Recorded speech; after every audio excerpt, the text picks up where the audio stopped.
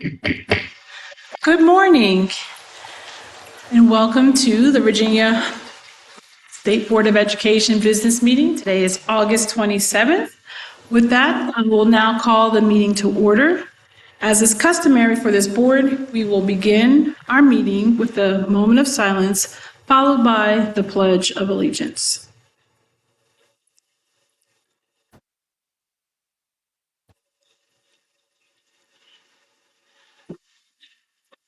Please join me in the Pledge of Allegiance. I pledge allegiance to the flag of the United States.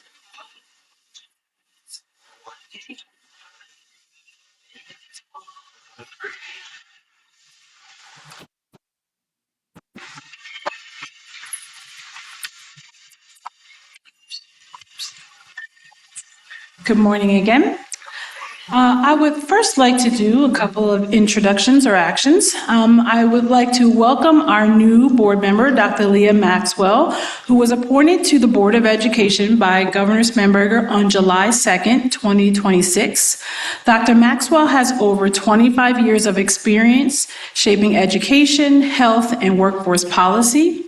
Dr. Maxwell serves as a senior fellow at Harvard's Center on the Developing Child, where she works to elevate research, policies, and practices that supports children's learning and development. Dr. Maxwell has previously served as president and CEO of the Collaborative for Academic, Social, and Emotional Learning, the nonpartisan nonprofit organization leading the movement for evidence-based social and emotional learning. Dr. Maxwell began her career in education as a special education teacher, assistant principal, and principal. Maxwell's experience includes serving as the Deputy Assistant Secretary, Local, State, and National Engagement at the United States Department of Education and Executive Vice President of Government Affairs and Partnerships at NWEA, and as a Director of Education for the National Governors Association. There's a whole extra page, but I'm going to just read a little bit more because it's very, very accomplished. Dr. Maxwell is a first-generation college graduate who holds an undergraduate degree from Tuskegee University, a master's from the University of South Florida, and a specialist and doctorate degree from NODA Southeastern. With that, please welcome Dr. Maxwell.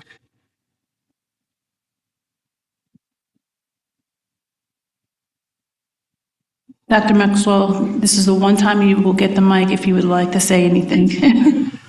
I would just like to say this really is an honor to serve in this capacity, particularly since I cut my teeth in education as a special education teacher 26 years ago this fall. So it really is an honor to serve. And not only that, I have two children that are in public school in the Commonwealth of Virginia. So it really is a full circle moment, and it is an honor to be here.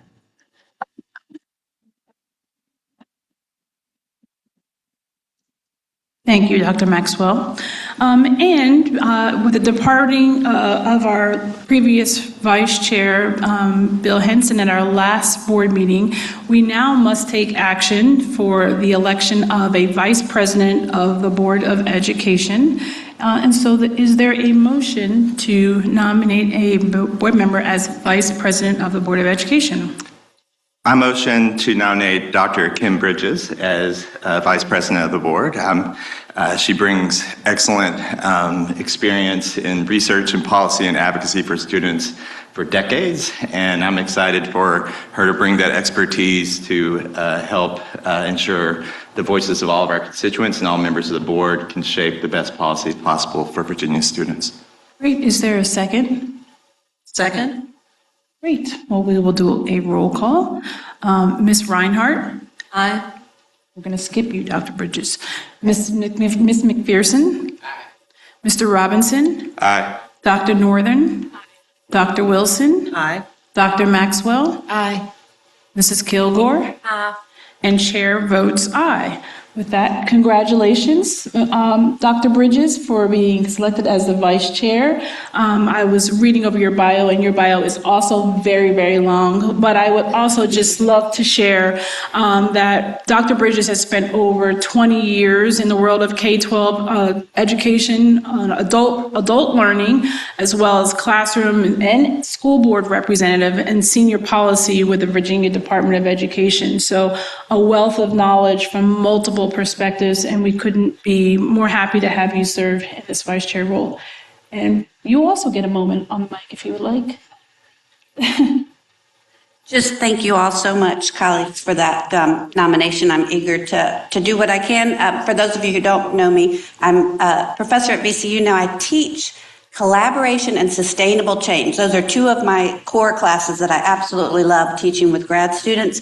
And I study and do continual training on structures and processes for governance that achieves improvement. And so being here to help with those skills is really important to me, but I want to call attention to the skills of everybody else at this table. You just heard a little bit about our newest colleague, but this is high level, y'all. Just from a 30,000 foot view, we've got experts in commerce, in law, in school turnaround, in federal policy, in workforce preparation, in research, in division level and school leadership, in classroom teaching, in workforce preparation for students, in early childhood education, in social emotional learning, and in higher education partnership. That is the skill set, again, high level. I missed a lot of things at this table, but one of the first lessons we talk about in my collaboration class is that none of that matters if you don't work together to collaborate. That structures and processes, even for good governance, fall apart if you don't think about the people at the heart of them. And effective teams, research shows, build from relationships of trust and care in order to leverage those diverse strengths into better collective decision making. And so I hope to help bring these skills and expertise together in the way that'll show Virginia what two different administrations of appointments from diverse backgrounds can do when they unite around a belief in our Commonwealth's children and seeking to be a model for effective, deliberative, and inclusive decision making. And so what we do here matters on this stage. How we do it matters, because that's what leads to sustainable change and improvement. So thank you all so much. I look forward to being of service as I can. Absolutely. Thank you, Dr. Bridges. And with that, is there a motion to approve the agenda as presented? So moved. Is there a second? Okay. Ms. Reinhardt? Aye. Dr. Bridges? Aye. Mrs. McPherson? Aye. Mr. Robinson? Aye. Dr. Northern? Aye. Dr. Wilson? Aye. Dr. Maxwell? Aye. Mrs. Kilgore? Aye. And Chair votes aye. Thank you. Right. Staff members have provided members of the board with draft minutes before the meeting. Is there a motion to approve the minutes as presented to the board? Ms. Reinhardt, actually, is there a motion first? So moved. Second? Second. Great. Ms. Reinhardt? I'll abstain as I was not present. Great, thank you. Dr. Bridges? Aye. Mrs. McPherson? Aye. Mr. Robinson? Aye. Dr. Northern? Aye. Dr. Wilson? Aye. Dr. Maxwell? Abstain, I was not at the meeting. Thank you. Mrs. Kilgore? Aye. And Chair votes aye. Thank you. All right, now to the best part of the day. The board always appreciates being able to feature the wonderful arts program across the Commonwealth by having students perform at our meetings. I will now ask Dr. Bridges to provide us with an introduction for our guests. Thank you. The band performing today that we welcome to have with us is the Blacksburg High School Select Wind Ensemble, directed by Daryl Pierman from Blacksburg, Virginia, in Montgomery County Public Schools. This select small ensemble is representing the Blacksburg Band Program, which is a comprehensive grades 6 through 12 instrumental music education program serving over 350 students. That group at Blacksburg Middle and High Schools is directed by Daryl Pierman, Brian Quackenbush, and Shane Mercy. The Blacksburg High School Band has represented the Commonwealth of Virginia with performances at Carnegie Hall in New York City. This is going to feel like small potatoes, y'all. The Music for All National Concert Band Festival and the Virginia Music Educators Association Conference. This ensemble is also a 31-time Virginia Honor Band. The performance today will include Ralph Vaughan Williams Flourish for Wind Band and John Philip Sousa's The Thunderer.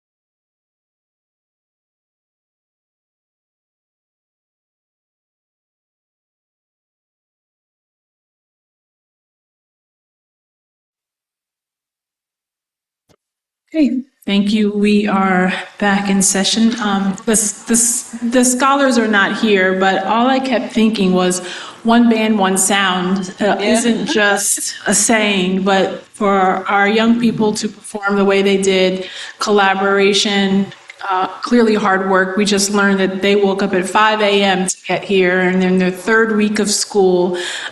Just a true model for us to live up to as we sit at this table and collaborate and work together. So I just want to thanks to all the teachers and band leaders across the Commonwealth who bring joy and music to us and really live the one band, one sound.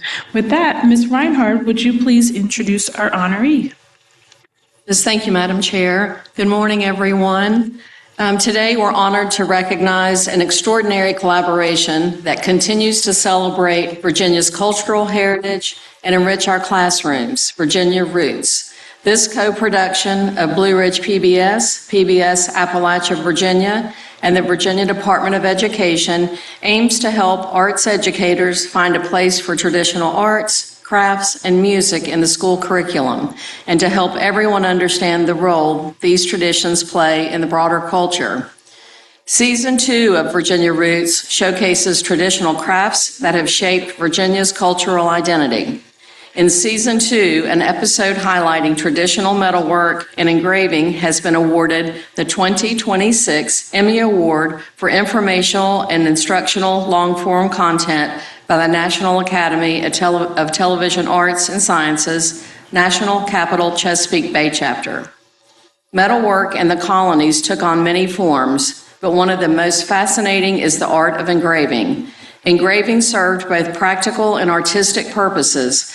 It marked ownership on treasured items, supported intricate craftsmanship and silversmithing, and played a vital role in early printmaking, allowing for the mass production and distribution of images worldwide.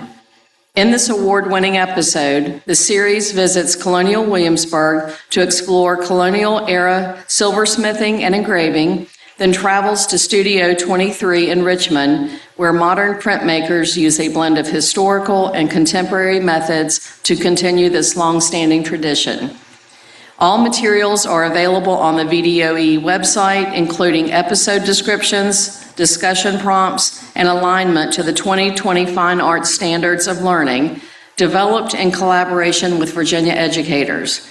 This esteemed recognition reflects the episode's educational value, historical insight, and creative excellence.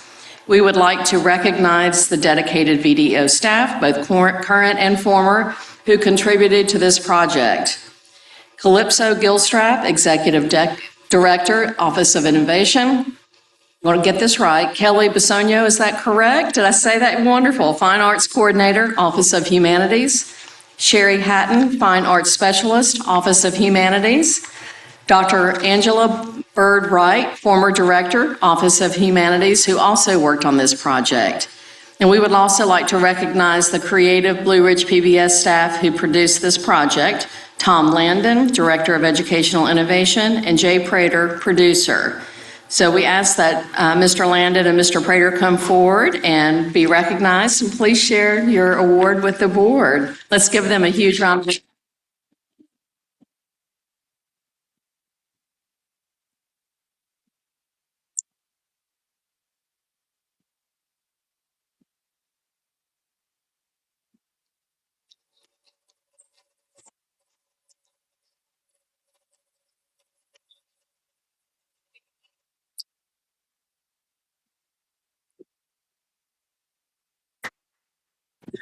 Again, I want to say thank you. I'm sorry we don't have a red carpet and beautiful ball gowns and the paparazzi here, but you do have our just sincere appreciation for your work and your leadership and just spotlighting Virginia's history and telling the story. So again, thank you and congratulations.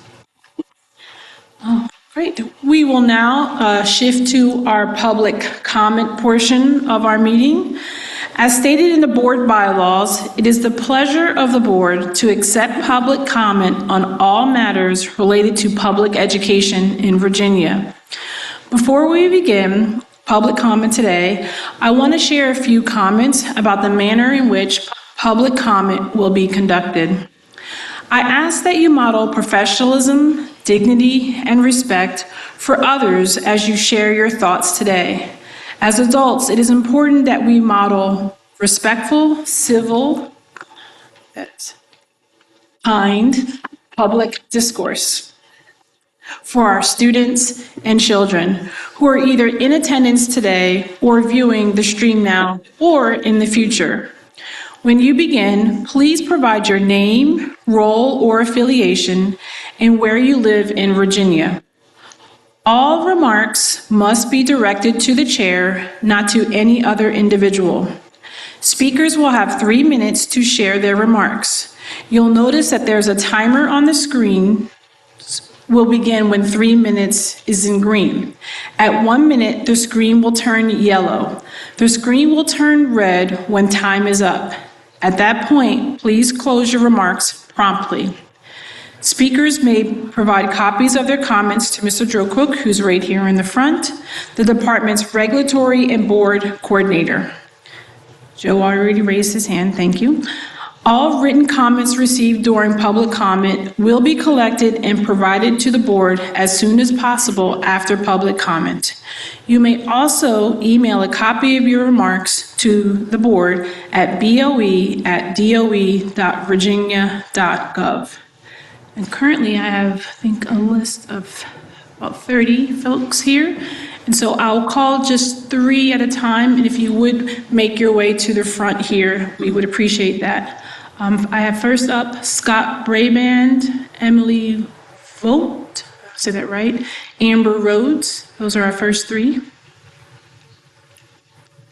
Good morning, President Ashton, Superintendent Conway, and members of the Virginia Board of Education. My name is Scott Braband, and I'm Executive Director for the Virginia Association of School Superintendents. I live in Lynchburg, Virginia, and I want to thank all of you for your dedicated service to the Commonwealth of Virginia, and welcome Dr. Maxwell.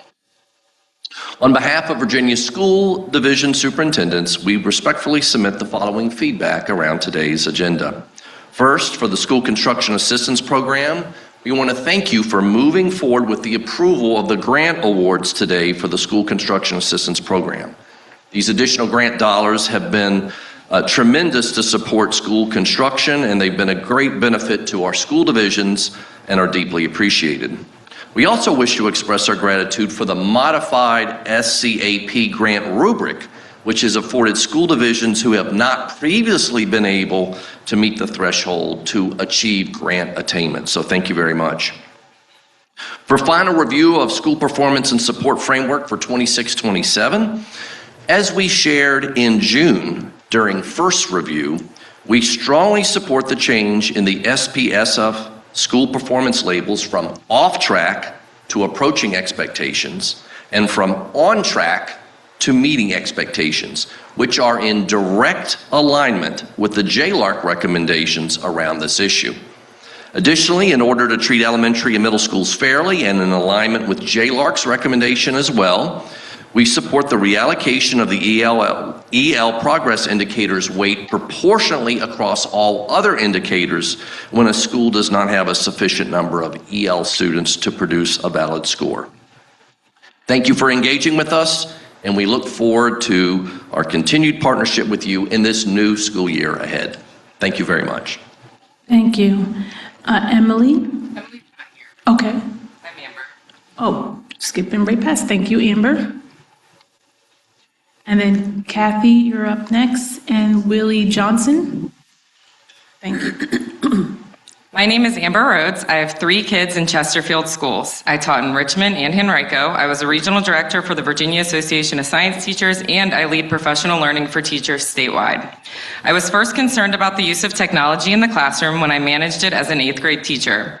But when I worked hard to be intentional with screens in my home, just to find my 6-year-old telling me about the unblocked games his classmates shared with him at school, I knew something had to change. Today, I speak for over 3,000 families across 162 schools in Richmond, Henrico, and Chesterfield who signed our petitions for the intentional use of technology in schools. Thank you for conducting the listening tour. You asked Virginia what worried it, And in 6 of your 8 regions, no one asked about screens, yet it came up anyway. Region 3 called it digital saturation, taking a toll on focus and well-being. Region 6 asked for more physical textbooks and less screen time in class. Your report made recommendations on math, literacy, assessment, and staffing. It made none on technology. This is not a separate priority. Intentional technology use supports every other thing on that list. That is your report. There is also a policy that I only found earlier this week. In July of last year, this board adopted a model policy on internet safety. It says elementary student screen time shall be managed with clear daily limits and regular breaks. It uses the word shall, meaning must. Then, in that same document, you left it to the discretion of local education agencies. So nothing actually changed for our students and teachers, and many of them likely do not even know that this guidance exists. This year, artificial intelligence got the opposite treatment. There, school boards must enforce policies that match your guidance. The difference is one word and a legislative bill. If you ask for that bill in January around classroom technology, there will be a coalition of us behind you. That is the policy side, and here's what it looks like in the classroom. When working with teachers, I often hear the same 2 sentences. My kids can't do this. This is too hard for my students. Good teachers describing children who have lost something.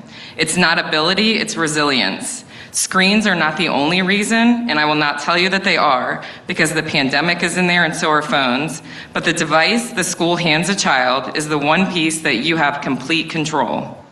Here is our ask. Require school boards to enforce screen time policies that match your guidance, exactly as the state did for AI.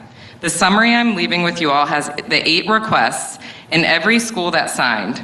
Start with the youngest children, limits by grade band, and no devices at recess or lunch. None of this touches assistive technology. Students who need it keep what they have. Thank you for the work that you all do every day. Thank you.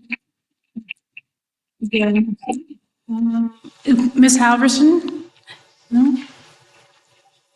No, Alexander Halverson? Willie Johnson? Okay. Mary Kate Alward? Ariel Green? Madeline Adamiak? See folks moving. Amy Stevens? Angela Clinton? And then LaWanda Travis. That's the word. Okay, great. Thank you. Will you introduce yourself? Thank you. Good morning. My name is Mary Kate Aylward. I live in Richmond. I'm a parent of a kindergartner, 2nd grader, and a 5th grader in Richmond City Public Schools. It used to be that when I asked my kids how their school day was, I would hear who won hide and seek at recess or what book their teacher had read aloud. Now, when I ask the same question, I hear what YouTube videos they saw that day, or how many points they've accumulated in an online game they play when they finish their work early, or when it's an indoor recess day. When my children tell me they heard where the wild things are at school, it often turns out when I ask that what they did was the class watched a video of someone reading where the wild things are. I have the greatest admiration and respect for the teachers and administrators at my children's school. I know they are doing the very best that they can with the tools and the time given to them, and that they have been encouraged for years to put more tech in the classroom. But now that we can see that screen time harms children's attention spans, learning, and mental health, Virginia's educators need guidance and support from you to restore balance to the school day, so our children learn in a way that respects their dignity and meets their needs, side by side and face to face with a dedicated educator, with real books and time and space to really focus. My request is that the board take every measure possible to reduce technology use in the classroom. First, by enforcing strict limits on how much time children can spend on screens at school, beginning with 0 minutes for K through 2. A child not on a screen can be practicing his handwriting or working with math manipulatives, or getting the physical activity that keeps bodies and minds healthy and ready to learn. I also ask that the policy block YouTube, Roblox, Minecraft, and AI chatbots for all grades. No social media company, no gaming company, no tech company has my children's best interests at heart, but I know that the teachers and administrators at my children's school do. When I drop my kids off at Linwood Holton Elementary, I'm proud to do it, and I want to be confident that while they're there, they are learning from the teachers and administrators and the staff who have chosen the important work of education, that they're learning from them and that they're being with them during the day, that they're not learning from an app or video. Thank you for your time. Thank you. Ariel Green.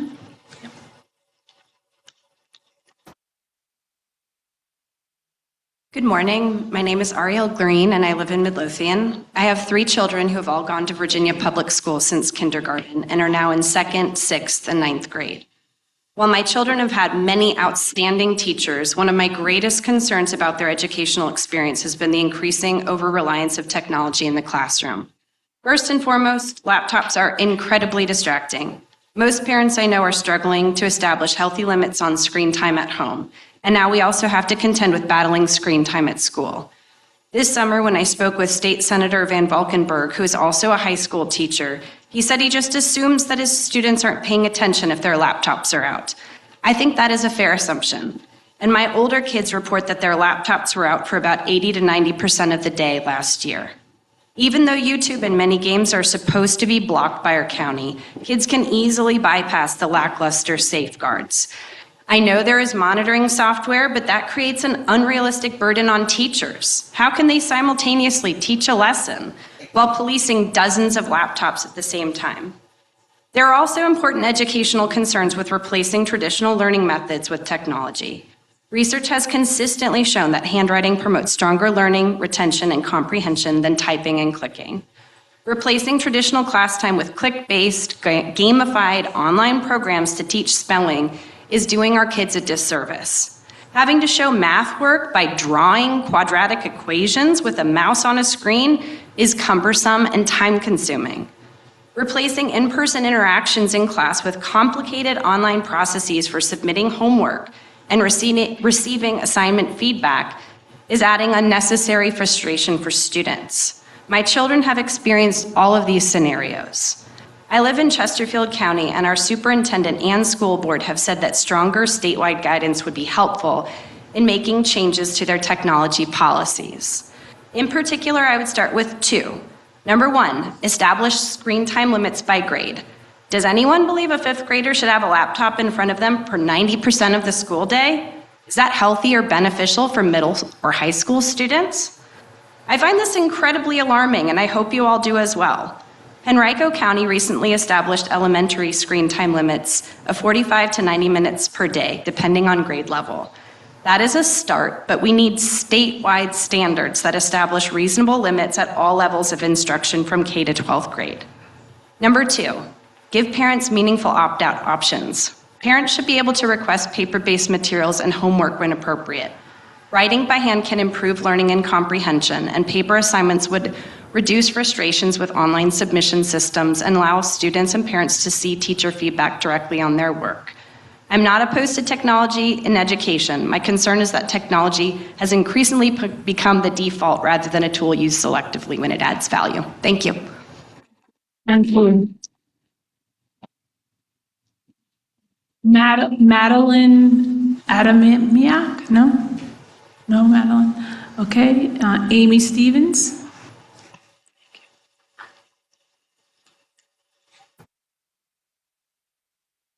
Good morning, President Ashton and members of the board. My name is Amy Stevens. I grew up in the Commonwealth of Virginia in the Tidewater region, and I'm here as a parent of a 3rd grader and a 6th grader in York County Public Schools. I am asking you for 3 specific policy changes. 1, allow paper and pencil SOL testing for 3rd through 5th graders. 2, reduce educational technology and bring back paper in elementary schools. 3, create a formal typing curriculum. First, please offer a paper and pencil SOL option. Mandating that 3rd through 5th graders take the SOLs entirely on screens pressures teachers to rely on Chromebooks for daily lessons. Currently, a student has to have an IEP, a 504, or a significant justification to be considered for a paper and pencil SOL. Removing this screen mandate frees teachers to focus on traditional instruction rather than digital test-taking mechanics. Second, please bring back paper. Educational technology does not inherently promote comprehension nor critical thinking. When my children attended an international school overseas, screen time was strictly limited. Students mastered core subjects using paper, pencils, physical whiteboards, and dry erase markers.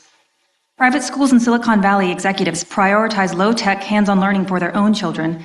Meta CEO Mark Zuckerberg and investor Peter Thiel strictly limit their own children's computer usage, favoring tactile, real-world teaching methods. If the creators of these tech products choose low-tech schooling for their own children, our public schools should follow their lead. Furthermore, these devices act as major distractions. I volunteer as a rec soccer coach. I've seen a third-grade boy miss practices in soccer games because he was grounded after using his school-issued Chromebook for video games instead of classwork. A tool meant for learning has become a tool for distraction. Third, please create a formal typing curriculum. Fifth graders are required to type an essay for the integrated reading and writing SOL, yet they receive no formal typing instruction. While volunteering, I saw students using an EdTech typing game with a race car that only incentivized them to hunt and peck with 2 fingers to move their race car quickly. We must explicitly teach proper typing skills before demanding typed assessments. Online technology is a powerful tool for the modern world, but elementary school must remain focused on building a strong, tangible foundation. Our children need physical books, handwritten classwork, and off-screen homework. Please, give our students the chance to learn without digital distractions. Provide a pencil and paper SOL testing option. Bring back paper. Develop a typing curriculum. Fund more teaching assistant positions who are human and less ed tech. To the board, our teachers and staff, thank you for your invaluable work inspiring and instructing the next generation of Virginians. Thank you. Is it Angela Clinton here? Thank you. My name is Angela Clinton, and I'm a parent in Henrico County.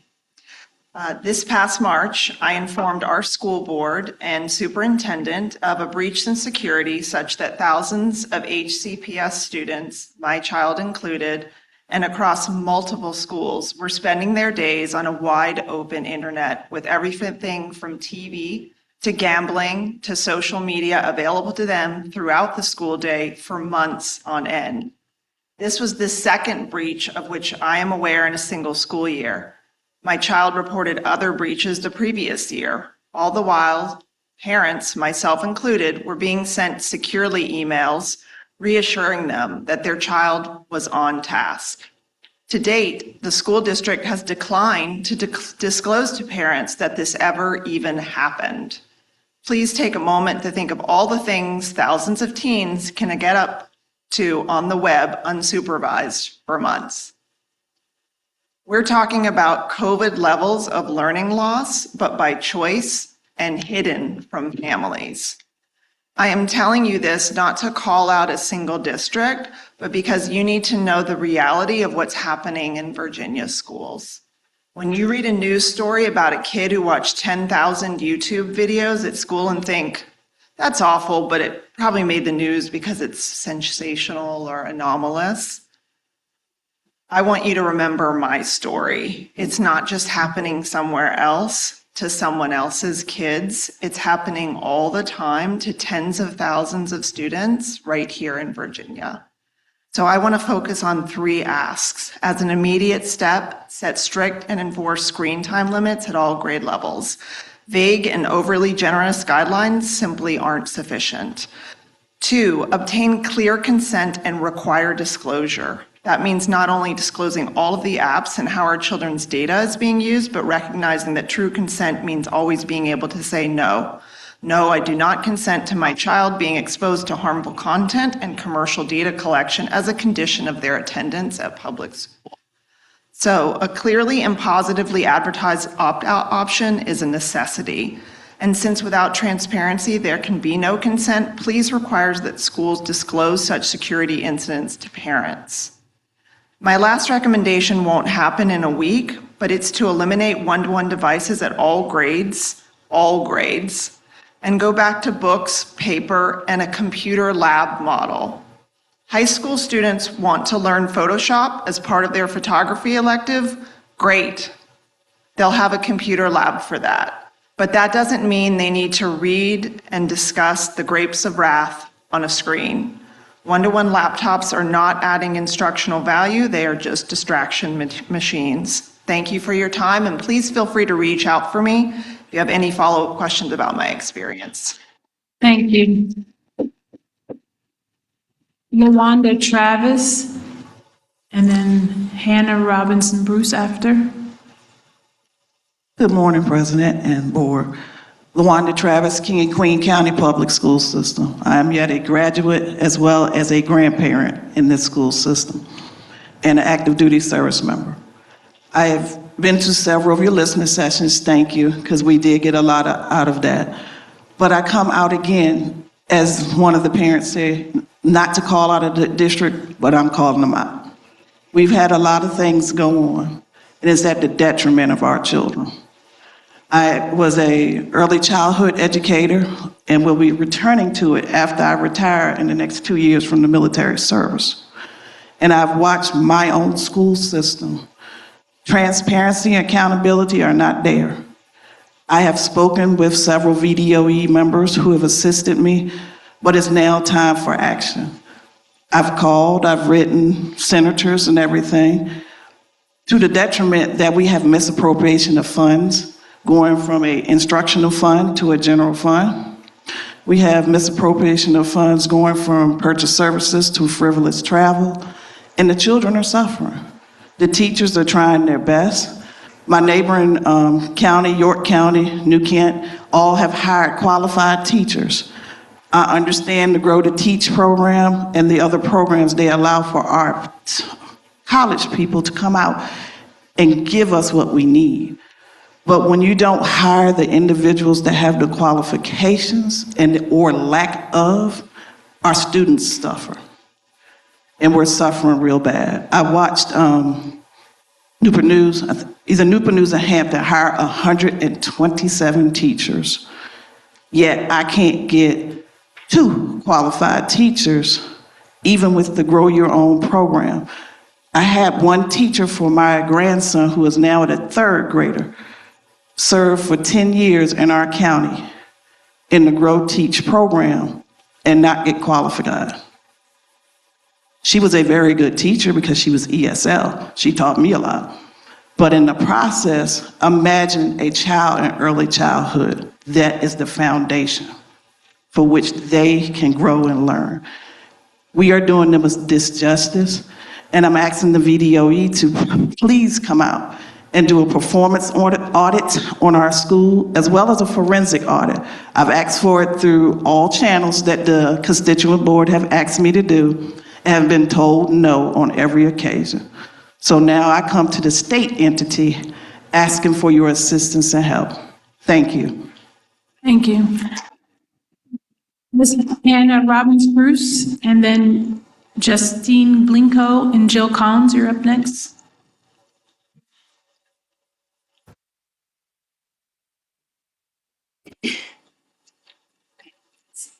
Good morning. My name is Hannah Robbins Bruce, mom of a 2-year-old in Henrico County.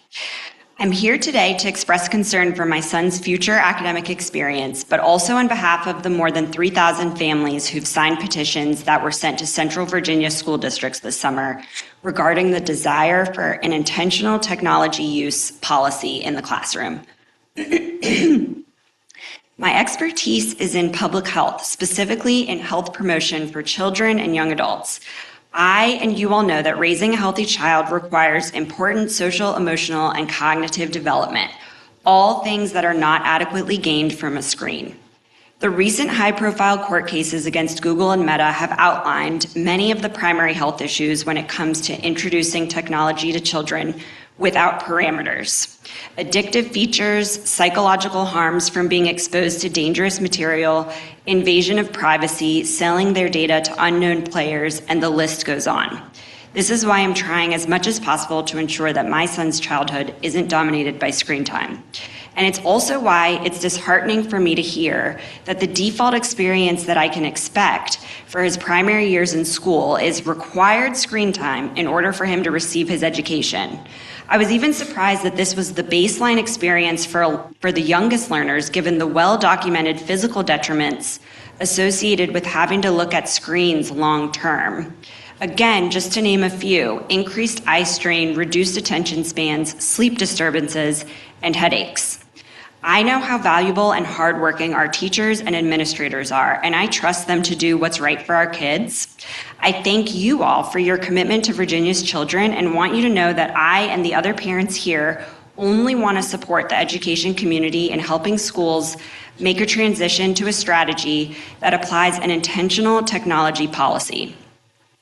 Virginia already set the excellent standard with the bell-to-bell phone-free schools policy, and July 1 of this year, Virginia law now lists computers, cell phones, and smart devices to the same section of code that requires schools to teach kids about the addictive nature of tobacco, alcohol, drugs, and gambling. This is great news, and I'm really encouraged by this official acknowledgement.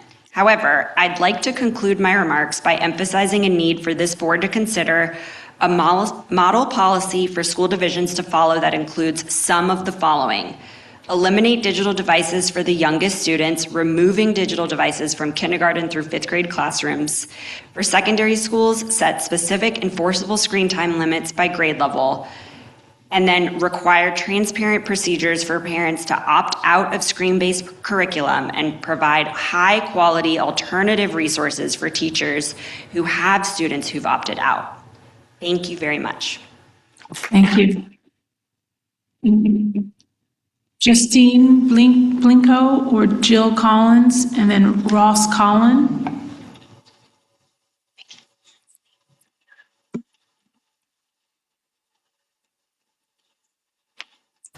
Good morning, board members, and thank you for the opportunity to speak. My name is Justine Blinko. I'm the policy director of Greater Richmond Fit for Kids. We are a Richmond-based nonprofit that provides school-based programming around physical activity and nutrition. So school learning gardens, teaching kids to ride bikes, promoting physical activity in the classroom, that sort of thing. So we would like to express our support for minimizing one-to-one screen time in classrooms, particularly for our youngest learners. I'm also a parent myself of Richmond Public Schools students. We recognize that technology plays an important role in education, but children also need opportunities to play, move, collaborate, interact with their teachers and peers, and learn through more hands-on experiences to counterbalance some of the sedentary time that they're getting. They spend a lot of their day sitting, and excessive individual screen time can add to that sedentary behavior. This is not really an instructional issue alone, it's more also a school wellness issue, so I just want to emphasize that. Healthy, active students are better prepared to focus, learn, and succeed. So we encourage Virginia to promote developmentally appropriate technology use that supports, not replaces, teacher-led instruction through movement, hands-on exploration, outdoor play, and face-to-face connection. Screens can be a valuable tool, we know that, but they also should not become the default learning tool. Our students deserve classrooms that support the whole child, so mind, body, and social development. Thanks. Thank you. Jill Collins. Good morning. I'm Jill Collins. I live in Danville, Virginia, and I'm an assistant principal at Martinsville High School in Martinsville, Virginia. I am the president of the Virginia Association of Science Teachers. Thank you for the opportunity to comment this morning in regards to item N, local alternative assessments guidance. I have great respect for your work and the effort that has gone into developing the proposed approach. At the same time, a coalition of organizations has raised thoughtful questions about the pace and implementation of the process. I believe it would be valuable for the board to pause and consider these questions. These are intended as open-ended questions for the board's reflection. 1, why the accelerated timeline?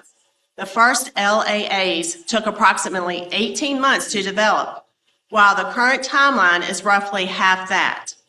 Would it be beneficial to allow additional time to ensure we have high-quality, well-tested product rather than moving implementation into the school year? Could tasks and rubrics be developed centrally? How might we ensure that the rigor of the task consistently reflects the standard and avoid having dozens of substantially different, potentially AI-generated content being produced? 3, can stakeholder engagement be broadened? Many science educators are not yet aware that the work is underway. Would slowing the timeline provide an opportunity to engage more science educators, gather meaningful feedback, and strengthen the final product? 4, how will we protect students and ensure accountability? Before implementation, clarification regarding the potential pathway from 8th grade Earth Science to early verified credit, and then to a student potentially bypassing the biology SOL. What would this mean for a student participation, course sequencing, and federal accountability? 5, if local development remains the approach, how will it be supported? If schools or divisions are expected to develop their own tasks, could professional learning be implemented?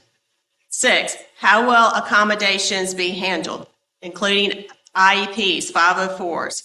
Number 7, can the implementation logistics be clarified as to when the onboarding, the opt-in declaration needs to occur? Ultimately, the request is not to stop progress, but to ensure we get it right, and we are here to help you. Thank you.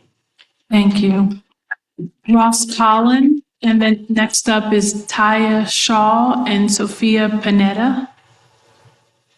Good morning. My name is Ross Collin, and I live in Henrico County, where my son just started 4th grade at Gayton Elementary School. Like every parent I know, I'm concerned about screen time in schools.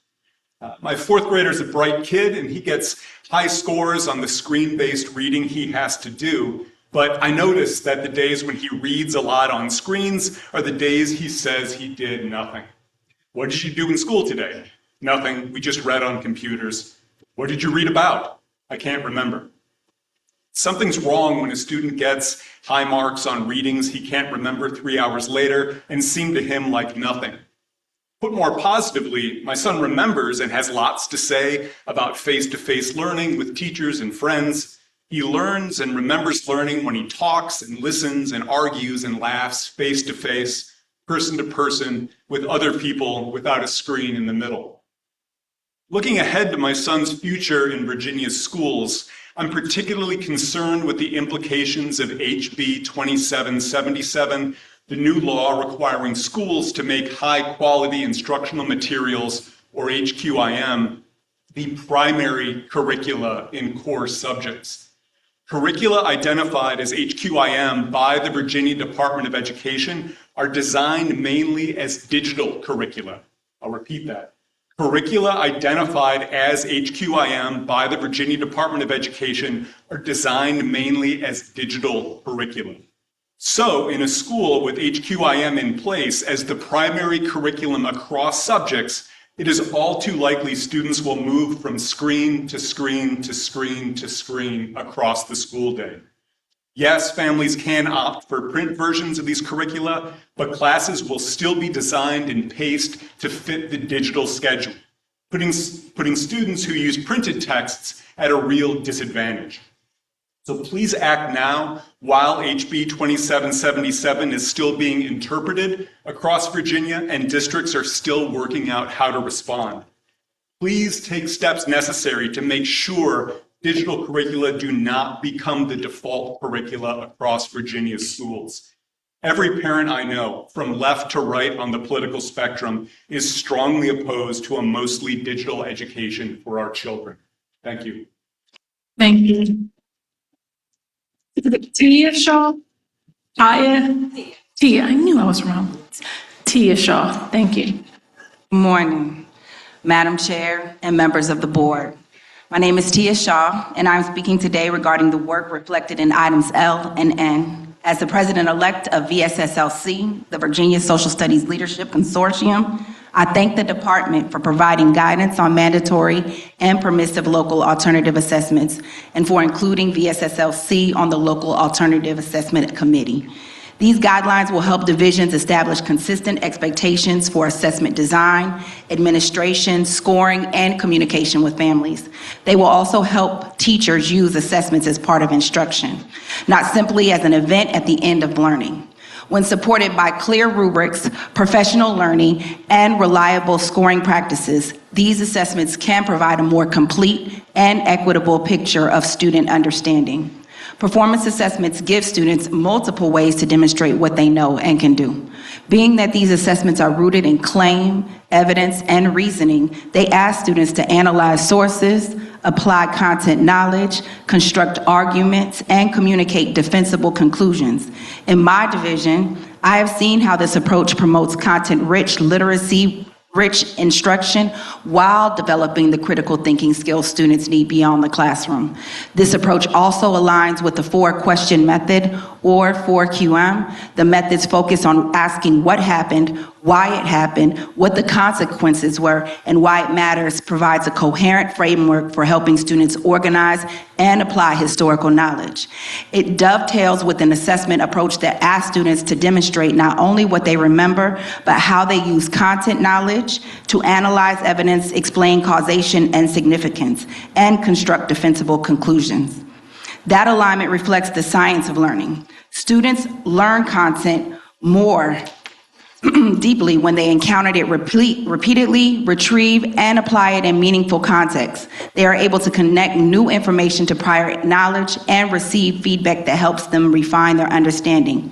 Assessment should therefore be integrated with instruction. It should make student thinking visible while reinforcing the knowledge, concepts, and disciplinary practices students are expected to develop.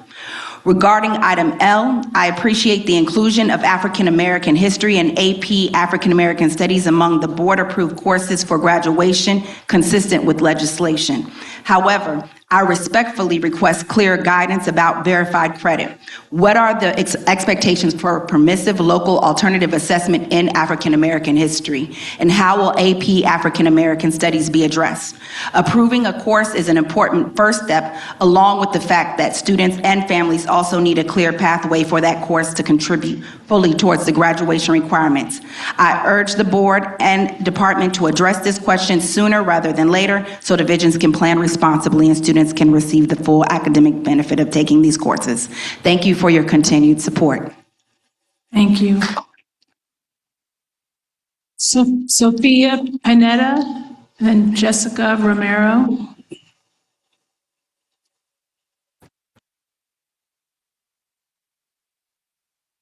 Good morning, President Ashton, members of the board, and Superintendent Conway. My name is Sophia Pineda, and I live in Richmond, Virginia, and I am here currently serving as the Government Relations Specialist with the Virginia School Boards Association. I bring you greetings on behalf of President Nichols, Executive Director Gina Patterson, and the entire VSBA Board of Directors. Thank you for the opportunity to address the board. Today, we would like to thank VDOE staff for incorporating a multi-step implementation process into the comprehensive plan and timeline for the proposed SPSF changes. This approach recognizes the importance of carefully considering each change, its potential impact, and the steps necessary before going into full implementation. Providing a clear and consistent path forward will help ensure that our school divisions have the information, time, and guidance necessary to prepare for and effectively implement these changes. On behalf of VSBA, we respectfully submit the following feedback around today's agenda. On the new school performance category terms, we support VDOE's recommendation to update the school performance category terminology to more clearly and accurately communicate how schools and students are performing. On the modification of the Mastery Index calculation in high schools, we support the proposed modifications of the High School Mastery Index calculation from a cohort-based measure to an annual measure. We believe that this calculation can provide a more timely and accurate picture of student performance and allow schools and divisions to better understand changes in achievement from year to year. On the modification of English learner progress indicators, we also support the proposed redistribution of weight for English learners' progress indicators at the elementary and middle school levels. The proposed change provides greater consistency in how EL progress is incorporated into school performance measures, regardless of the number of English learners served by an individual school. We appreciate VDOE's effort to ensure that the accountability system appropriately recognizes the progress of English learners while providing a consistent and equitable approach across Virginia schools. And on the recently arrived English learners' first-year assessment exemptions, VSBA appreciates the board's consideration of maintaining an existing state assessment exception for English learners during their first year in U.S. schools. Maintaining this exemption recognizes the unique circumstances of recently arrived students and allows schools to place appropriate emphasis on instruction and English language development during a critical time of transition. Lastly, we would like to add that our VSBA task force on students in schools in challenging environments remains committed to its working relationship with you, the VDOE, and the school boards and divisions across the Commonwealth.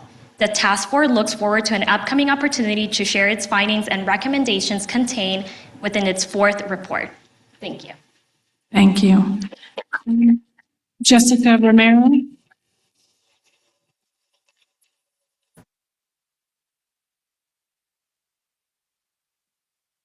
Good morning. My name is Jessica Romero. My family lives in Midlothian, Virginia, in Chesterfield County. I have a son in 7th grade at Midlothian Middle School and a daughter in 9th grade at Midlothian High. They were given Chromebooks in kindergarten and 2nd grade when COVID sent them home from school, and every year since, I have been increasingly dismayed by the extent to which these devices have taken over our classrooms, particularly since Google and YouTube knowingly create content that is addictive and harmful to our children, as was detailed in a recent Wall Street Journal investigation. I shared this article with the board via the public comment form and hope you'll have the time to read it. My kids have never opened a textbook, and they've never had to learn how to take notes or really study for a test because everything is on Google Slides or video. Even the books they read for book reports are electronic versions on their Chromebook. And once they have the computer open, it's all too easy to open a new tab where they can access essentially any content they want, and it's not content their parents want them accessing. It's extremely frustrating as a parent to try to limit screen time at home, but then I send my kids off to school where they're spending multiple hours of the day staring at a computer. And then when they come home, they're still on a computer because their homework is completing an online game or dragging boxes around on a slide deck, not doing work that requires them to concentrate and engage with the material and learn how to actually absorb information. I'm not anti-technology. I realize that there are wonderful educational resources online, and learning how to use technology is increasingly essential to success in the workforce. But our kids need a break. And so I urge you to require Virginia's school boards to take concrete research-backed action, such as strictly limiting or eliminating screens for our youngest children, placing caps on screen time for older students, and effectively blocking social media and streaming and gaming platforms. You have the opportunity to make Virginia a leader in the growing movement to restore balance to our classrooms and protect our children's emotional well-being. Thank you. Thank you. Cameron Hardesty, Keenan McAvoy, Rylan Potter. Cameron? Okay, thank you. Okay, it'll be Cameron, Keena, and then Rylan.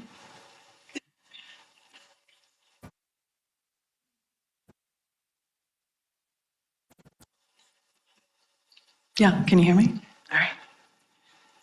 Madam Chair, members of the board, my name is Cameron Hardesty. I live in Crozet in Albemarle County, and I'm a mom of 3. My oldest would be starting kindergarten next year, but I'm probably not going to enroll her in the public elementary school she can walk to, which is very rare in our county. That school is Brownsville Elementary. We moved to Crozet, so all 3 of our children could go to great public schools. In fact, Brownsville was recently named the top performing elementary school in the Commonwealth. I toured Brownsville, excited to send her, and I saw so much to love. Caring staff, dedicated teachers, great facilities. Then I saw the smart boards dominating every classroom, and the rack of iPads, each with a kindergartner's name on it. And that's when I learned Albemarle County issues every child a device starting in kindergarten, and that their days are punctuated with something called buzz breaks, a short video where 5-year-olds watch someone else dancing on an iPad. I think Orwell himself could not have written it better. I asked the principal if he or his teachers could keep kindergartners off devices, and he told me the central division makes that decision. Reading between the lines, I saw an experienced educator whose hands were tied by division and state policies he could not escape. I'm not here because I'm against technology. My own career is predicated on it. I'm here because of what young kids gain when school is hands-on. Learning to read and do math on paper, a teacher who is the main event, not a screen, and a classroom built around other children, not devices. And I'm here because of what they lose when their day is littered with screens. They become more anxious, more distracted, unable to sustain attention long enough to develop the critical thinking skills they need. And this isn't theoretical. A study published just last fall by researchers in Japan tracked 12,000 children aged 9 to 10 over 2 years. The more daily screen time a child had, the more ADHD symptoms she developed, and MRIs showed why. Smaller total brain volume and hindered growth in the regions responsible for language and cognitive function. Closer to home, in our district's annual parent survey in January, 57% of the surveyed families reported that overuse of technology for learning was their #1 concern, and that beat the next biggest concern by a margin of 20 points. Virginia has already led the country on bell-to-bell phone-free schools. Screen time on school-issued devices is the other half of your work now.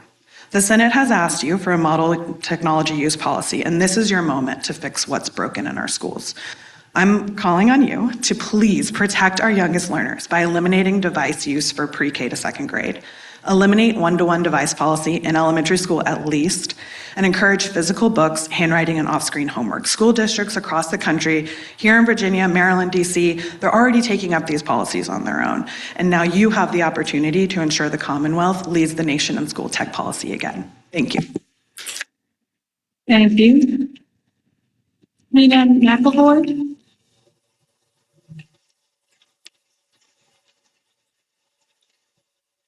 Good morning. My name is Keena McAvoy, and I live in Fairfax Station, Virginia. My three children graduated from Fairfax County Public Schools, and I was employed by FCPS as a physical therapist for 8 years. I am now a digital wellness educator and the co-founder of DMV Unplugged, a nonprofit organization whose mission is to educate schools and families about the harms of technology overuse on a developing brain. I am also the co-lead of the Smartphone Free Childhood US, and I'm proud that Virginia ranks among the states that have mandated bell-to-bell phone-free policies in their schools.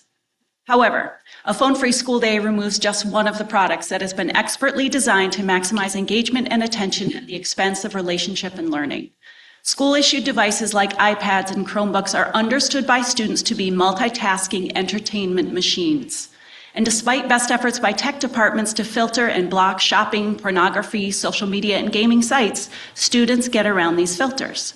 As a result, educational experts and teachers are telling us that our students are experiencing shrinking attention and memory spans and diminished executive function and control. Thankfully, none of this is permanent, yet. Young brains are malleable. We need to take what we have learned and change course. School leaders have the capacity to create cultures of attention in their school buildings through their professional development, policies, and procedures. Policies should actively support the enhancement of students' attention spans while promoting face-to-face relationship and community. Pedagogy, school culture, and routine should all be designed around a mission of enhancing students' capacity to focus, delay gratification, get along with others, and to do hard things. To support these goals, schools should complete a tech audit that outlines exactly how students are currently using school-issued devices in their buildings. Schools should eliminate one-to-one device policies for students and transition back to a computer lab model. Teachers should be given opportunities to learn about brain science and how overuse and misuse of technology can create a roadblock to learning and destroy attention and focus. Classroom routines and procedures should reflect this knowledge. The VDOE recommendations for digital wellness documents should more clearly communicate that the use of digital media by children can interfere with and replace the more essential experiences of learning and childhood. As mandated by Senate Bill 568, the VDOE should provide schools with guidance and the expectation that students will be educated about technology's addictive potential and impact on learning. Please commit to discovering the reality of how school-issued devices are being used in Virginia classrooms. Please pay attention to independent learning science and expect Virginia schools to cultivate an environment of attention and focus that promotes true learning, challenge, and well-being. Thank you. Thank you. Rylan Potter Rylan Potter, and then Jonathan Maring, and then Miss Wendy Little. Hi, good morning. Thank you for having me speak today. My name is Rylan Potter. I'm a parent of 2 students in Henrico County Public Schools. I find it hard to improve upon any of the things that the other folks who have come to speak about digital wellness have already said, and with oftentimes a lot more documentation and evidence of that. And I find it hard to speak to the improvements that could happen within the classroom in terms of the education that can take place on technology or ed tech devices, because I'm not a professional. I am, a parent. I'm a daughter of a teacher. I came through the Virginia public school system myself, but I am not, a person who has trained or been educated in this field. And so I trust that, the educators, the administrators, staff and folks like you guys who have spent your careers doing this know what our students can do to learn best across a number of different situations. However, I would say that one of the things I think there's a gap in is the understanding of how the policies that VDOE has established are being carried out within the classrooms and whether those are being effectively audited within the classrooms. Parent after parent has spoken today about what they hear directly from their students. And I am one of those parents as well. I have 2 students who have talked about the nature of the distractions they face, both from their own devices and trying to resist the urge to open another tab and do something when they're not being, carefully scrutinized, or watching their fellow students open those tabs and watch videos or look up memes or use their approved ed tech to create GIFs that they're sharing around the classroom, or Google Docs to chat while their teachers are teaching. I hear my children talk about how devices or ed tech programs that are meant to be adaptive and teach them instead restrict their learning because they are given questions, and if they get it wrong, the answer goes away, no explanation provided about what they could have done differently. They aren't engaging with the method that particular ed tech platform is teaching. No teacher to turn around and say, actually, if you think about it this way, this can help you understand and get the question correct, right? No scaffolding based on the education there. You either get the adaptive question right or wrong and it goes away. If you get them all right, there's no next step. You just get more of the same questions over and over again. So, I call upon VDOE to think about how these devices are actually being used in the classroom, how they are actually influencing and impacting the education that our students are receiving. And as you guys consider how you can support districts going forward in developing a better balanced model for purposeful, intentional technology use, what that looks like in terms of supporting them with audit or other types of capacity in the classroom to evaluate those techniques. Thank you. Jonathan Maring, and then Miss Wendy Little, and then Troy Farmer.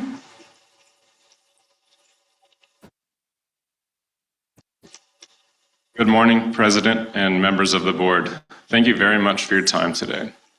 I'm a father and photographer, and I'm not anti-tech. In fact, I rely on it daily. I'm here because I believe we should have greater structure with how tech is incorporated in schools. My son is a first grader in Chesterfield County, and over the summer I asked him what he was looking forward to most about returning to school. Without missing a beat, he said playing games on my Chromebook. Not seeing friends or recess or his favorite subject, art class. When I asked him what games, he told me, well, the older kids play Roblox. And granted, the games that he will be playing this year are called Ed Tech. But studies have shown the gamification of computer learning leads not to better learning, but in fact increases the likelihood of addictive behavior later in life. Because of Ed Tech and declining test scores, we intend to place him in private school next year unless things change. The declining test scores of students nationwide has been well documented, along with conspicuously timed introduction of Ed Tech. It's not only in the United States either. Schools in Sweden saw the same decline once Ed Tech was introduced. What did they do? They have gone back to pencil and paper learning, as a matter of fact. If the resulting educational decline is so clear, why would we not do the same thing? There's a Chinese proverb I once heard that says, "I hear and I forget. I see and I remember. I do and I learn." Studies have shown that writing each letter or number with a pencil on paper creates many more neural pathways in the brain. All these different connections make the materials stick, creating an outcome of long-term learning. When you type on a keyboard or click with a mouse to choose your letters and numbers, the motion is the same for each one. As a result, many fewer neural pathways are created, so the learning outcome is not as strong. I ask you, how could profit-motivated companies owned by billionaires have our kids' best interest at heart? Their only goal is more clicks, more people on their platforms, and more money for them. Their own kids are not allowed to use these products. It's been proven that screens are addictive. Students need to learn about technology, but we don't teach them about drugs and alcohol by giving them drugs and alcohol. Our children are the future. Let's invest in them, not the ed tech billionaires. Let's please put our kids first. I am asking the board to remove all screens for K through second grade and limit its use only to the most necessary instruction thereafter. Also, please give students meaningful opt-out opportunities so they can use pencil and paper to learn if parents wish them to. And also, the pen and paper homework, I think, is a wonderful idea as well. Thanks again. Thank you. Ms. Wendy Little, Troy Farmer, and then Angela McDaniel.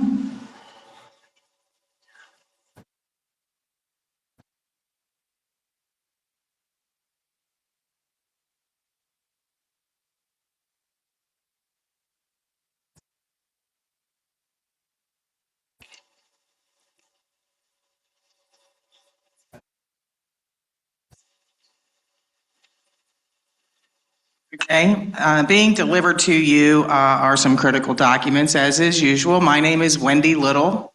My son's name is Aaron Little. Say it, spell it. It's ErynLittle, natural born boy. And we reside in Chesterfield County, Virginia. Residence is what dictates your obligation to ensure that he has a FAPE. So I am Wendy Little, mother, guardian of Aaron Little. You got federal corrective actions, did you not? I believe so. Due to have been fulfilled by July 7th, 2026. Important date.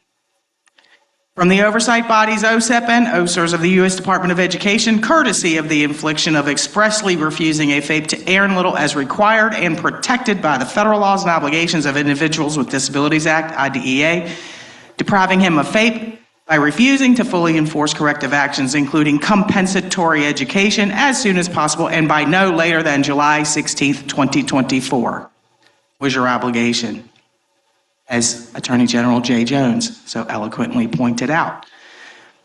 And under no circumstances past the date of July 2024. You cost Aaron, the Department of Education, in collusion with Chesterfield County Public Schools, cost Aaron, as you all know, as the world knows, as the United States is watching, cost him May 21, 2026 graduation. Corrective actions are required with compensatory education to get the child back on their graduation trajectory. So on the date of July 17th, 2023, you determined that Chesterfield County Public Schools violated FAPE for an entire prior year. That is your timeline, important date. Sands Anderson attorney Lorena Owens wrote to order that Aaron Little's August 22 IEP be implemented, September 2022. No excuse for what had happened to result in the state complaint and the subsequent appeal with which nobody complied. The litigation, it's in litigation excuse, CL23004259000, was initialed contrary to Supreme Court Rule 3.2 and in violation of Virginia laws requiring school board vote authorization. Didn't happen. Board of Supervisors vote authorization, never happened. And required advance funding appropriations. There were none. Significant willful participants, Samantha Marsh Hollins, derelictions, Patricia Hames, derelictions. The next time I come, I will name the rest. You know who they are. Take care of your business. Aaron Little deserves life, still deserves his education, and he deserves a future, not to be deprived by actors who are more interested in billable hours at the county level, at the state level, to create and sustain this atrocious dereliction of public education. Wendy Little for Aaron Little, thank you. Thank you, Ms. Little. Let's see, Troy Farmer, and then Angela McDaniel, and then Carson Davis. Hi, with no disrespect to Ms. Little, I'm going to bring it back to screens if that's cool. My name is Troy Farmer. I am a small business owner who lives and works in Churchill in Richmond, Virginia. I'm the parent of an 8-year-old who I send to a public school nearby and a very active member of the PTA at that said school. I don't have anything prepared, primarily because I'm a small business owner, parent of an 8-year-old, and a very active member of the PTA at that school. But I have some thoughts on screens in schools, obviously, and I'm saying a lot of what's been said before me, probably less eloquently, but I'm hoping where my words fail, the quantity and sentiment is listened to from these parents and educators and experts. My kid came home earlier this year telling me about how he'd learned how to make a working airplane in Minecraft at school. And then another day, he came home and said that he had been watching Spider-Man cartoons. And even if these cartoons were educational, which they were not, it's Spider-Man. I mean, he's cool, but he's not a teacher. We know, as has been said, that the learning that happens on screens, which happens, is not as effective as the learning that happens, the analog learning, the paper and pencil learning. We know that that kind of learning now, we know that that kind of learning leads to these neural pathways, this longer term learning, this deeper learning, the learning that we all got as kids. And I get it. We were sold this, I don't know, dream by the tech bros like 10 years ago, but it turns out none of that was true. And like has been said, they were just trying to sell us a product. And it worked, but now we have this knowledge that this isn't what's best for our kids. And we need to act on that. And I know it's like putting the sort of weird genie back in the bottle, but I think it's very important that we do the work to do so. And I think that it's important to take a better look, a closer look at what our schools are using this technology for, how they're using it, this one-to-one. It's just a bad idea. And we need to get back to paper. These are things we know. We didn't know these things 10 years ago, but we can still act on this. Even if the work is hard, I think it's important that we do so and our kids are worth it. We've got 29 seconds. Any questions? Good. Thank you for listening. Thank you. Angela McDaniel?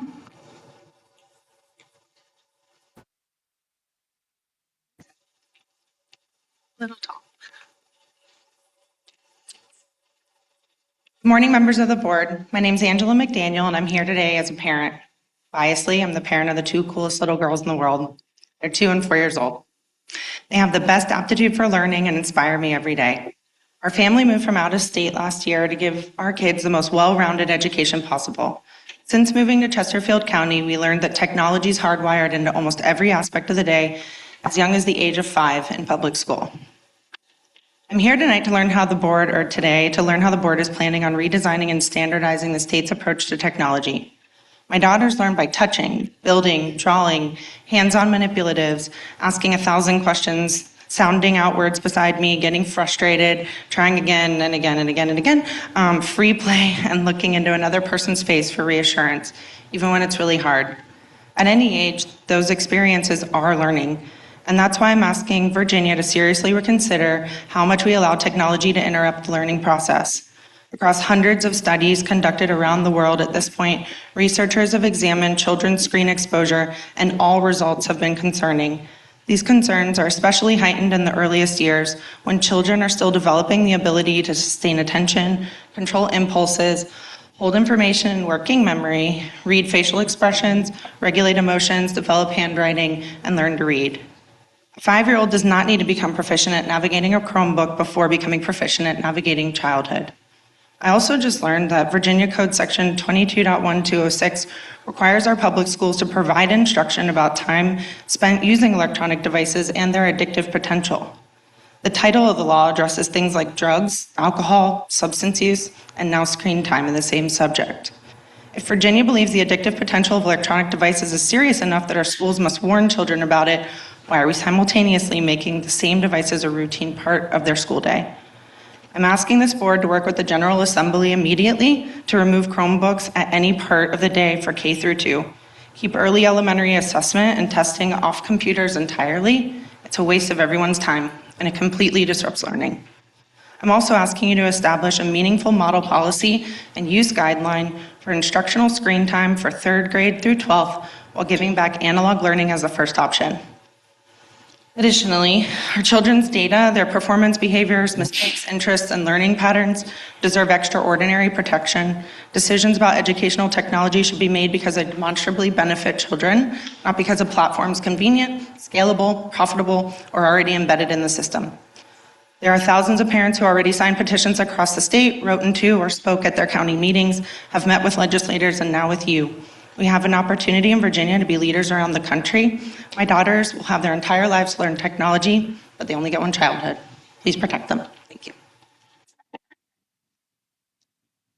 Thank you. Let's see.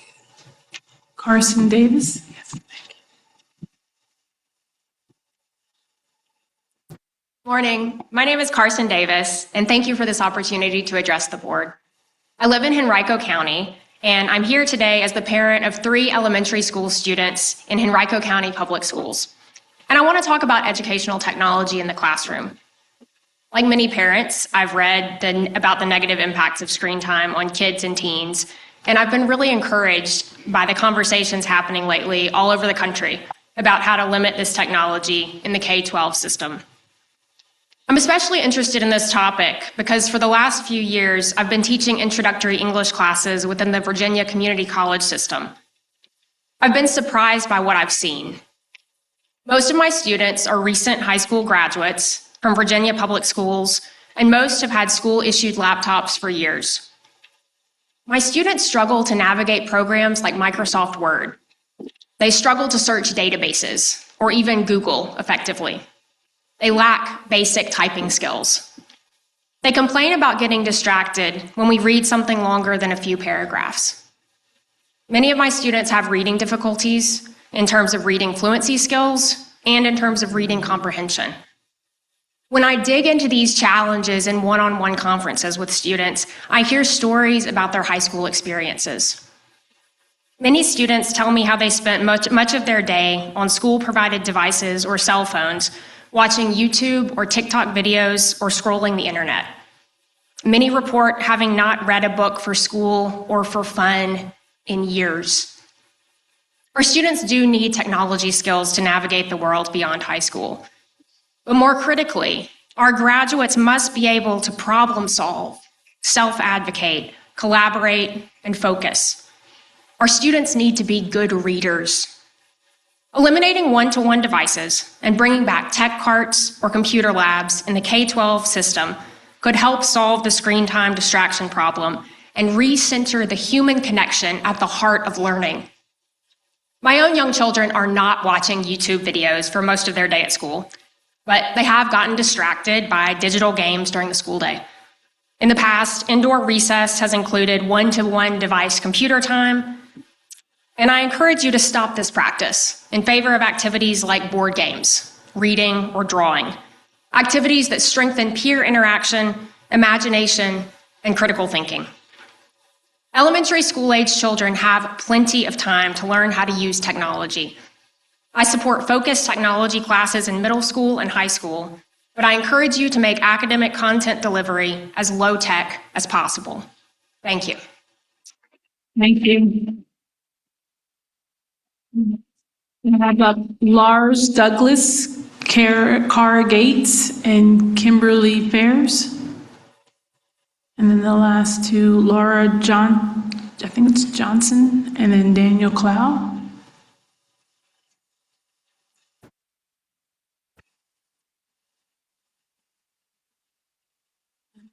No Lars, okay, Lars? No. Is it Cara?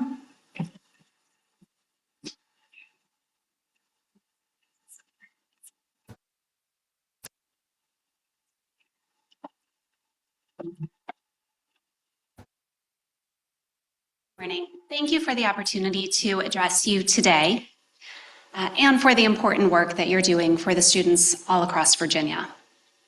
My name is Cara Gates, and I'm here as the parent of 3 children in Virginia Public Schools here in Henrico County. I've come today to ask for your thoughtful leadership in reducing the overall amount of time students are spending on screens in classrooms across the Commonwealth. To illustrate how prevalent and pervasive device use has become in schools, I'd like to share a couple examples from my family and my community. Last year, my 3rd grader told me that she really prefers, quote, writing on a computer versus paper because it's so much easier. She doesn't have to think about how to spell because the computer fixes that for her. Once she starts typing, the computer finishes her words, and in some cases, even her sentences. She's taking advantage of shortcuts before ever mastering the fundamental skills that will be so critical in her later learning. My oldest child recently moved to middle school, and as part of that transition, I've learned that the expectations for overall screen use are much higher for our older grade students than they were in her elementary experience. Her school is taking steps to reduce the amount of time spent on screens, but even after they make that significant change from where they are now, it could still be many hours a day that she spends looking at her device. I learned via a recent school board meeting that it's typical for an average high schooler in our district to spend 6 hours a day on a computer just for school purposes, and that might even be on the low end. I'm sure we can all agree that there are ways technology has changed education for the better, and there are groups of students who truly do benefit from regular device use, and I'm not suggesting that we take that away. I'm grateful that our district is taking steps toward reducing in-class screen use and focusing on purposeful use of technology. And I know many others across the Commonwealth are doing the same, but that cannot be the end. I'm asking for your leadership in ensuring that technology use in classrooms is balanced and purposeful, and that the default is for all students to have regular hands-on learning, to meaningfully engage with their teachers and their peers in discussions, that they have regular engagement with books, pen and paper, and that they have the opportunity to thrive. Technology should enhance the education experience. It should not be the experience. Thank you. Thank you. Kimberly Fairs.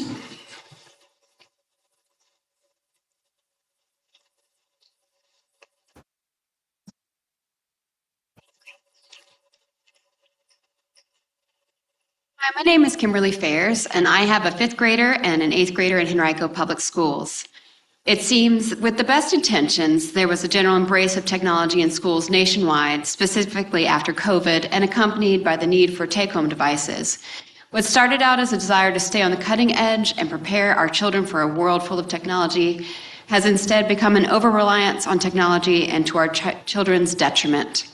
Countless studies have come out from esteemed educators, journalists, and doctors about the effects of constant and unmonitored technology use, which is evident in the continuing decline in test scores and students' inability to focus, write, or socialize. In an effort to make learning fun, app usage is forced on students with limited oversight. The gamifying of learning gives children dopamine hits to keep them coming back for more. It rarely gives them feedback on how to work through the mistakes they've made or shown them patience or the ability to sit with getting something wrong and working to correct it. The use of YouTube and gaming is particularly rampant and is so clearly not being used for educational purposes, even being encouraged during downtime. The kids can't focus as they toggle from tab to tab, work, emails from friends, YouTube, game, back to work, back to another tab. And who could resist going to other sites rather than working? Even as adults, we struggle with staying on task even during our work hours, given the expansiveness of the internet. Anecdotally, I am fortunate to have fairly focused children, and often my 8th grader will get his work done and then have 30 minutes of downtime afterwards where he's allowed to play games. Many other children play the games and watch videos first without oversight and then catch up later while my son takes his turn gaming. My other son tells similar stories about his elementary school. Kids that seem to have the most trouble in class are finding ways to get on other sites rather than what the teacher has asked. If the computer wasn't an option, it stands to reason that the teacher would be able to see the child struggling or getting distracted, and that's where interventions could happen. Technology belongs in classrooms, but only when it can enhance learning. Laptops should be taken out infrequently, leaving time for kids to wrestle with the work at hand, give teachers less to monitor and space to actually teach. Taking the one-to-one technology away gives space for so much else. Time for kids to look at their teachers, at their classmates, time to think, to imagine, maybe get bored. They need time to be children.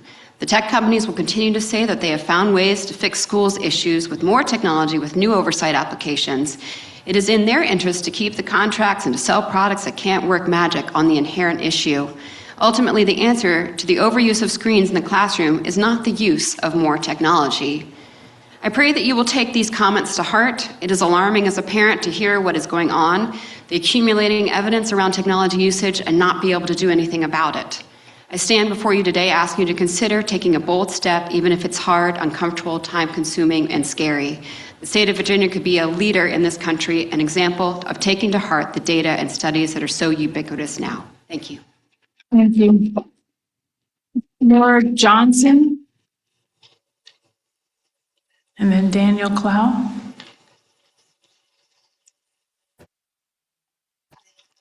I'm Laura Johnson. I want to thank you for your service on this board and for bringing that incredible band in today.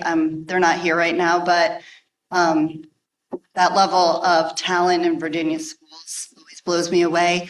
Their dedication and love of what they do is inspiring and literally brings tears to my eyes. And I've also been moved today by all of the passion of the parents and the examples that they're giving of what their kids do in classrooms. And my husband and I experience the same at our house as well. We have 2 kids right now who are in high school in Henrico County. And we are parents who do try really hard to limit screen time at home, and it's just a constant battle. And then we, send them to school. And we have to manage that screen time as well. It's pretty frustrating and it feels like an uphill battle. So we applaud the new policy of no phones at all during the entire school day. It's a huge step in the right direction in our opinion. And in Henrico, they've set other new rules around screens. Elementary schools have daily screen time limits and offline homework, but the recommendations for secondary schools is less concrete, just that it be purposeful and balanced. Our kids' teachers are giving more written homework in some classes, but in general, we are advocating for more physical books, handwritten note-taking, and off-screen homework as much as possible to benefit comprehension and retention.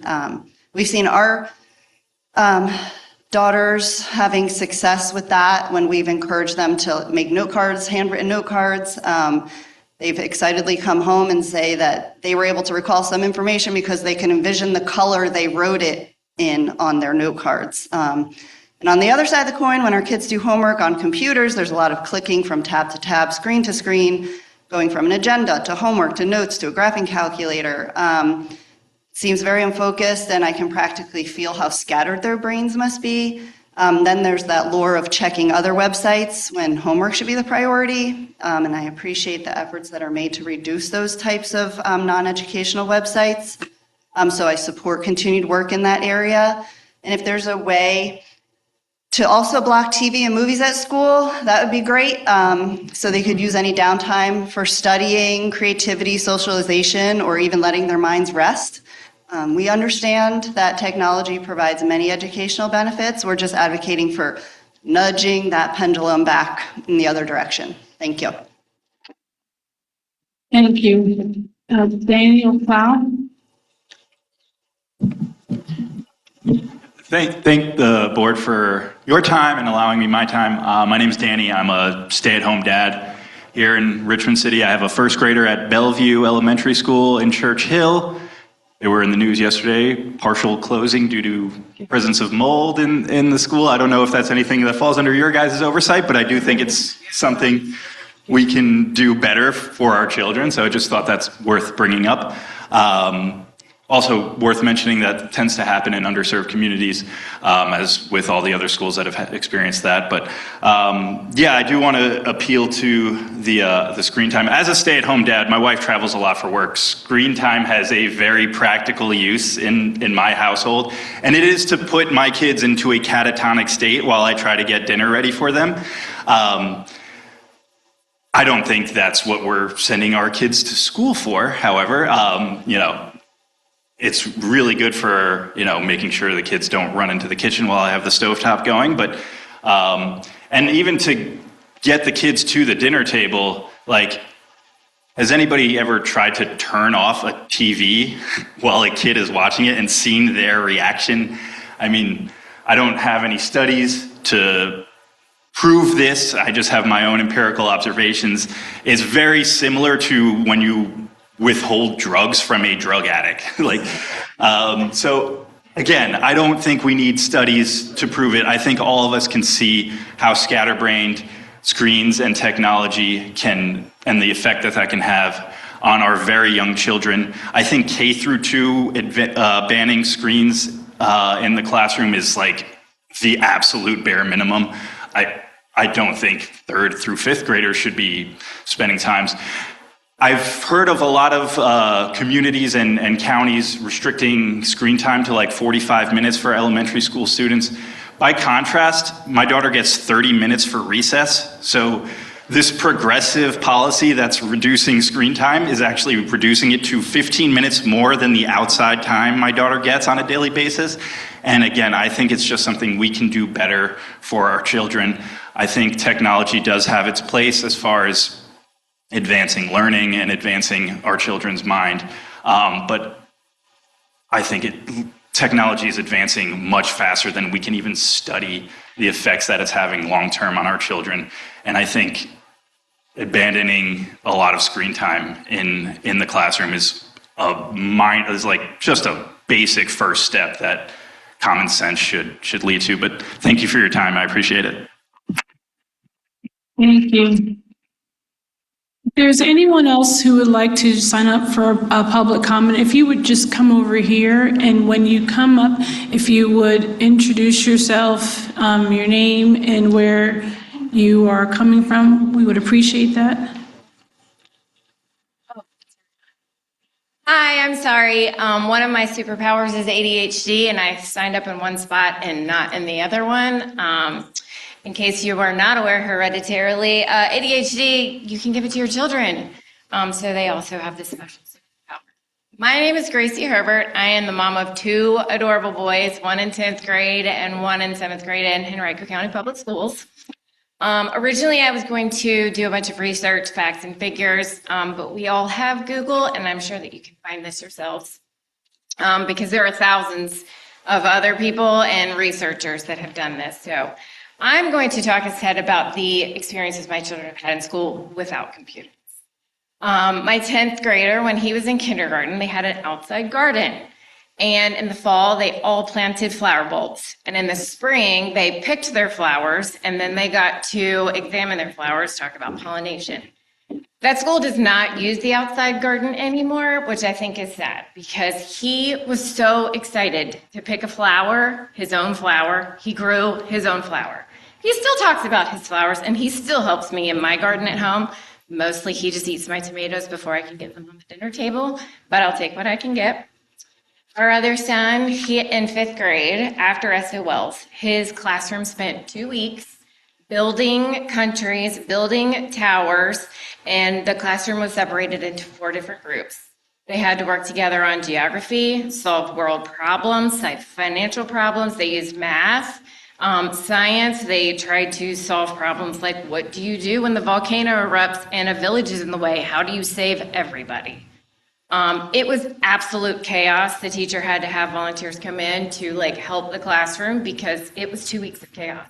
And it's not something that my anxiety can handle. Those kids were crazy, but they loved it. He still talks about how much fun he had during that. And I feel like those 2 weeks, he learned more about how to work together collaboratively with his friends than any other program or SOL or screen time thing that he did. I know that technology is important, but I also think that as a college graduate myself and a current graduate student myself, that all of them can learn that later. They can do labs. They can go to the computer lab and take typing classes. Like the rest of us did. We're all successful. We're all able to take time off work to come to speak to you. And I think that limiting technology to computer labs or going on field trips. Imagine the money that we could save by spending, Henrico County spends $38 million a year on technology. If we used half that so these kids could go in the public and see Jamestown or even public playgrounds. I have never seen a tablet on a public playground, for public use. So I really think that we should reconsider all the technologies for our students, because I'd like for them to be kids and play on the playground without tablets, technology. That's all. Thanks. Thank you.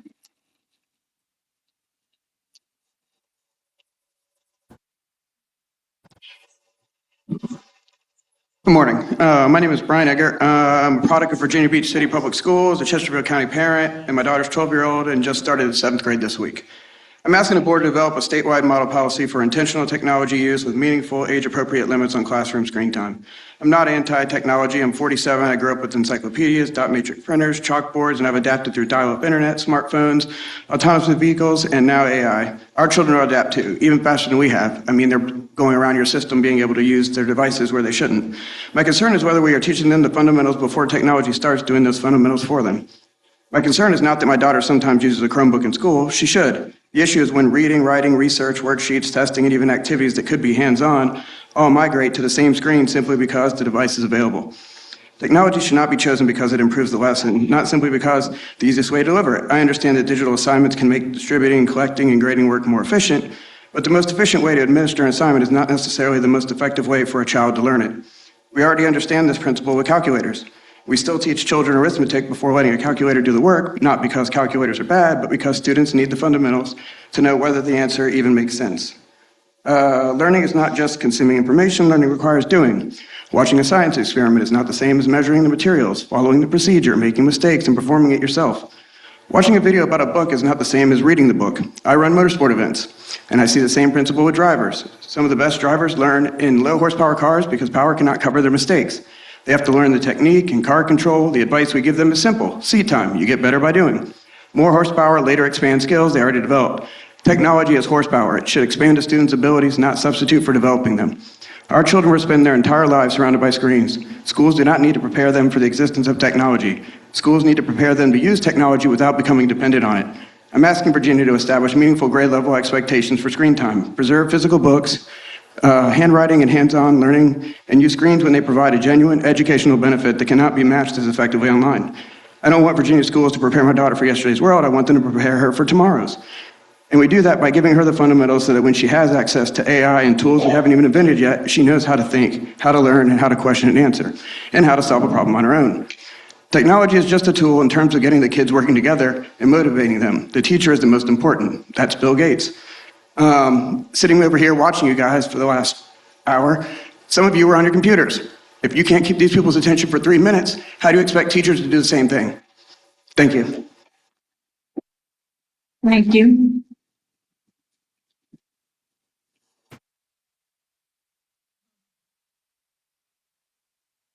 Good morning, Superintendent Conway and members of the board. My name is Todd Truitt, and I'm here today as a parent of 2 Arlington Public School students. First, I was delighted to see in the recent SOL results that Virginia's bipartisan efforts to expand access to accelerated math in middle school are yielding positive outcomes. Congratulations are particularly due to the VDOE staff for their support to divisions on acceleration. Second, I was very pleased with yesterday's presentation on the plan for accountability changes.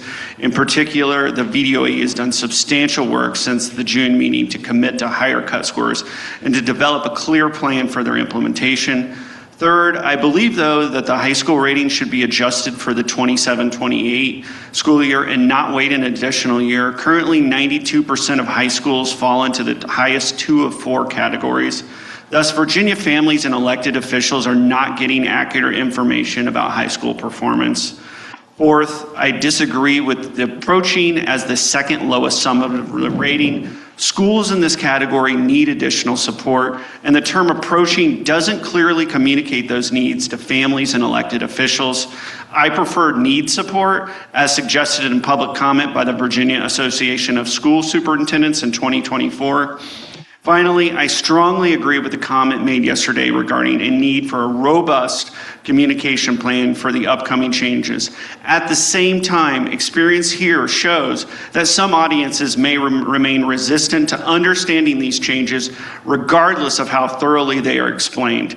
As noted in the listening sessions report, many divisions continue to advocate for excluding English learners from accountability for 5.5 years after they begin school. Despite more than 2 years of detailed explanation of this issue and the strong endorsement of the 2 leading national English learners civil rights organizations.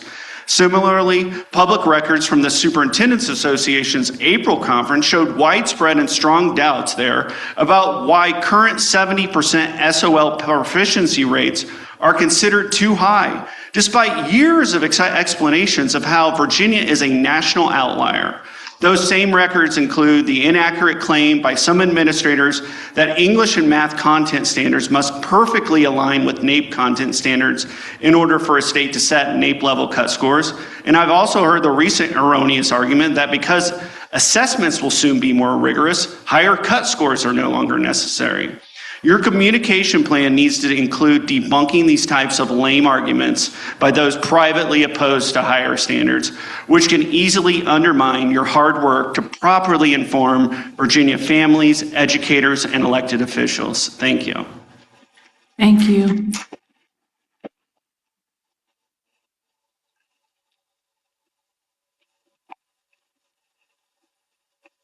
It's still morning. Thank you for hearing me. Wrapping it up. Thank you to all of you who have spoke. You speak exactly what I'm here today to and have sat to support. A background on me, I have 3 children at Henrico County Schools, 1 in each. I have an elementary, a middle, and a high school. It's a little difficult for me to talk, only because we found out my daughter was dyslexic upon coming back here. So we afforded her the opportunity to attend Riverside School. She learned the science of reading and she thrived. But 5th grade, she demanded to go to public schools. It's been an uphill battle with the IEP and subsequently my younger child having a 504. And I do believe that the product of COVID during reading was a huge setback for her as a student when she slept with books as a baby in her crib, and then when it was time to learn how to read, she had to go under the table and hide from me.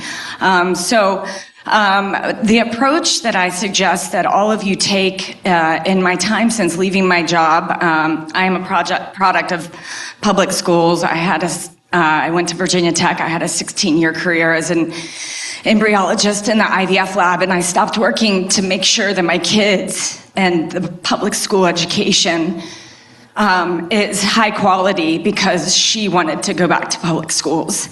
So we all put the faith in you guys, but appropriate funds in the right spots. The science of reading is an obvious one, with 1 in 5 children having learning disabilities. Teaching the science of reading, getting quality students. The revolving door of math teachers in our district, and the revolving door of English teachers as well. It's been obscene. My son's in 10th grade and claims he doesn't learn anything daily.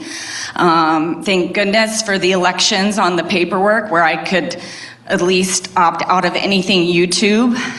So I deplore you guys to appropriate the funds and ask that you guys use that to create hubs of learning for teachers and recruiting quality teachers so we don't continue to lose them to North Carolina and the stronger states that surround us. Thank you for your time. Sorry, ma'am, could you state your name for the record? All right, my name's Julie, Benet Julian Collier in Henrico County. Thank you. Thank you.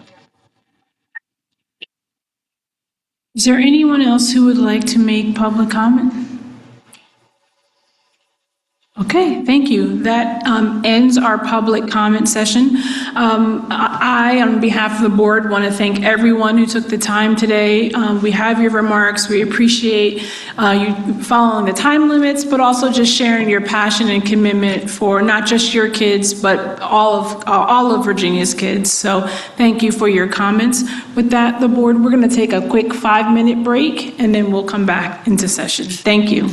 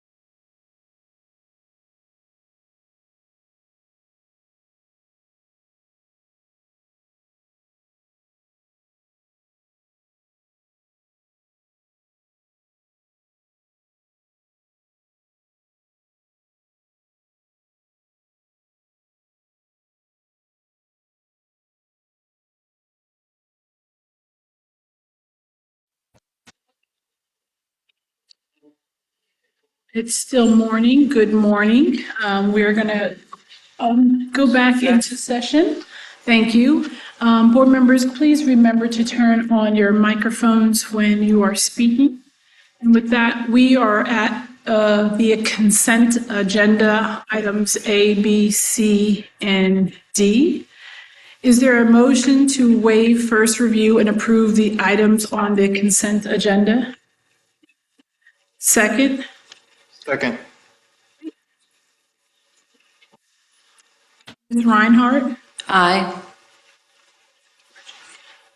Ms. McPherson? Aye. Mr. Robinson? Aye. Dr. Northern? Dr. Wilson? Aye. Dr. Maxwell? Aye. Mrs. Kilgore? Aye. And chair votes aye. We have now our action discussion items. Our first action item is, do we have Deputy Superintendent Islip?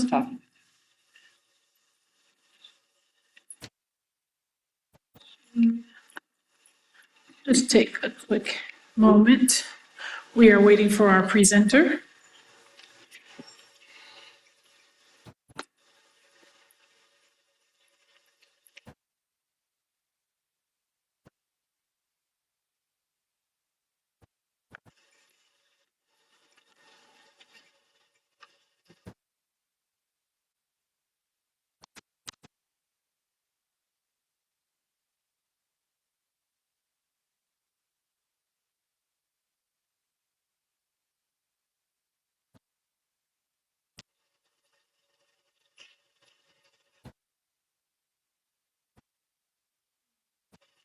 I guess why we'll do this. She's en route. We did have a number of public comment related to a number of items. If board members want to share anything that was resonating with them that kind of highlights, I'm happy to take any general comments while Superintendent Hyslop is up. Light of the many comments that we got about the use of technology in schools. I'm just wondering, where we stand on that issue in terms of maybe anything that we may be presenting in the near future or sometime after that. Thank you. Anything else? And I'd like to just piggyback. I really appreciated the consistency in messaging and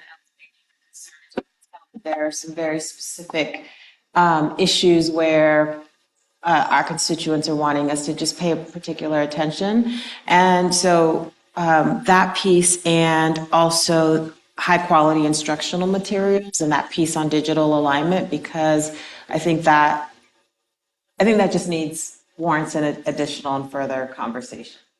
Thank you. Mr. Reinhardt, are you reaching? Nope, okay. Okay, thank you. And we can have further discussion, but again, want to just express appreciation for the public comment and the speeches that were presented for our review. And always want to encourage great feedback for us to continue to be thoughtful as we make policy decisions, including a big one that we have right now, which is the final review of the School Performance and Support Framework 26-27, sometimes referred to as SPSF. Presenter, Deputy Superintendent Hyslop, you're up. Thank you, President Ashton and members of the board. We're going to start off, I think, with a little bit of repeat from some content we went over yesterday, just again to ground us in where we are, why we are doing this work. So really just want to make clear, kind of, we're focused here on the School Performance and Support Framework, this orange component, but that is one part of a larger measurement system. And this measurement system, I think of it as including our standards, where we and this board have articulated clear, high expectations for what students need to be able to know and do in key subject areas. It includes our statewide assessments, our SOL, and our VAP data that measures how well students are meeting those expectations. And this is really where we're setting out expectations for schools. The SPSF helping us as a state, as division leaders, as members of the public, understand if our schools are supporting our students to meeting those high expectations. And it identifies our schools who need extra support and resources to lead to school improvement. And all of this is then feeds into a school improvement system that is a statewide agency priority, not the priority of one office within the Virginia Department of Education, where we are prioritizing our attention, our resources, and our professional development to those students and schools who need the furthest support, who are the furthest from opportunity. And when all of this is aligned and coherent and working together, the hope is that is where we will see improved student outcomes. And over the next 3 years, we are really going to be working, I would say, to see sort of some significant improvements to this school performance and support framework. But there's going to be a number of decisions, as we talked about yesterday, that are coming forward this year, that are coming forward next year, so that by the summer of 2028, we will really have this piece of the puzzle in strong shape and ready to roll out for our school divisions. So we're teeing up 4 decisions for today, but those will just be the first 4 of many as we move forward. And at the end of the day, and we showed this slide as well, this is both in response to the JLARC report, to 2 bills from the state legislature that were passed this session. And I think our hope is that there's going to be real meaningful difference and change and improvement for a whole bunch of key stakeholders. So our adults who support our students, whether they're division leaders, principals or school leaders, teachers, parents, and families, and ultimately our students. This is really giving them a clearer picture of how they are making progress and then ultimately attaining the high expectations we have set. And if all of these things are working together and coherent, they're going to receive the supports they need if they still have progress and growth to make. And it's a really key, I think part of the reason why we have state policymakers here along the bottom is that this whole measurement system, including the SPSF, is essential to inform the strategies of this board, as well as our other key stakeholders like the legislature, the governor, our local leaders, to help continue strengthening our state education system over the coming years and ensure that all of our students are meeting the high aspirations that we have set for them. Because we know our students are, as Superintendent Conway has said many, many times, our students are as capable as anyone in the country. So it's our duty as the adults that are overseeing this system to be sure that we're setting them up for success. So we walked through this yesterday as well, this sort of approach to some of these refinements to the SPSF that we have been charged to consider over the next several years, that we want to take time with this board to prepare, to bring forward data and modeling whenever possible to help inform decisions that this board is making. And then we want to have sort of an ability to use that to preview. We talked a lot yesterday about communications and the importance that it will be of really explaining this new system, as well as any improvements or changes that we make to it over the next several years. And then we will be implementing it, including, just as we are increasing our expectations for students through higher cut scores, we are also going to be increasing our expectations for the schools that serve them at the same time. So as we teed up yesterday, we are considering 4 actions today. There will be others that are coming forward in the coming weeks that will be implemented at different times, but these largely come from either directly from JLARC or directly from the listening tour that we did over the first few months of the administration, or both. But today we are talking about new performance category terms for schools. We are talking about the redistribution of the English learner progress indicator. When that indicator is not present, where do you put the weight that would have gone to that indicator? We are talking about our annual measurement of mastery in high school rather than waiting for our students to graduate to see if they've met our standards.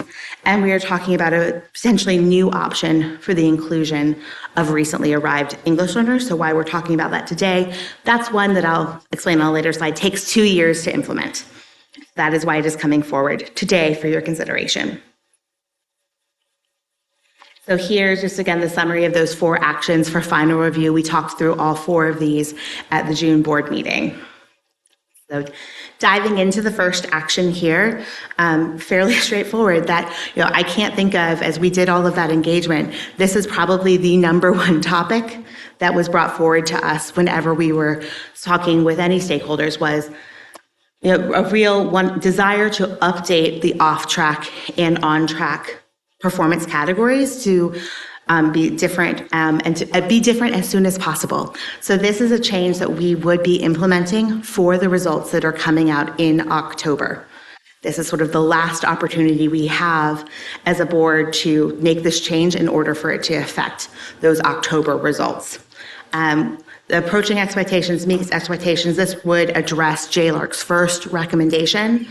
So while it was also the first thing we heard from many stakeholders, it was also the first thing JLARC talked about in their report. We can be, as JLARC noted, this is a change. We talked a lot in June. We talked a lot yesterday about how so many things in this system are interconnected. This is one piece, as JLARC notes here, that could be done quickly and independently of other changes. It doesn't sort of depend on the underlying data collections or specific, weights. It is a terminology change, and it would not preclude the board, I also want to note here, from taking future action. So we talked also about yesterday around being flexible and adaptable as we move forward. And if we see after we've made changes to other indicators that, we need to come back and add a category, let's have 5 categories. That we actually need that now. That's something that the board could do in the future and that we would want to be hearing from you and from stakeholders. But I think based on what we know today, our recommendation would be moving from off-track to approaching expectations and from meets expectations instead of the on-track category. This is aligned with other terminology that we use at the VDOE and other systems, including, we have now approaching in our cut scores as well. And we think it will be more intuitive and just better, more clear for families, for the public. So that is the first change. Would I need to pause here? I can keep going. Keep going? Let's keep going. Yeah. Wonderful. Yeah, do them all in turn. All right. So the second change, this is one that we would begin implementing now. We would be telling school divisions that this is how we are starting to calculate data this school year, but it would actually not impact the ratings that are coming out in October. It would impact next October's ratings. So currently, the Mastery Index, which is a large percentage of the weight in high school, is calculated based on the 12th grade cohort. So we essentially wait until a student, if they took the Algebra 1 test in 9th grade, we don't count that result in the SPSS until they graduate. We are waiting for them to be in that senior cohort. This change would instead say we are going to look at all test data in reading, math, and science that was taken in a high school this year, whether the student was in 9th grade, in 10th grade, in 11th grade, or 12th grade. We will use the data immediately, and that is how we will calculate mastery. This was something that JLARC did not discuss in their recommendations, but is something that we heard pretty loudly from stakeholders about, that they felt, these high school results, some of this data is years old. This is not giving us timely information about how my high school and my community did last year. And so by implementing this, we would move to a much more timely calculation, and I think it would help encourage schools to pay attention to all of the kids in their high school, not just those in the 12th grade. If you're thinking about the other indicators we use for high school, graduation rate focuses on those 12th grade students. 3E readiness also focuses on students at the 12th grade. This would be an indicator, by this shift would change it to be looking at all of the students in that high school. And we think it would just, again, help us at the VDOE, help local divisions have more timely resources, more timely supports going to students based on the most recent data available rather than waiting. And it's, like I said, it's directly responsive to stakeholder feedback we heard.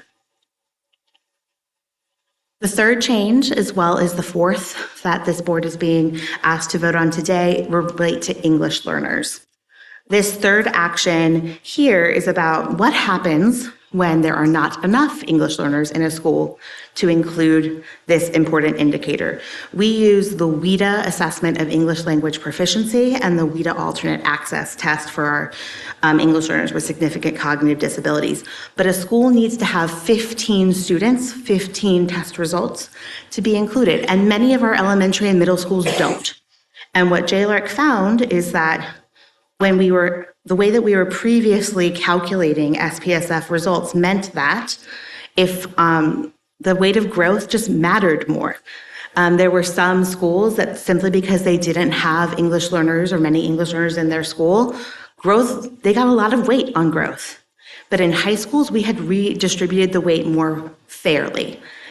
Because high schools don't have a growth calculation. So in high school, we were just saying, you don't have English language progress, let's redistribute that weight all across the board. In our elementary and middle schools, we didn't do that. We took all of the weight from that English language proficiency measure and just put it in reading and math growth.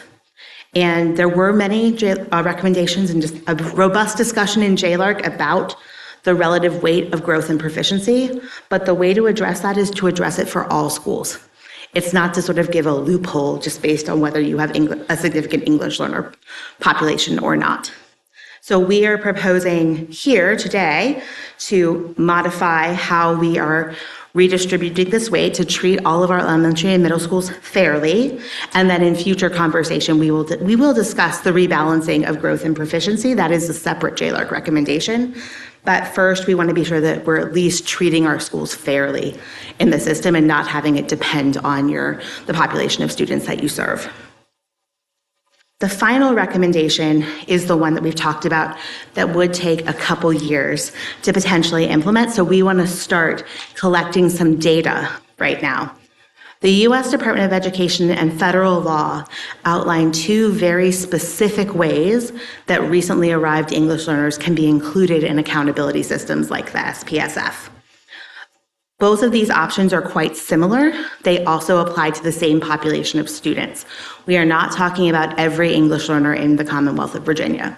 We are talking about students who have been enrolled in our schools less than a year, and that is defined in federal law.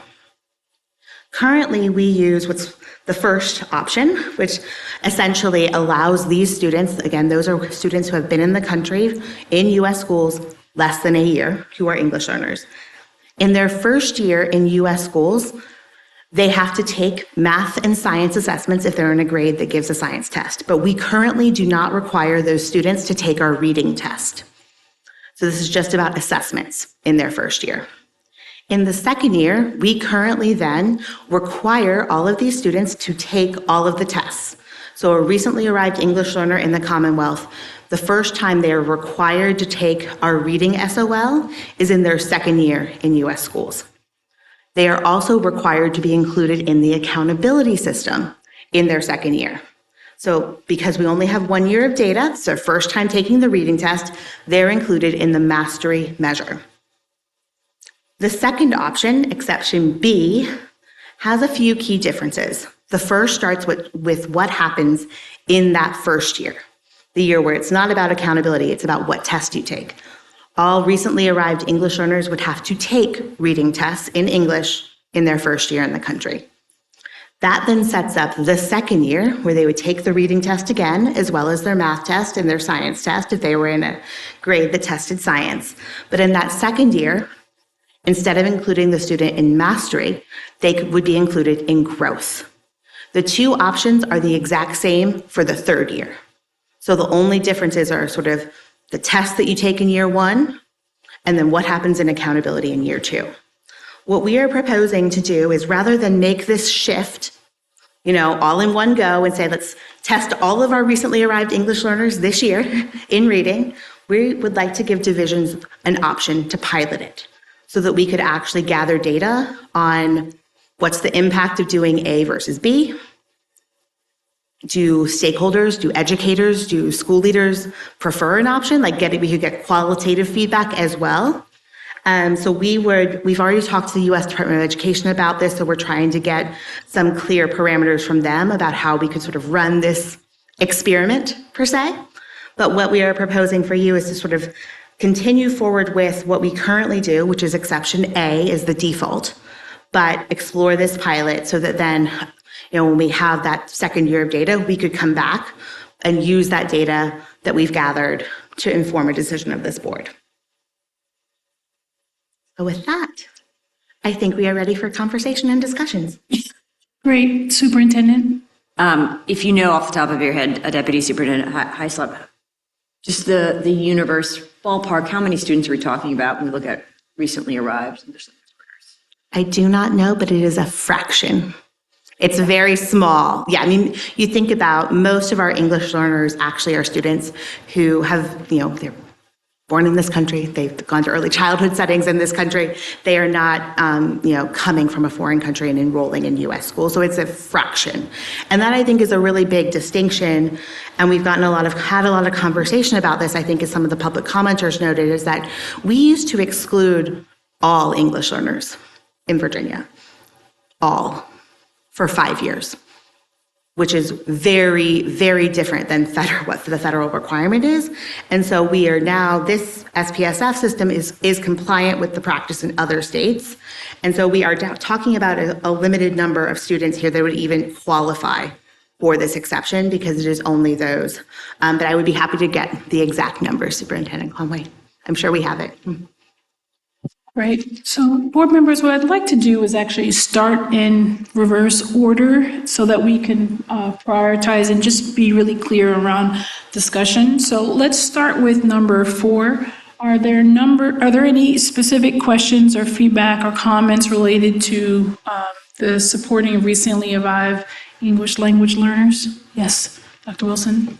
Thank you, Deputy Superintendent. Just a question for clarity. The pilot that you are exploring, would the idea be to pilot in the 26-27 year as well?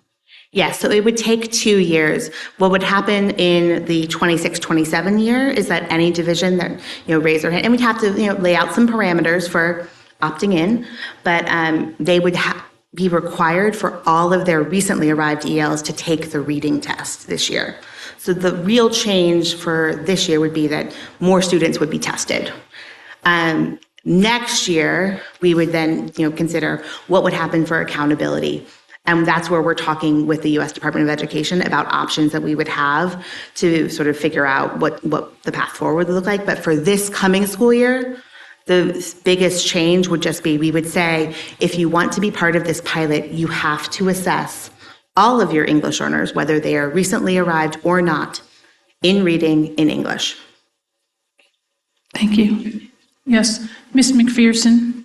So with the pilot for the English learners, recently arrived English learners, would that mean that when you do school performance data, you will pull out all of the data on the recently arrived English learners so that it does not skew the numbers on school? So for the reading performance measure, I believe we would not be permitted to do that. You have to include all kids who are assessed. So that is, I think, something that a division would have to think about if they wanted to be part of this pilot. There might be some benefits, there might be some we could not say all students who take tests have to be included in the assessment.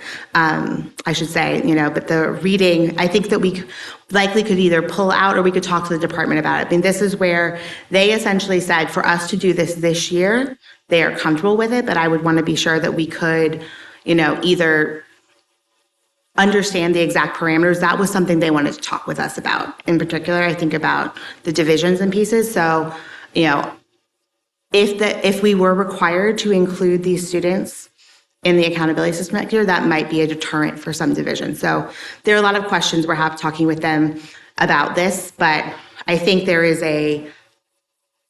we wanted to be sure that we're able to make an informed choice here. Like I said, it's a small population of students, admittedly, not so small in some divisions. There are some divisions that have many recently arrived English learners. So I think we wanted to be sure that we had the complete information about what this change would feel like before making a statewide change. It felt like it was something where doing this sort of smaller scale evaluation with a handful of divisions would help us bring you all as a board the best possible information about what the best choice is moving forward. We have used Exception A ever since the Every Student Succeeds Act passed. So Exception A has been our path forward for the last 10 years. So is the request to the board today just that we allow you to engage in the pilot? And then you will report back to us what the U.S. Department of Education says as it relates to how you're going to count it in accountability and school performance ratings? That's correct. The thing that we are asking today is that we are not making the switch from A to B statewide. That instead, we would like to explore a small pilot of Exception B before making an ultimate decision, which we do need to make. That is part of what the legislature has required us to consider at some point. But we are saying, let's do the pilot, let's gather the data, let's look at that, and then make the decision once we have that data about, are we staying with A or are we going to B statewide, which is something that the legislature has explicitly said we have to do as a board. So on agenda item E, I just want to make sure that what we would do is update the document that we are voting on to reflect that the board is only authorizing a pilot program, and that the staff will report back to us on U.S. Department of Education's ruling regarding how we count it in terms of accountability. Yes. And school performance. Yeah, I think if there's ever a conversation of, in order for us to do this, it requires a waiver of federal law, that are things that we will report back, because we certainly would want to be sure that we are making clear to not just the board, but also the public. I mean, public has to comment on waivers and things like that. Okay. Thank you. Mr. Robinson? Just point of clarification, the slide, point 2 says, in Exception B, recently arrived students test results using the growth component in their second year, but not mastery. So I take that to my understanding, which could be wrong, means that even if for federal reporting requirements, to your point, we have to report everything. For the school performance framework scores, In the second year. they would not be counted towards the mastery. Yes, so under Exception B, for our pilot divisions, once you have that 2 years of data, you're allowed to be included in the growth component. So that's why you have to take the test in year 1, because you wouldn't have growth data otherwise.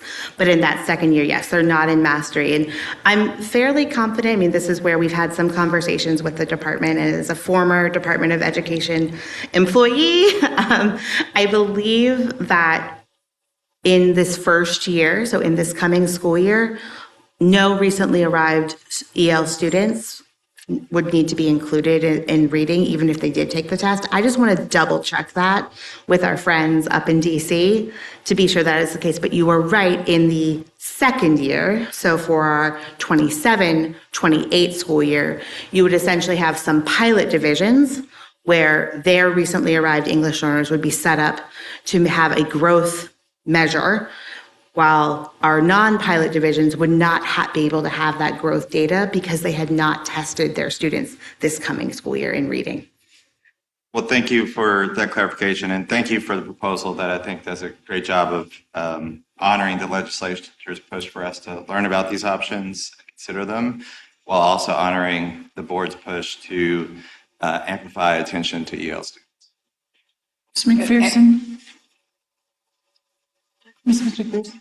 Yeah, I was asked, has the staff considered when you would anticipate incorporating English learners into accountability for mastery? Or are you considering that for the 5-year period, you would, okay, I'm just. Yeah, for mastery, yes. We'll mention that for mastery. Yes. So currently, recently arrived English learners under Exception A, they are included in mastery in their second year of U.S. school enrollment. Under exception B, the one that we would be piloting with a few divisions, they are included in mastery in year 3. So it's a 1-year difference. So that's where I say year 3 under both exception A and B is the same.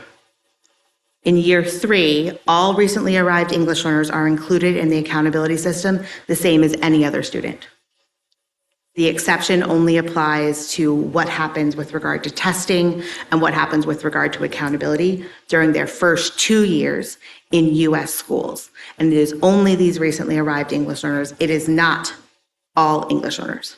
It is a very small subset who are new to this country. Dr. Bridges?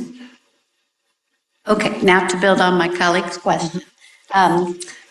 But because we would just be doing the pilot of exception B, we would still be under the exception A provision, correct? So we would still be seeing the year 2 mastery from the population. Yes. So I think that is kind of the best part of this pilot a little way, the way it really actually is an experiment, is that in our pilot school divisions, in year 2, we would have mastery data and growth data in year 2 to examine. While our non-pilot divisions, we would only have mastery. We wouldn't be able to have growth because we only have that 1 year of data. So we truly could say with these pilot divisions, like, what are the SPSF scores if they're included in growth? What are the SPSF scores if they're included in mastery? Because we would have for those divisions, both sets of data available to us.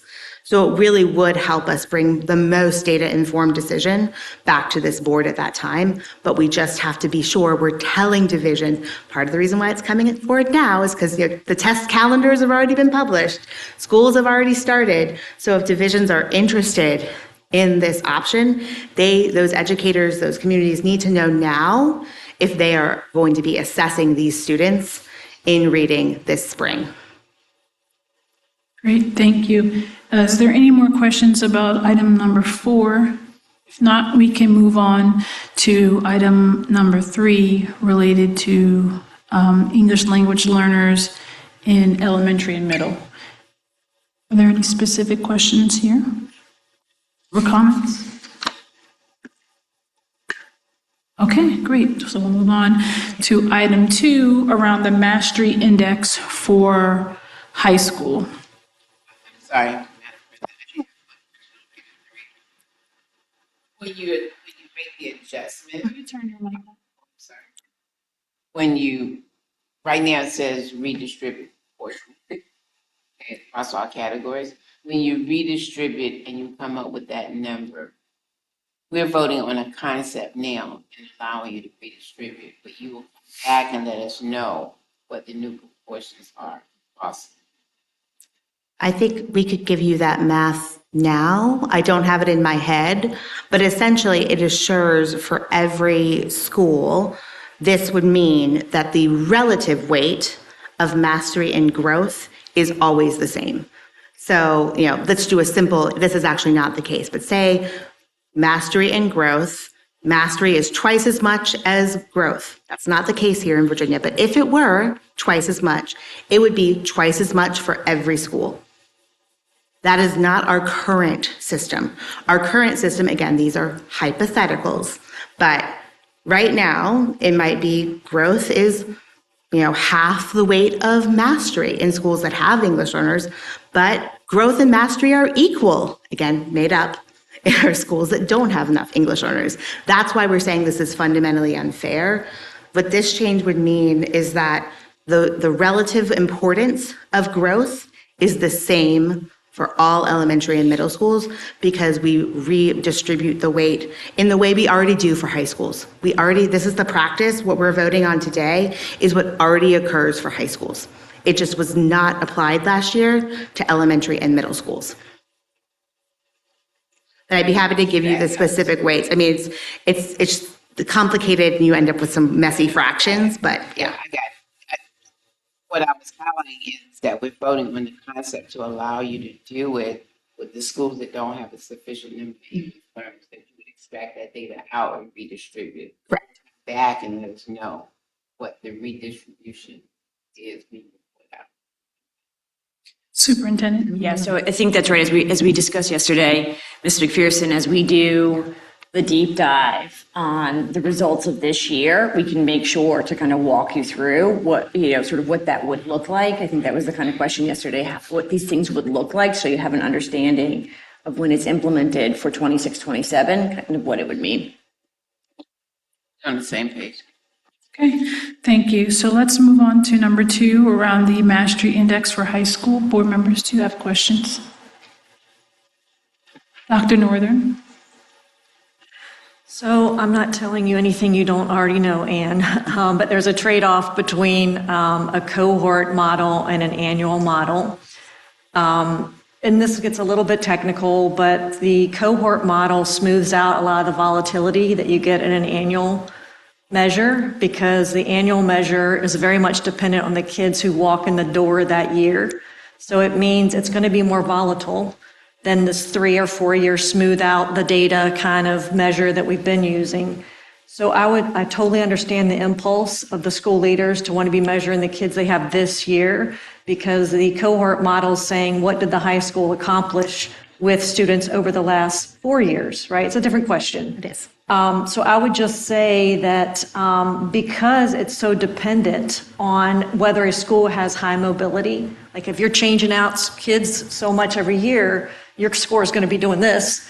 Whether if you're doing the cohort model, it gets all smoothed out in the trend line.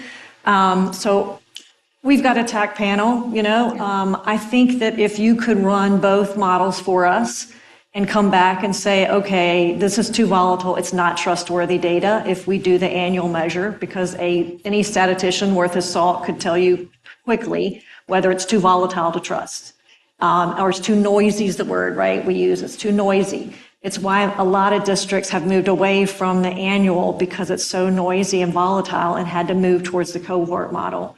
But I don't want us to just do that because, but I definitely would say, just like we said in the last one, report back to us. Let's run it both ways. Let's run the cohort model and the annual model. You guys look at the data, talk to your stats folks, and let them say, we trust the annual model, we don't, or sometimes you can do a 2-year model that works a little bit better than the 1 year in terms of the volatility and the reliability of the data. So just kind of, again, it's a common theme where we're still tweaking and figuring out things.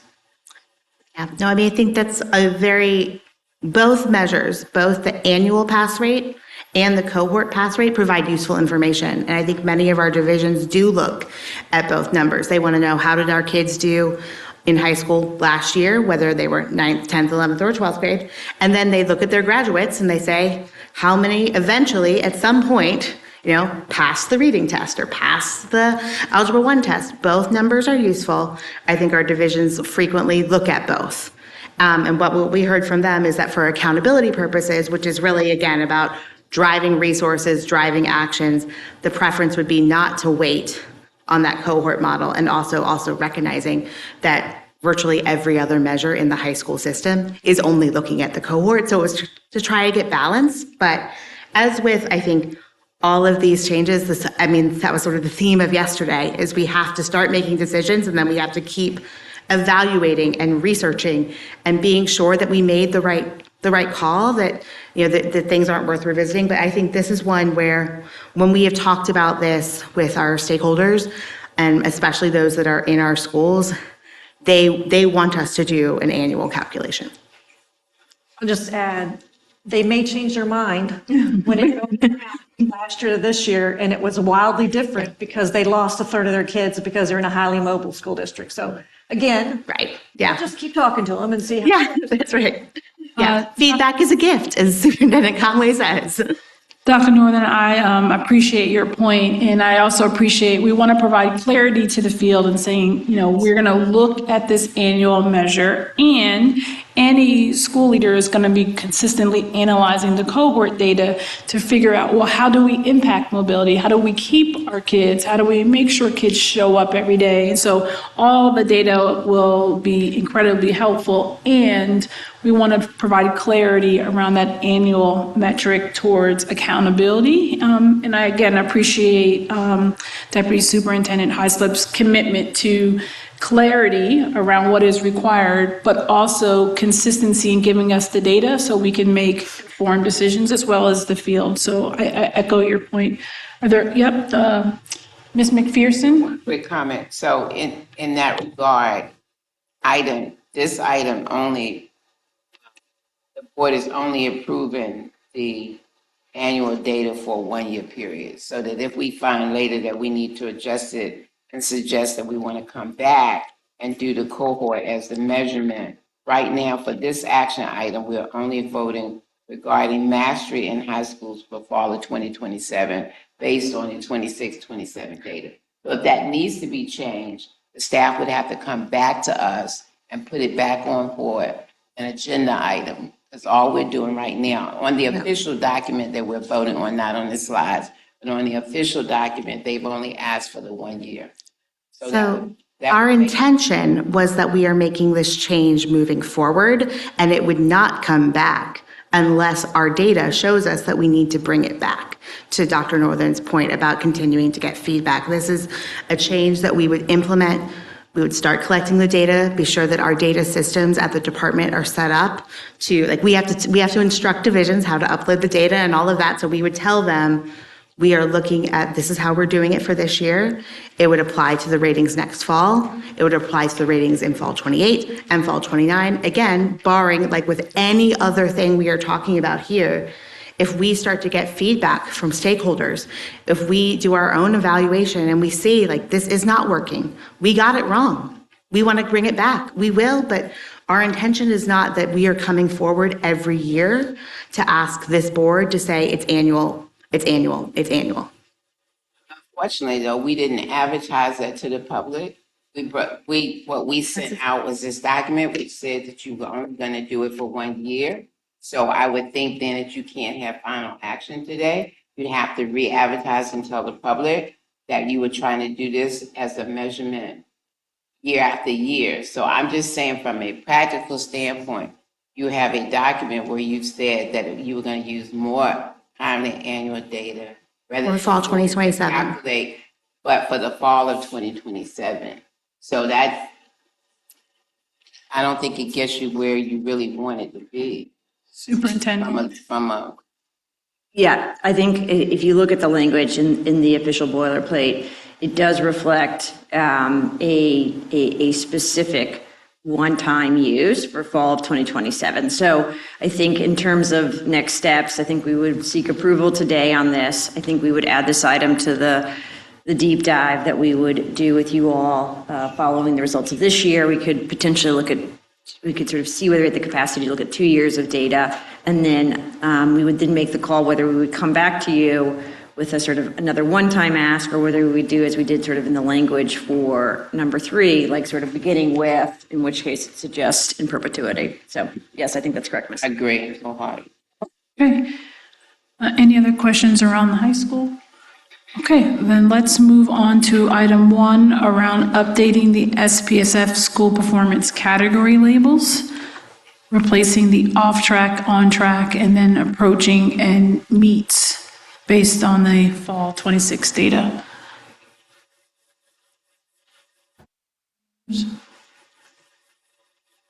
Dr. Northern? All right, I'm going to try to be very fair-minded about this because I think in the last day and a half, I've really been encouraged by how we're all trying to approach this because we're all just trying to figure it out and do our best. When I read the JLARC report, the reason they didn't like off-track and on-track was they said it implied a trajectory, meaning it sounded like you were either improving or declining. So that was their specific reason for not liking those words. So approaching, to me, also has the same problem that the JLARC report has already pointed out, is that it implies that they're improving if they're approaching the milestone that we've set. So I would just ask us to consider whether we might not want the first 2 sort of designations to be about performance, because that's really what, and JLARC also said that, it's really about performance is what we want these words to be signaling in an objective way that it's not tinged with any kind of, intent. Because approaching, again, to me implies intent, and it's not an objective word. And I totally understand we used it with cut scores, and I will plead the fifth because I was here then. And approaching came back to us when we were in the middle of a fight about are we going to phase in? Are we going to jump up? And it kind of got lost in the mix, if you just ask me. I don't particularly care personally whether they match perfectly on the cut scores and on this, but other people may actually prefer that because it is more elegant. And so I will concede that point. But I wonder whether we can't have exceeds and meets as one option, and then partially meets instead of approaching, because I think that's a little bit more objective, and then needs support. Or we could think about having our first two being about performance and our last two being about support. So it could be exceeds and meets, and then needs support, and then needs significant support. So I'm just trying to figure out, to me, the problem I'm trying to solve is I think that approaches still has the problem that J. Lark pointed out, which is that it implies a trajectory. And it implies improving or declining. And in this case, it implies improving, because you can be approaching the negative way, right? But approaching sort of signals that you're approaching the right direction, and that could be inaccurate. And that actually circles back to the point that we've been trying to solve all along, which is being honest with parents.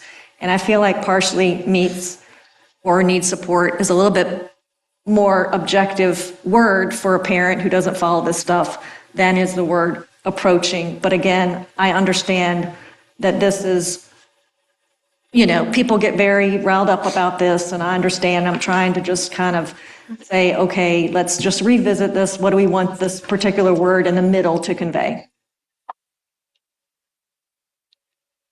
I think we had many conversations.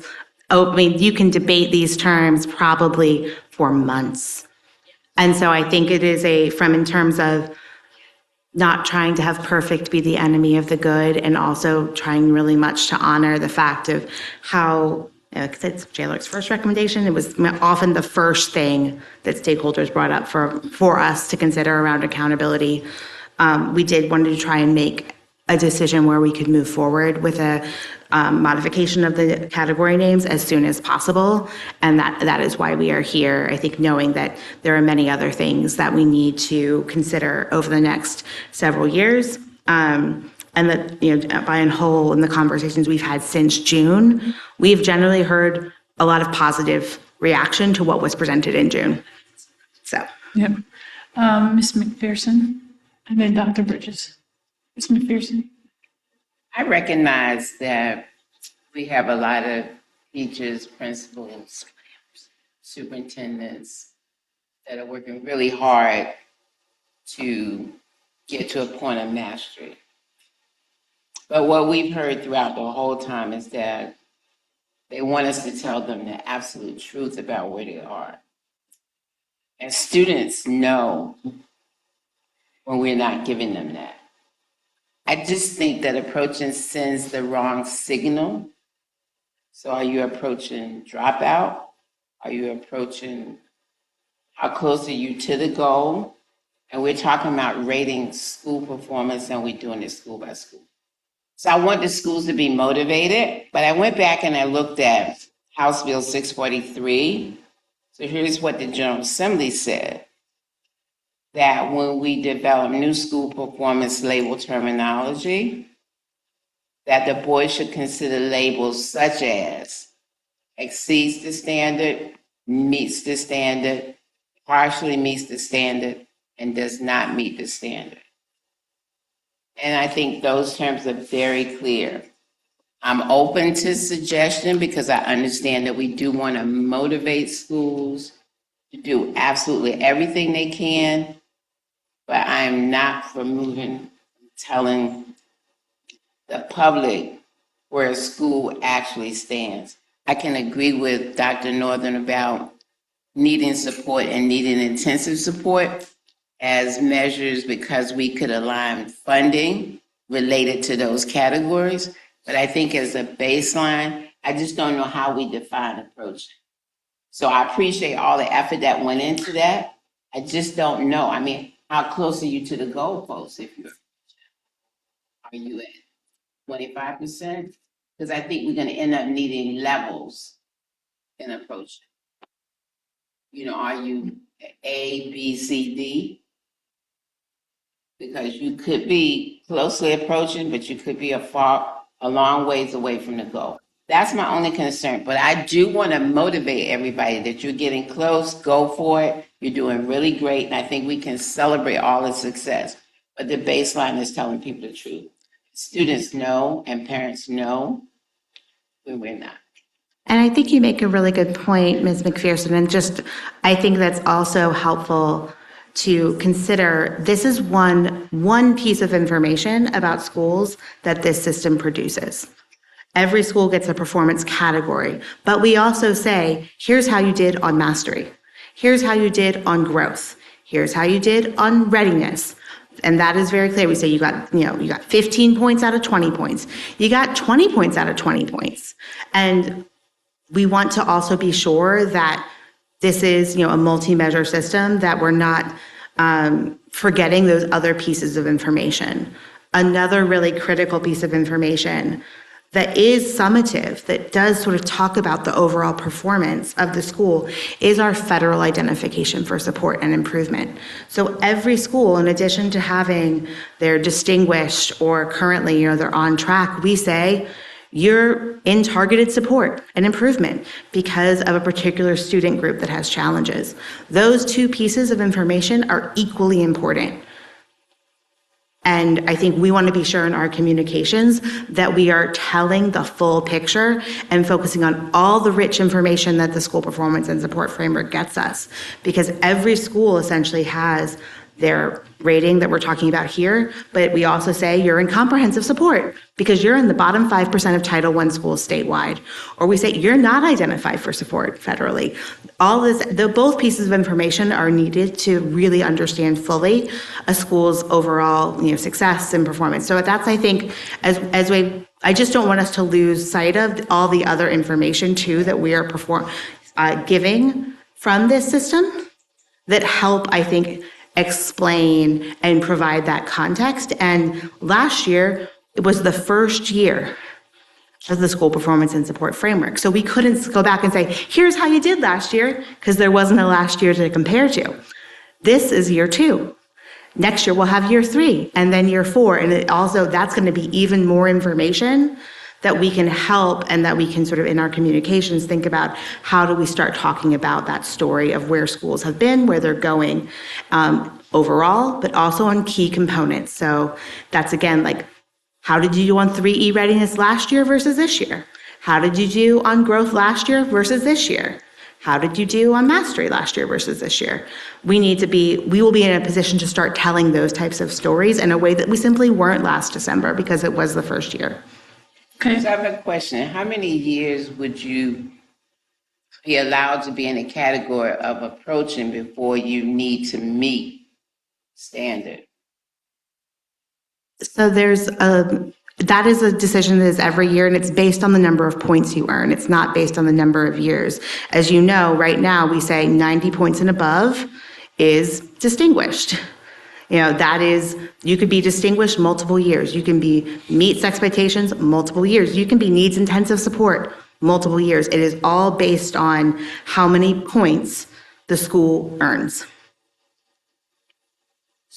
Real quick, Dr. Superintendent Conway, Absolutely, and and I then Dr. think Bridges. to the point, then the way that you all have approved the framework, as Deputy Superintendent Hyslop notes, is it's about a 1-year score, right? At this point in time, right? So that is like, how did you do in the last year? Obviously, some indicators, as mentioned in the prior conversation, reflect multiple years. But I do think that, to Dr. Northern's point, one of the concerns about implying a trajectory sort of also implies that you look at this kind of, over multiple years versus as it relates to the way your framework is set up right now is for 1 year.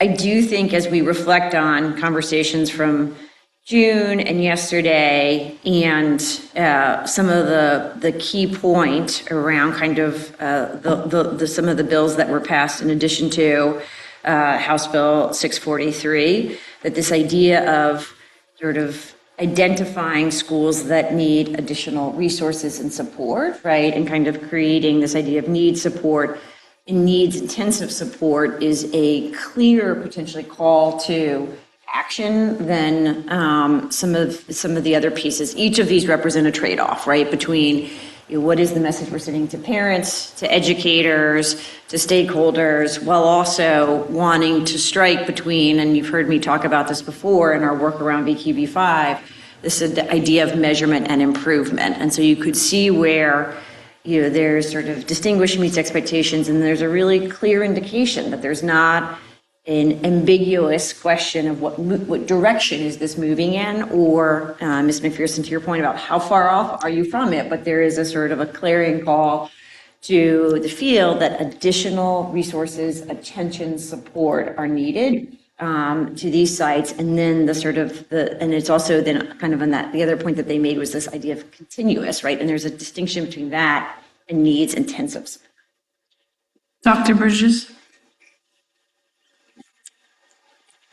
Bear with me, please. I have a question for Dr. Northern because I just missed in my note-taking.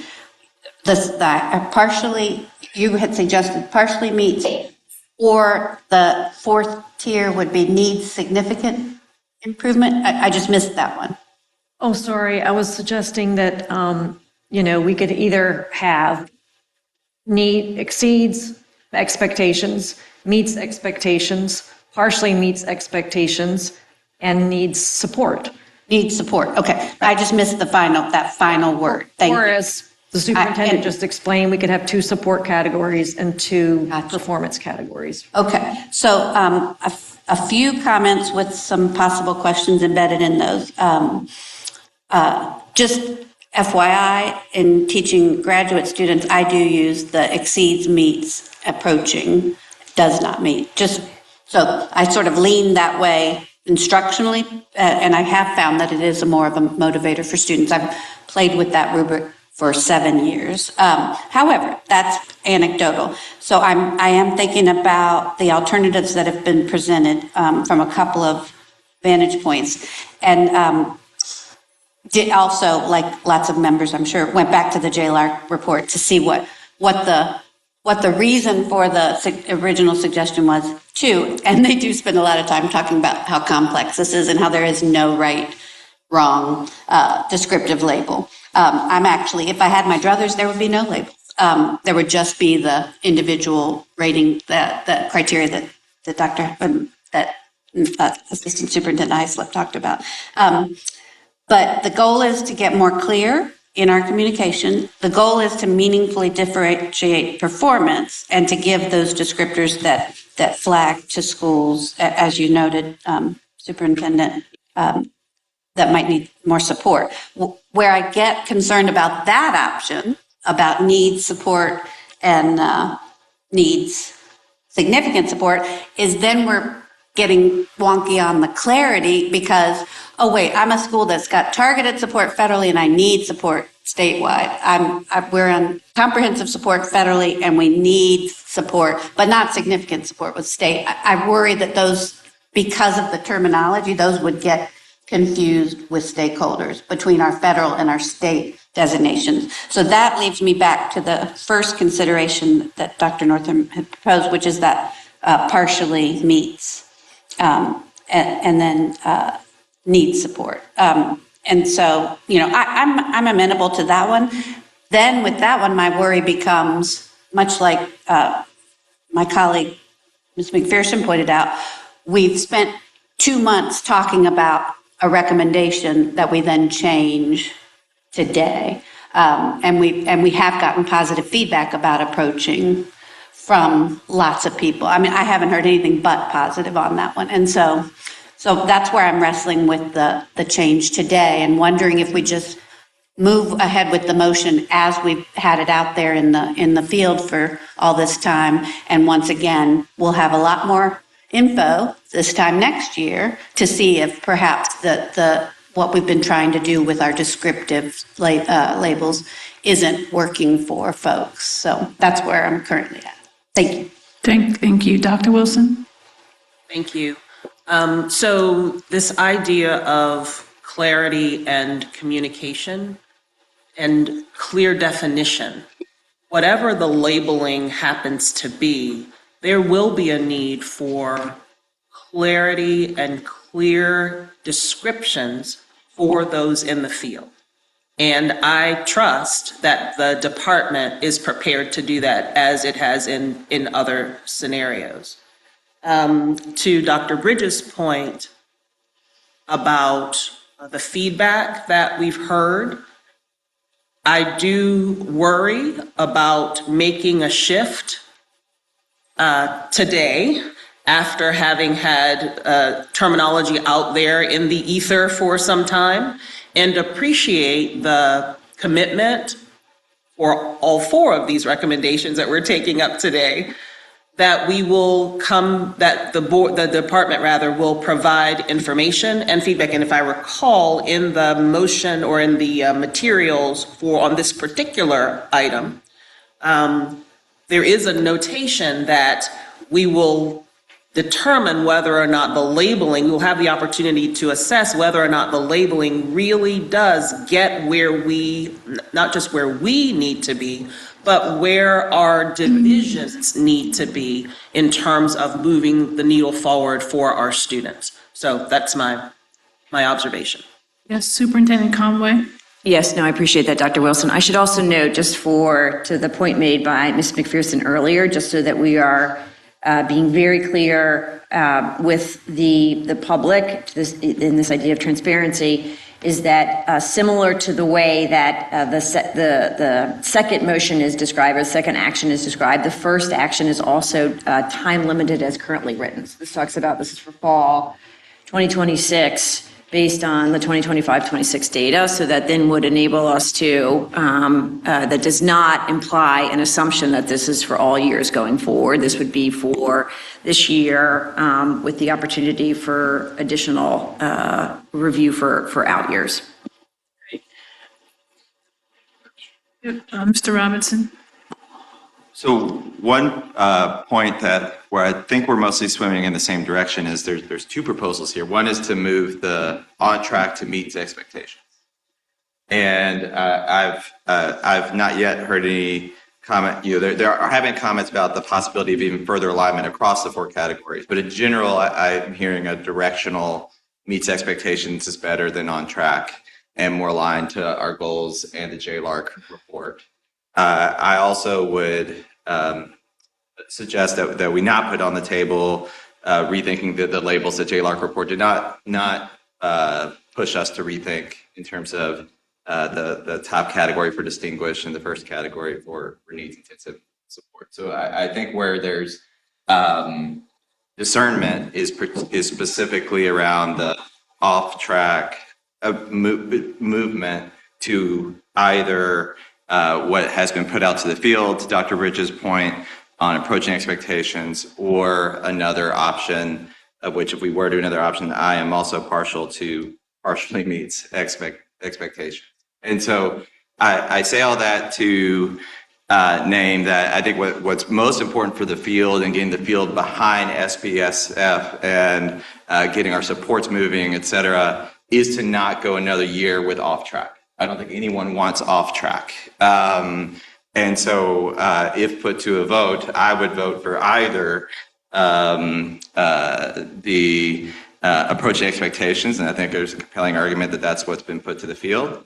I would also vote for partially meets expectations, because I think not only of the directionality argument, but I also think there's an urgency argument about attention that comes with that one that I'm again partial to.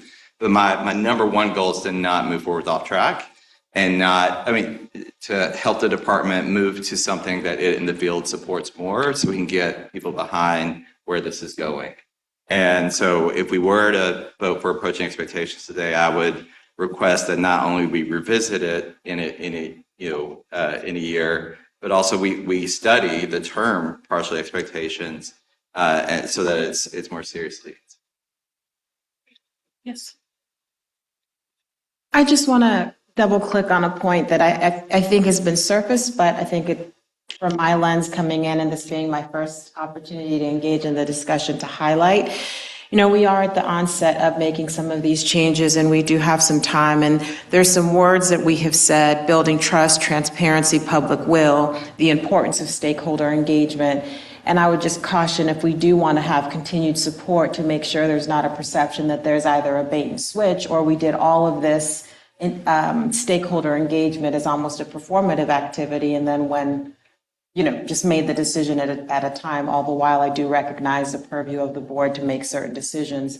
I think really taking a step back and thinking about the level of engagement that we have, and recognizing that we do have an opportunity in the next year to make whatever revisions based off of the data that's coming in, the ongoing feedback, just to be able to really honor the numerous amount of stakeholder engagement that I've read just in preparation for this meeting, to be able to continue to build the trust, public will, and trust as we move forward. And then to double click on Dr. Wilson's point of there's an opportunity through continued communication to be able to articulate clearly not only what we're learning, but then also to continue to gather more feedback. Thank you, Dr. Wilcox. Ms. Reinhardt? I think we've spent a lot of time talking about this for good reason. These are important categories to be labeling, we'll use that word. I've heard a lot of consensus, latter part of this conversation, that I think I don't feel so strongly about a specific word, but I think that the consensus on where we are for staying, hate to say that, stay on track with the conversation, but not using those that verbiage. So I'm good with where we are. Mr. Robinson, y'all have to raise your hands. Mr. Robinson. The other thing I want to name is, if this does come back, I'd like to not only get stakeholder feedback, which I think is incredibly important, but also look at the data in terms of our schools in this category, what's happening to them. So I just wanted to name, when we're thinking about this in the future, let's see if because a lot of my own bias, maybe some others, towards what the best label might be, is like, where are we going to balance that stakeholder investment in this framework with so that they can better improve education for students, with whether we're actually improving education for students. Dr. Northern. Just say, and I obviously respect my colleagues' views, but I will just say that if we care about the public will and the trust, to me, the word approaching is disingenuous. I do think that approaching, again, implies positive forward movement. It does not surprise me that our folks on the ground would like the word approaching, because it clearly is more positive than an objective word such as partially meets or needs support or something like that. So as a board, we can't always do what the field wants us to do, because we've definitely had some issues where Virginia, I'll just remind us that Virginia is the last state when we look at the 2019-2021 progress. We're below Mississippi. So I'll just remind you, for us to continue to say that schools are approaching, conveying that they are actually moving in the right direction, and that's the message we're giving parents, to me, only continues to allow us to be accused of having an honesty gap and not being honest with stakeholders. And when you tell them their kids are approaching, they say, or their schools are approaching, they say, oh, okay, we're on the right track. Okay, which is ironically why we wanted to get rid of off track, right? So because now we're implying that they're not off track, but they're on track because they're approaching. So again, I understand that, it requires us to get stakeholder feedback, but stakeholder feedback in no way implies that it's doing the best for kids and families. Yep. Thanks, Dr. Northern. Deputy Superintendent Heislip, could you just, for my clarity and the public's clarity, read through what are the categories? And we are not having numbers, correct? It's just a category name or just a... What do you mean not having numbers? It's like, is exceed a 5 and then need significant support a 1? No, yeah, there's no number. It's just a name. Yes, okay. So the 4 categories, starting at the sort of lowest performing, is needs intensive support. The next category currently is off track, which we are spending a lot of time talking about approaching. Sorry, no, just give me what is the proposed? The proposed would be needs intensive support, approaching expectations, meets expectations, distinguished. Great. And that is what has been put out to the field. That's what we are commenting on. I think Dr. Northern has raised some raise the bar questions I think are appropriate. What I'd like to share is I agree with Dr. Northern that in the last 4 years of going through this was an item that we did discuss, but there were so many other items that it did not get its full attention that we are now giving it now. And I would argue that the proposal you've made, I do think is clear and raises the expectations. That being said, I don't think any school division leader person wants to be approaching or partially anything. I believe that everyone wants to be meeting or exceeding or distinguished, and that where we are now, we are in change management. And I think that we have set a very high bar for accountability on cut scores. This is part of the process around coming up with categories that assess overall performance. And what I appreciate about what's on the table is that this is for this next year and that we can come back with more data to modify it if we think that it's going to provide more clarity. But I am partial. I do prefer partially meeting expectations for the record. I do think that is a clear message to the field. And I don't want to be partial, and no one else wants to be partial. So let's keep the expectations high. If distinguished is where we are, everyone wants to be distinguished. I think everyone wants to be meeting expectations. And what's on the table has gotten support. And I think it would behoove us to continue the goodwill and the momentum with a clarity around opportunity to come back and modify as appropriate. With that, are there any additional, yes? I just want to join you and Dr. Northern in saying that I'm just going to stand firm with the fact that I just don't believe that the word approaching is consistent with all the work that we've done regarding transparency and accountability. I think it's going to come back to haunt us. But if we're voting only for a 1-year resolution to allow you to say approaching, and we look at all of the data, then I will be consistent in my position as it relates to what we sent to the bill. But from a professional opinion, I can't agree that that word will accurately describe where a school is. And this is about school performance. And I just think we should hold schools to the same high standard that we are holding students to, that are going to have to master the new cut scores coming up. As it relates to 2 bottom categories and the federal designations, the U.S. Department of Education says that those that need intensive support and those that need even greater comprehensive support, they're not be in the highest 2 categories anyway. So they limit the state from putting those schools into those categories because they already recognize that those schools need intensive support and need the funding. So we'll just have to look at that a year from now. But as long as we're very clear that we're using approaching only because we submitted that to the public and we don't think that the public's had enough time to weigh in on everything else.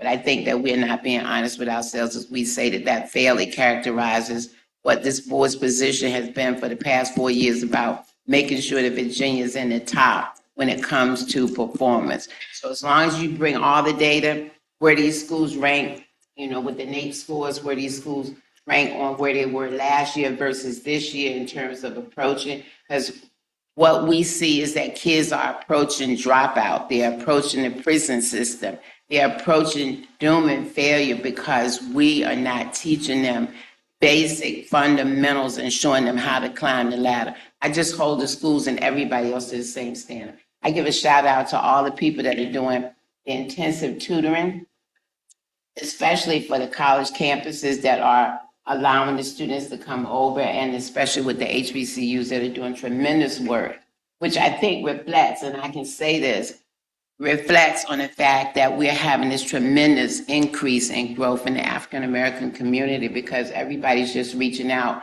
We're trying to get beyond all these labels and get kids to a point of success. I just want all the students, the English learners, and everybody else to take the same position because we're at a point in America where if we don't do this, students are going to be replaced with robots and AI technology that is going to make public school systems almost obsolete. So I think we got to be realistic about where we're going and the fact that time is not with us anymore. We got to speed up the track. Superintendent Conway, and then. Yeah, I just want to add a point of clarification. If I take what I've heard from a few of you, I think as Ms. McPherson just noted, and as I heard it from Mr. Robinson as well, I just want to clarify that we would, if this body were, whatever this body decides on, noting the very temporal nature of that decision, that it'd be for 1 year, that we would come back to you before a year's time had passed on this discussion. As I reflect on both Dr. Wilson's point about the clarity in the description and then Dr. Maxwell's point around sort of deep engagement, I think if anything you can take away from this conversation is that there is sort of additional time need to be spent with a broad set of stakeholders, to your point, Dr. Northern, so that we can come back and say, this might be the bridge term for right now, but as we reflect on where we're going, sort of making sure that we have a broadly distributed set of stakeholders from families to educators, practitioners, business, as you've referred to, Dr. McPherson, that we would bring this to you sooner than next summer so that there were sufficient time for that engagement. Great. Dr. Maxwell. Yes, I think I'd like to emphasize that I recognize the approaching or partially meets, and they do land different. And as somebody who's been assessed as a principal, I know firsthand when you hear that and your school's tied to it, both the emotions of it, but then also the going back to your community. And I think the point that I really want to make sure I'm clear on is that whatever the decision of the board is with the term that we change, to make sure that we use communication at the onset as the vehicle to not only talk about the change and the importance to the field, but then also acknowledging the depth of engagement that we have so that there's that both and in the communication, so that because we are at the onset of rolling this out, it's just a continued way to build the momentum that has been an intentional part, I know, of the discussions during my onboarding of how important it is to try to bring the community along to the magnitude of the types of changes that we're trying to make.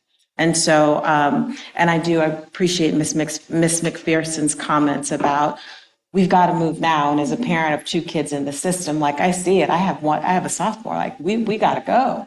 And so not to bring down the expectations or even signal that the expectations don't need to be modified, but just ensuring that we are moving on a parallel track. Yes, Ms. Kilgore. I could just say ditto to everything that's been said, and I've sat here and listened, and I feel like I've been on this board for 3 years as not a layman, but as someone who came straight from the classroom. I didn't deal with policy, didn't even deal with administration because I chose to stay in the classroom. But whatever words we use, and everybody said this in different levels, perception of those words will be different based on the person, because that's we're humans. So I think I agree with the 1 year, let's get, to come back to us, see how this works. I think it's a fluid situation, and it should be a fluid situation. It should not be written in stone, to see how this works.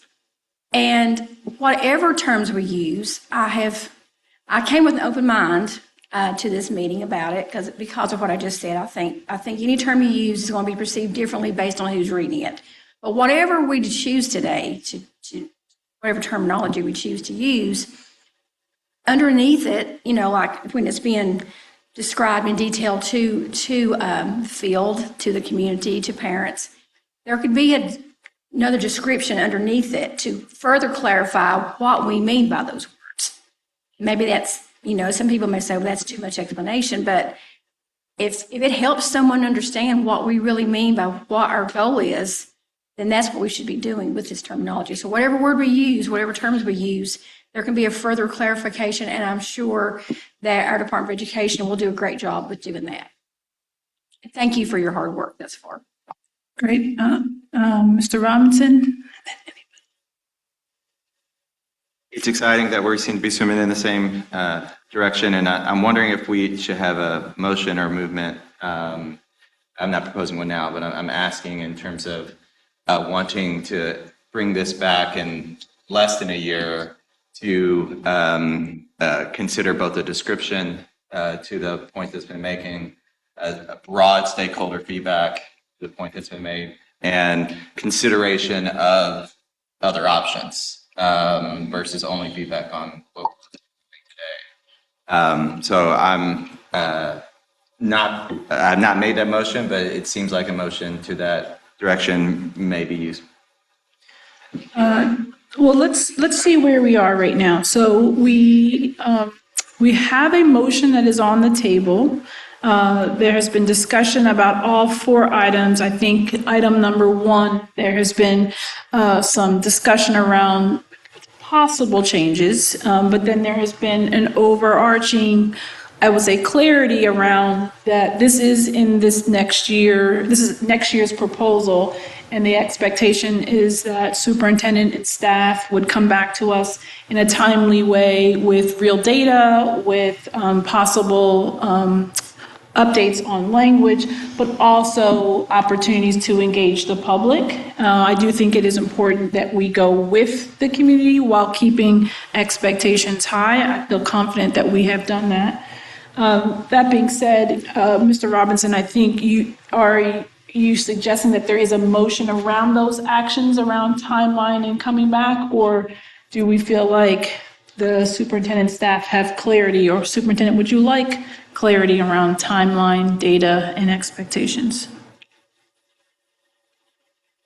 I think this is clear in terms of I hear 3 things as we inevitably if whatever this body describes, if it is time limited to just this fall, then it means that we must then come back to this body with a decision for either a future year or future years, and we would be we'll be very circumspect on how we make sure that we write these recommendations to account for that you would want what the label was, the description, so that we're not just having a kind of conversation about that 1 or 2 words, but the broader, how we would describe, to use Ms. Kilgore's terms, of what we mean by those words. And then that is part of the process, building on Dr. Maxwell and Mr. Robinson's point, that we would solicit deep feedback, to Dr. Northern's point, with a broad set of stakeholders, including families, as the best proxy for the student experience, and that we would make sure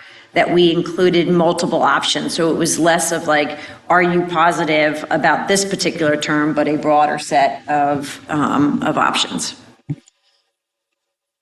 Does that suffice? Mr. Robinson? Yes, I'd be excited to vote for the current proposal. Great. I also want to just name that because of the work of this board around raising cut scores, we should anticipate that the data may be tougher coming back, and that not everyone's going to be distinguished, and that is our commitment to, I think, transparency and having an honest conversation. And so, again, I do not personally like the approaching. I am on board with supporting what has been proposed because of what has been said.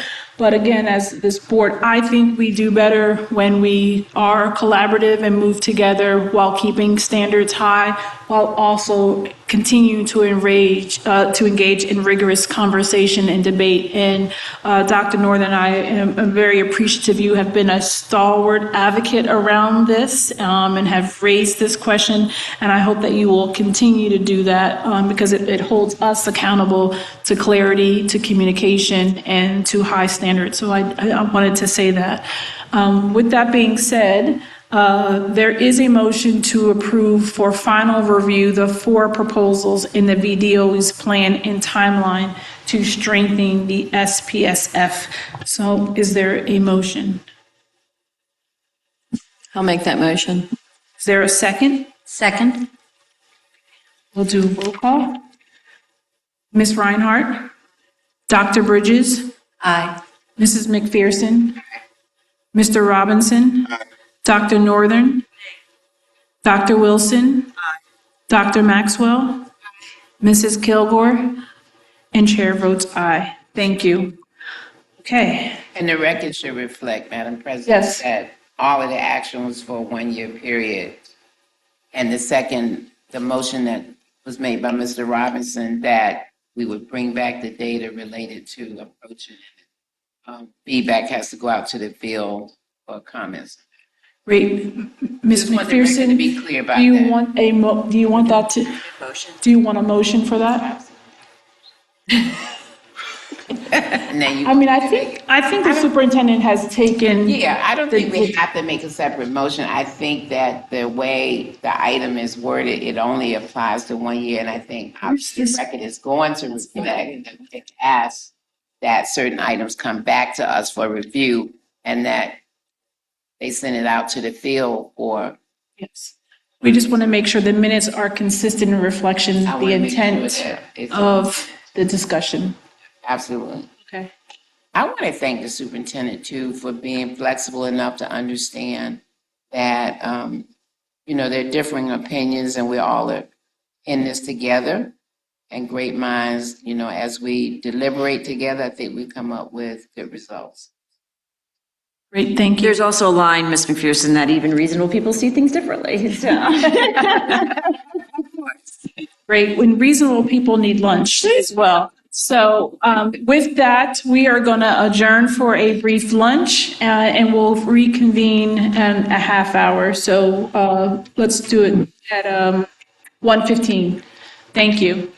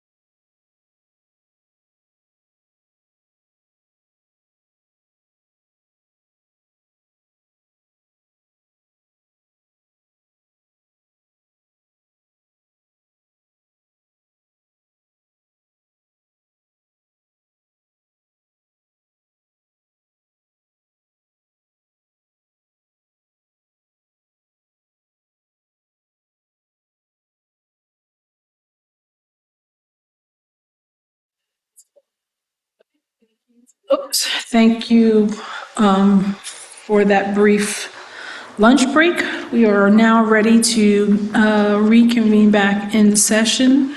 We have item F for final review of the final stage of standards for licensed daycare centers. Ms. Carroll, you are up. Excellent. Good afternoon to the board. I'm happy to be here today. I am joined today by Jessica Silva. She is one of our associate directors of the Office of Child Care, Health and Safety, and expert and dedicated worker for the regulations we are looking at today, has been involved with these for the whole process, which, as I will remind you, has been quite a long one thus far. So we are here today to look at the final revised regulations for Virginia's child day centers for final review. These final regulations reflect a multi-year review process with extensive stakeholder input. Over the multiple stages, this has included over 750 collective public comments and endorsements at multiple steps from both our Early Childhood Advisory Committee and the Board of Education. Once finalized, this regulatory action will repeal the existing regulation and replace it with this new comprehensive document that is restructured and formatted and organized by different subject matter. As a reminder, these regulations will set forth the health and safety expectations for over 2,600 child day centers located across the Commonwealth. So really a big impact on a large number of centers that are operated in various different sizes, structures, and locations across the Commonwealth. Throughout this process, which is approaching 5 years of work at this point, we have held true to several goals. The primary goal has been to strengthen child safety, so make sure that we are developing regulations and requirements that reduce the largest risks to children. We have worked to align these standards with the federal mandates and national safety standards, referring to the expertise and national best practice as we can.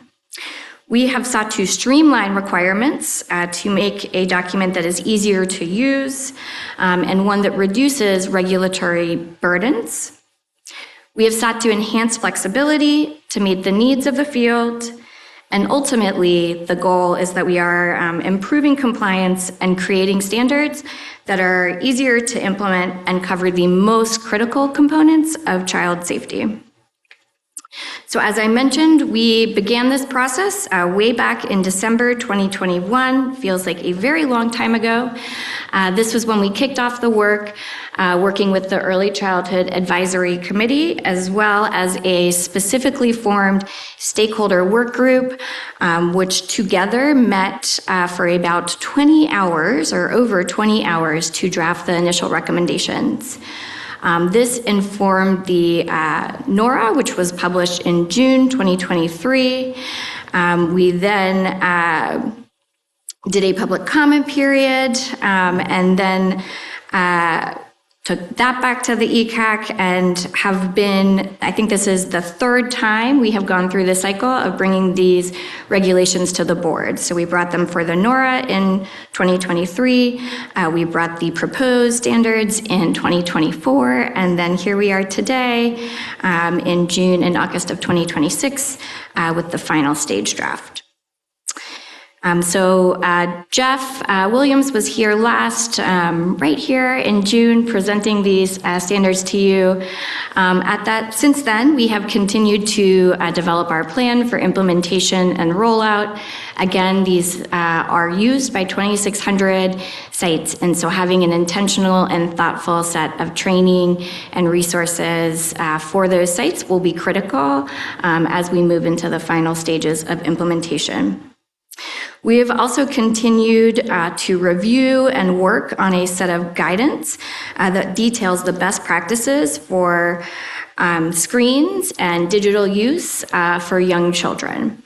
And so this is a topic that we have discussed with the board before. It actually came up when we were here at the board in 2024. And in response to the conversation, related to digital media at that time, the department began developing a set of guidelines or guidance document that would be available as a technical assistance tool for sites once these standards are implemented.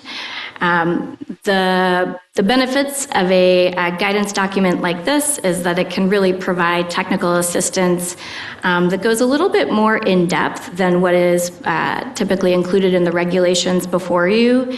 It can provide tips, strategies, and it is also something that we can adjust as more information or research comes out to make sure that we are staying in alignment with this rapidly evolving, and as we saw today, very hot topic for educators. And again, following approval, the VDOE will continue to prepare for implementation of this work, doing a further assessment of the supports providers will need. So following board approval, the regulation would proceed to executive review, followed by a 30-day adoption period. We plan to seek a delayed effective date, so no fewer than 60 days from when it is fully signed off on, again, to make sure that we can give plenty of notice and support to the field in making sure folks are aware of what is included in the regulations. So we are very excited to be at this stage today. Again, this has been a huge undertaking to do a full revision and repeal of a set of regulations of this size and substance is no small task. We have worked hard to incorporate the views of many and to really strike a balance between incorporating something that meets everybody's needs and finding really what the key messages and the key themes are that we need to bring forward, and making sure that ultimately we are creating a set of regulations that are, again, establishing the health and safety expectations that we need in our early learning environments to enable learning. Fundamentally, a healthy and safe environment is the baseline. Without health and safety, no learning is happening. Parents cannot trust and feel comfortable that their children is getting the best experience possible. And so we really see these as the most fundamental and critical function of our early childhood birth to 5 team. And with that, we are seeking approval of the final regulations, standards for licensed child day centers, which would enable it to move forward for executive review and final adoption. Thank you, Ms. Carroll. Superintendent Conway. Wonderful. Thank you, Deputy Superintendent Carroll and Ms. Silva for your work on this. As we go into this, and I just want to make sure that we're all on the same page with some of our newer board members. It's important to delineate when we think about our work around quality measurement and improvement, or VQB5, that higher bar is one that we set, and that's when we think about the learning or the quality expectation for programs that take public dollars, right? So the idea is, unlike our K-12 system, or sort of in some ways similar, that there's a higher bar than when you take public dollars. These health and safety regulations and the kind of the requirement around being set, to be licensed by a state is for a much broader set of programs, right? Including certain programs that have no interest in taking any public funds at any point. And so this is intended to be more of a baseline as a sort of a minimum expectation, in sharp contrast to VQB5, which arguably is more aspirational in nature.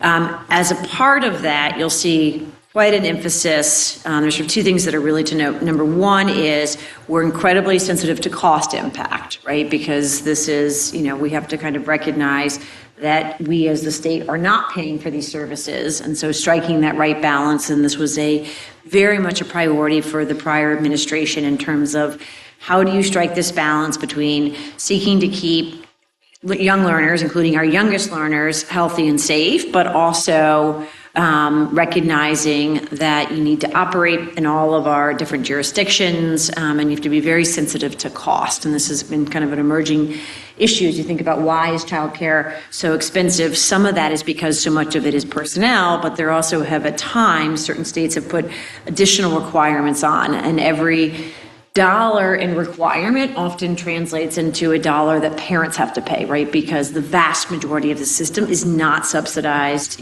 by the state. And then I think the second piece is with that sensitivity in mind, then being very thoughtful around if what we are providing as a minimum, for instance, so I'll give the example of, the sort of whether it's teacher-child ratios, whether it's sort of activities, being very thoughtful about the requirement to inform families. Most of our programs have, lower teacher-child ratios than is set forth here, largely because they want to sort of, they recognize how hard it is to hire and keep staff with those ratios. So folks often go above and beyond, and where the department always wants to be very clear is making sure, for instance, that it's not only enough to set out expectations around daily activities, right, but in the case of infants who are nonverbal children, that there's also a daily reporting requirement, right, because that is how we help make sure that families are aware of what their children are experiencing. And so I just want to kind of make sure, as you think about, as we move across topics, when it's our public K-12 system where we are making an investment, right, and we are kind of thoughtful around, we've got, at least in concept, a funding formula then kind of addresses the costs of what we require versus places where we set regulations where it is not the state, but is in fact private payers who are responsible for the impact of those regulations, and trying to strike this balance between health and safety as a minimum, but also some recognition that this is a largely private market. Thanks, Superintendent. Are there follow-up questions related to the standards of child daycare centers? Mr. Robinson? First of all, incredible work across almost 5 years, it sounds like, to both ensure these childcare centers are promoting health and safety more strongly, while also streamlining and simplifying the document and the requirements to make it more likely providers can do that. And I was heartened to hear about the technical assistance guidance that the team's working on virtual media, and am still curious about the possibility, after I support approving these today, given a 4-year process and all the community engagement. But this process started before a lot of the research and public opinion and knowledge has shifted about the importance of digital screen use for health and safety. Mm-hmm.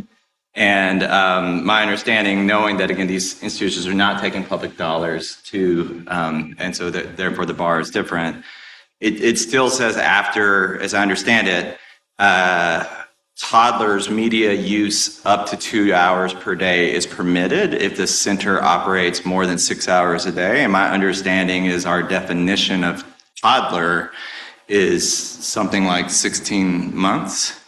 And I find that, again, I trust most centers aren't actually doing that, but I find it still deeply troubling to imagine a 17-month-old child on screen use. And then even beyond that, it talks about, for children 2 years and older, no more than a total of 2 hours per day when content is not based on curriculum and educational, which it seems to place no limit on the amount of time that someone can be on screen. So I saw there was a lot of public comment in the document shared here on this topic, and in our response, we cite the American Academy of Pediatrics guidance, which, as I understand it, is no screen usage until at least an older age. I think I was confused on if it's 18 months or 2 years in their guidance. But then even then, it's up to 1 hour per day for educational use only. And again, maybe that is, I could see, I would just like it studied more. And it sounds like there's a plan to study that more, and I just wanted more amplification of what that plan is so that the board can support it going forward? Yeah, absolutely. And that's a great question.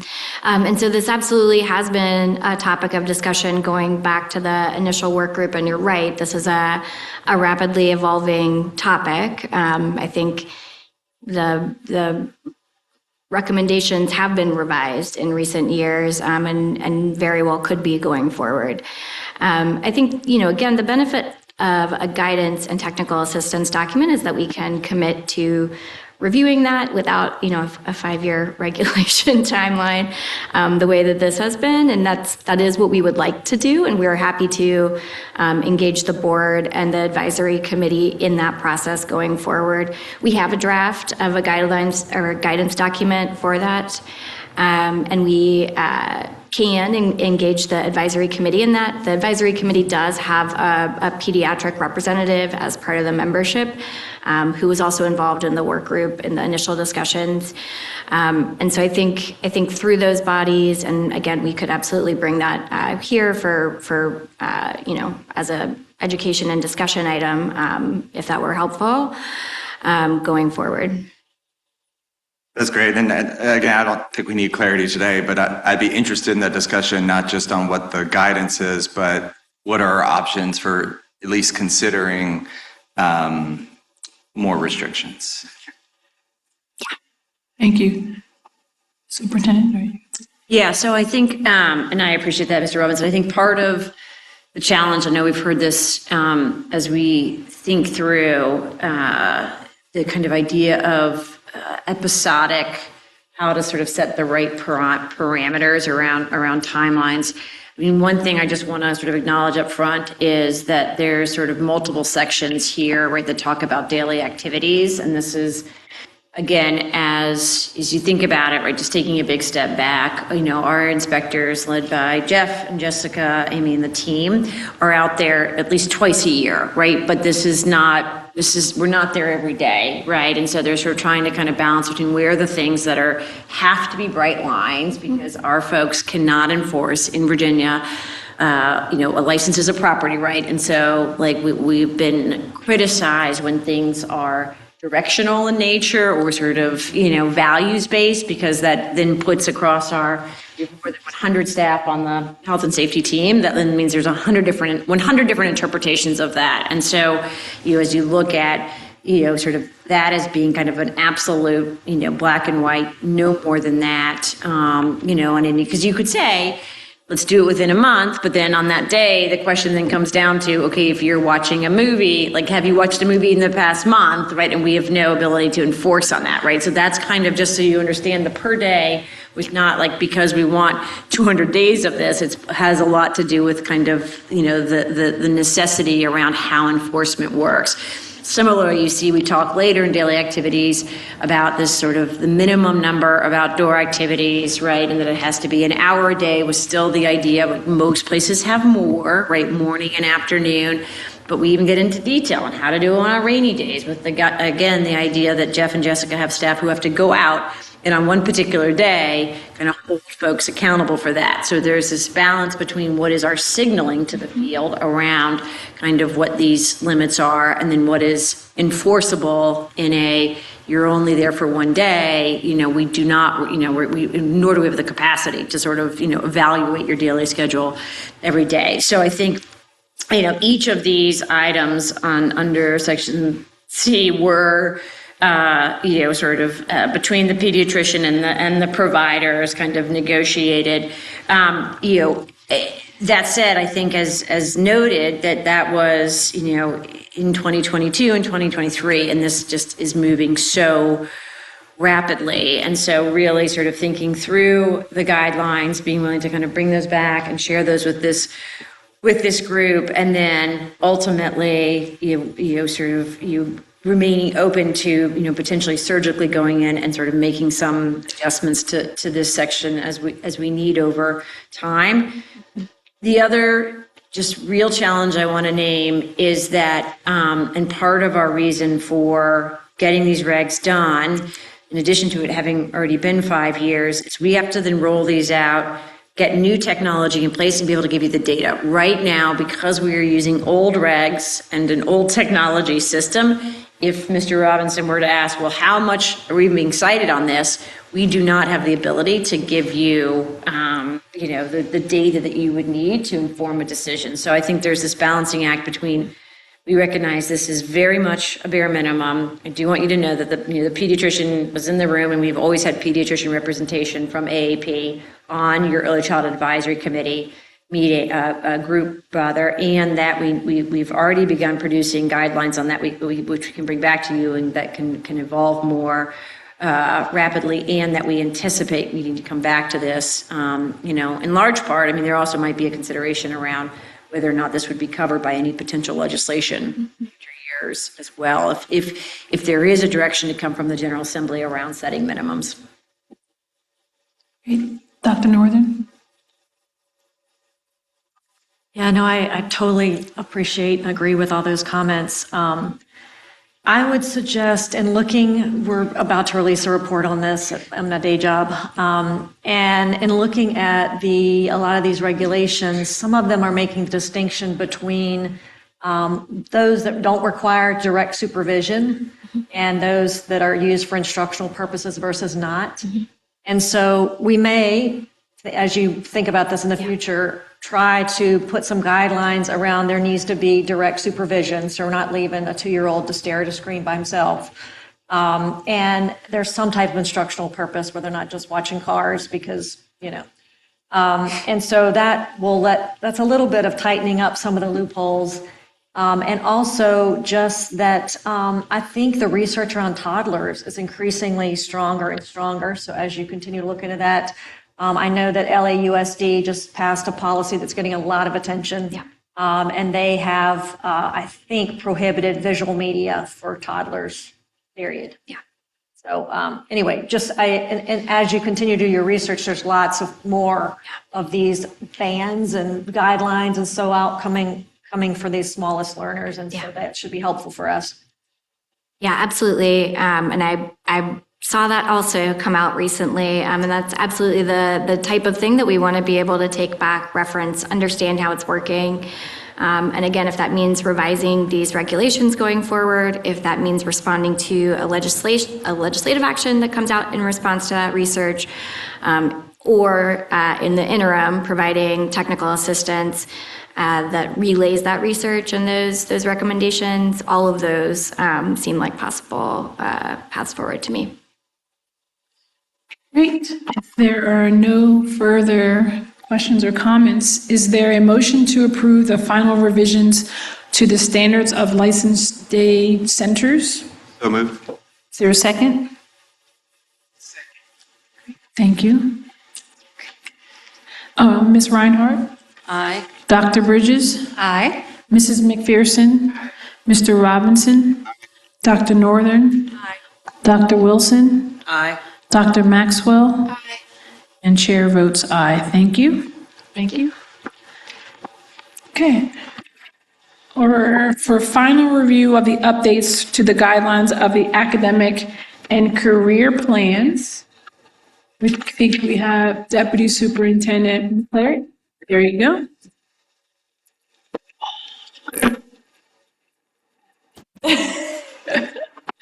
Good afternoon, Madam Chair, Superintendent Conway, members of the board. I'm Dwayne McClary, Deputy Superintendent of Student Pathways and Technology. Have along with me Dr. Michelle Wallace. She's Assistant Superintendent for Instruction for VDOE. We are pleased to join you again to bring forth for final review the updates for the academic and career path guidelines. These guidelines originally adopted in 2009 and most recently updated in 2024 remain a critical part of how we support students in developing their interests, understanding and strengthening and planning meaningful pathways going forward through trajectory through K-12. The only thing we've added since we've been here recently is we've added some data from divisions. So the departments surveyed school divisions in the summer of 2026. This was to gather information on the current ACPP and ACP platforms used for the 25-26 school year. and planned use through the 27-28, and a total of 83 of our divisions responded to the survey, and the respondents were asked to select all platforms currently used in each of their schools at different school levels. As a result, counts reflect the number of divisions reporting for use of these platforms and should not be seen as exclusive choices. Most divisions have multiple platforms simultaneously. Dr. Wallace, anything you want to share? Yep. So just in looking at that data it starts on your board packet for this item on page 4, you can see the different platforms. Major Clarity is a platform that a lot of school divisions use. Some start using it even in elementary school for those academic and career planning portfolios. Some for our elementary schools are doing more of a Google kind of drive where they're using a local process. So you can see it varies. It probably varies because of the size of the school division, the financial resources they have. Some of these products are paid products. Some products are not, they're free for the school to use, such as Virginia Wizard. So we just wanted to provide a little bit more information for you on what school divisions are doing as far as elementary, middle, and high schools and how they are already implementing this. Do want to reiterate that we will be offering training following the approval of the guidelines so that we can give divisions some more direct and specific support. And that will be done jointly between the Office of Advanced Learning and the, sorry, Tim. The Office of Advanced Learning and the Office of CTE. So it's a joint effort, which is why we're co-presenting this together, doing a lot of breaking down those silos and making sure that we are collaboratively working at our agency, showing our divisions how they can do the same. Upon your approval, this guidance will be submitted to Town Hall for a 30-day public comment period in accordance to our administrative process, and any technical edits will be made by our staff. Thank you, Superintendent Conway. Absolutely. Thank you, Deputy Superintendent McClary and Assistant Superintendent Wallace. We, upon kind of hearing questions from this group, again, did this survey and continue to want to bring data to you all to inform your decisions. I also just want to note, as we reflect on and the conversation earlier today on what parents care about and what we heard loud and clear from stakeholders across the Commonwealth was this idea of starting early when we think about opening, in particular, children's minds about the many things that they could do after high school, and that starting that process in high school was too late. And so really thinking about how do we support guidance that makes sure that that is happening across our 1,800 schools, that we are thinking about those opportunities in elementary, middle, and high school, and really helping students track progress about this. Sometimes in the past, this has been a kind of nice to have activity, but is not core to really thinking through how do you think about the relationship between what might interest you and where you could have a potential profession and what coursework you're taking. And so as you look at these materials, the most successful or effective implementation of this is really connecting those dots, so that ultimately comes back to what we heard when we had the opportunity to hear from middle and high school students on the Commonwealth Listening Tour, is that they want school to be relevant, right? And they are most engaged. Obviously, they understand that there are requirements around reading and writing and math, but that they are most engaged when they can see in their day-to-day work a connection to what they are passionate about and what inspires them. So I just want to recognize that sort of this is a joint effort across the department in partnership with the field around something that's not only about requirement around career planning, but ultimately is how we continue to sort of more deeply engage students, reduce distraction, decrease absenteeism, increase attendance, because our students can see the relevance of coming to school. Great, thank you. Are there any questions? Okay. Oh, Dr. Northern. Sorry. There's just one thing that I think we could do more clearly. We talk about career pathways quite a bit, but if we could connect those to Virginia's CTE clusters, right? We're not making that connection for folks, and to CTE completion, right? Program completion. I think another thing, I'm going to have CTE state conference-y thing, is that we could ask divisions explicitly to align to their regional labor market as they're encouraging students. We've got great data on what regional labor market demand looks like across our divisions. And we know, like Hampton Roads, for instance, it's maritime and defense, it's agriculture in other parts of our state. So the more we can include that language. And also, what was my last one? Oh, just define career pathways. It felt like kind of abstract. And I think one way to do that is to tie it to the ACP pathways, so to the career clusters. And we may even have a link to the high demand credentials list that some of our partners are maintaining. That would be another way to kind of tighten these various pieces of work that we have going on. Thank you, Dr. Northern. With that, is there a motion to approve the proposed revisions to the ACP guidelines? Oh, sorry, there's one more question. Doc.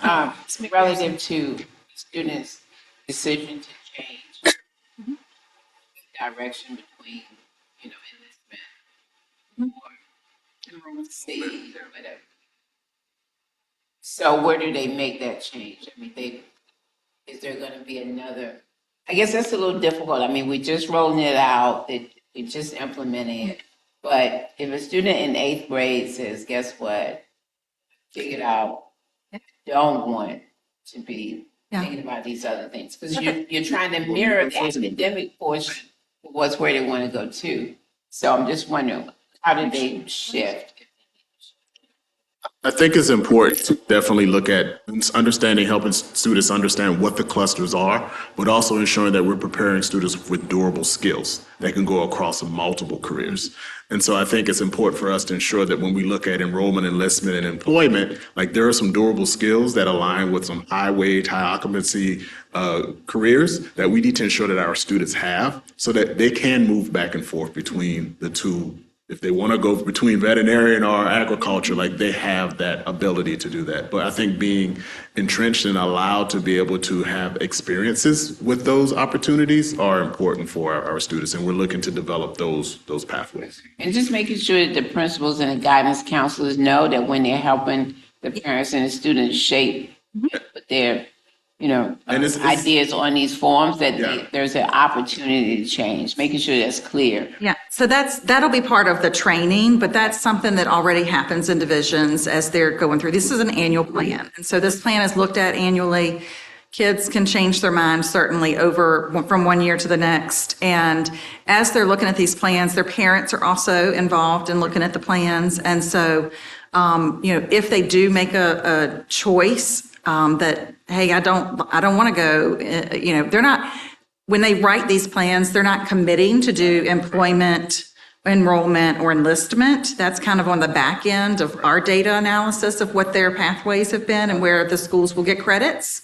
This planning process, which has been in place for quite some time, is more of an annual look to make sure that students are taking the right courses in alignment with what their interests are, knowing that those interests could change, or they're even life situations. I mean, I've experienced with kids where things in life have impacted their career choices, and they no longer want to do that path, and they want to do this path. And so that's certainly at the school level, but we will encourage that through our training and just reemphasize that it's okay for kids to change their mind. I think we all probably changed our minds. I know I did even in college a couple of times. So. Yes, I think the data says that even in college, kids change their majors 6 times. 6 times. Right, so, Exactly. Which is perfectly fine for kids to explore their options. Doctor? Yes, yeah, absolutely. So I think the kind of difference here is, Ms. McPherson, is that this is a forcing mechanism, right? That kind of makes sure that guidance counselors, parents, educators, students are having this conversation on an annual basis. They are asked to write out multiple years, right? So again, the way I can think of it, again, as a parent of 2 middle schoolers right now, is in the spring, I'm often asked to just pick classes for next year, but without this, there's not a mechanism that says, okay, well, how do the classes that we choose next year relate to, high school and beyond? But just because, you write down, you expect to take this class in 10th grade, there's no requirement that you actually have to take that class in 10th grade. It's just a forcing mechanism and a means to get folks to lay out a couple of years rather than just make the decision on the schedule for next year.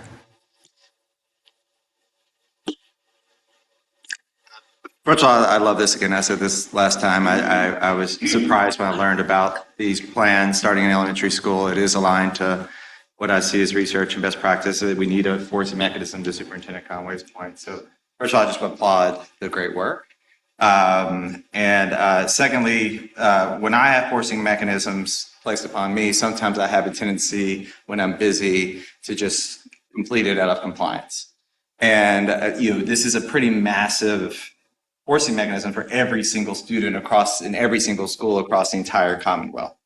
And again, that's always going to be imperfect, and we only have so many resources to monitor.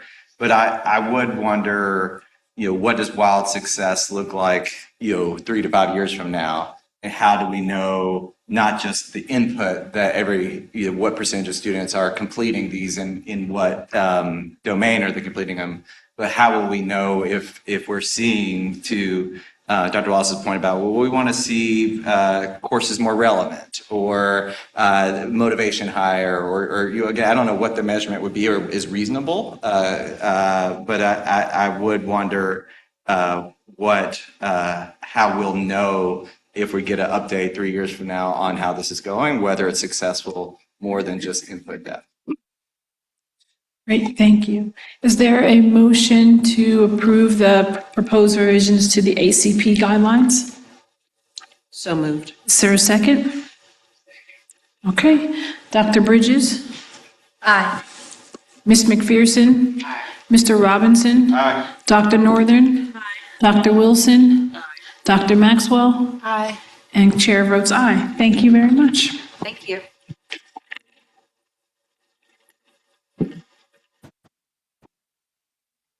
Wonderful. We are at letter H, to final review of the 23-25 biennial approval of the education endorsement programs.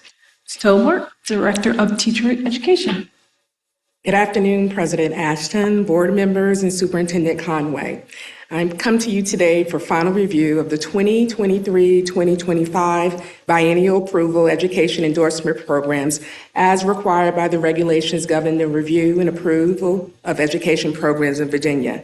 Last board meeting, I came to present it for first review and stated that the regulations require each institution of higher education to demonstrate that its education endorsement programs meet the standards of biennial approval.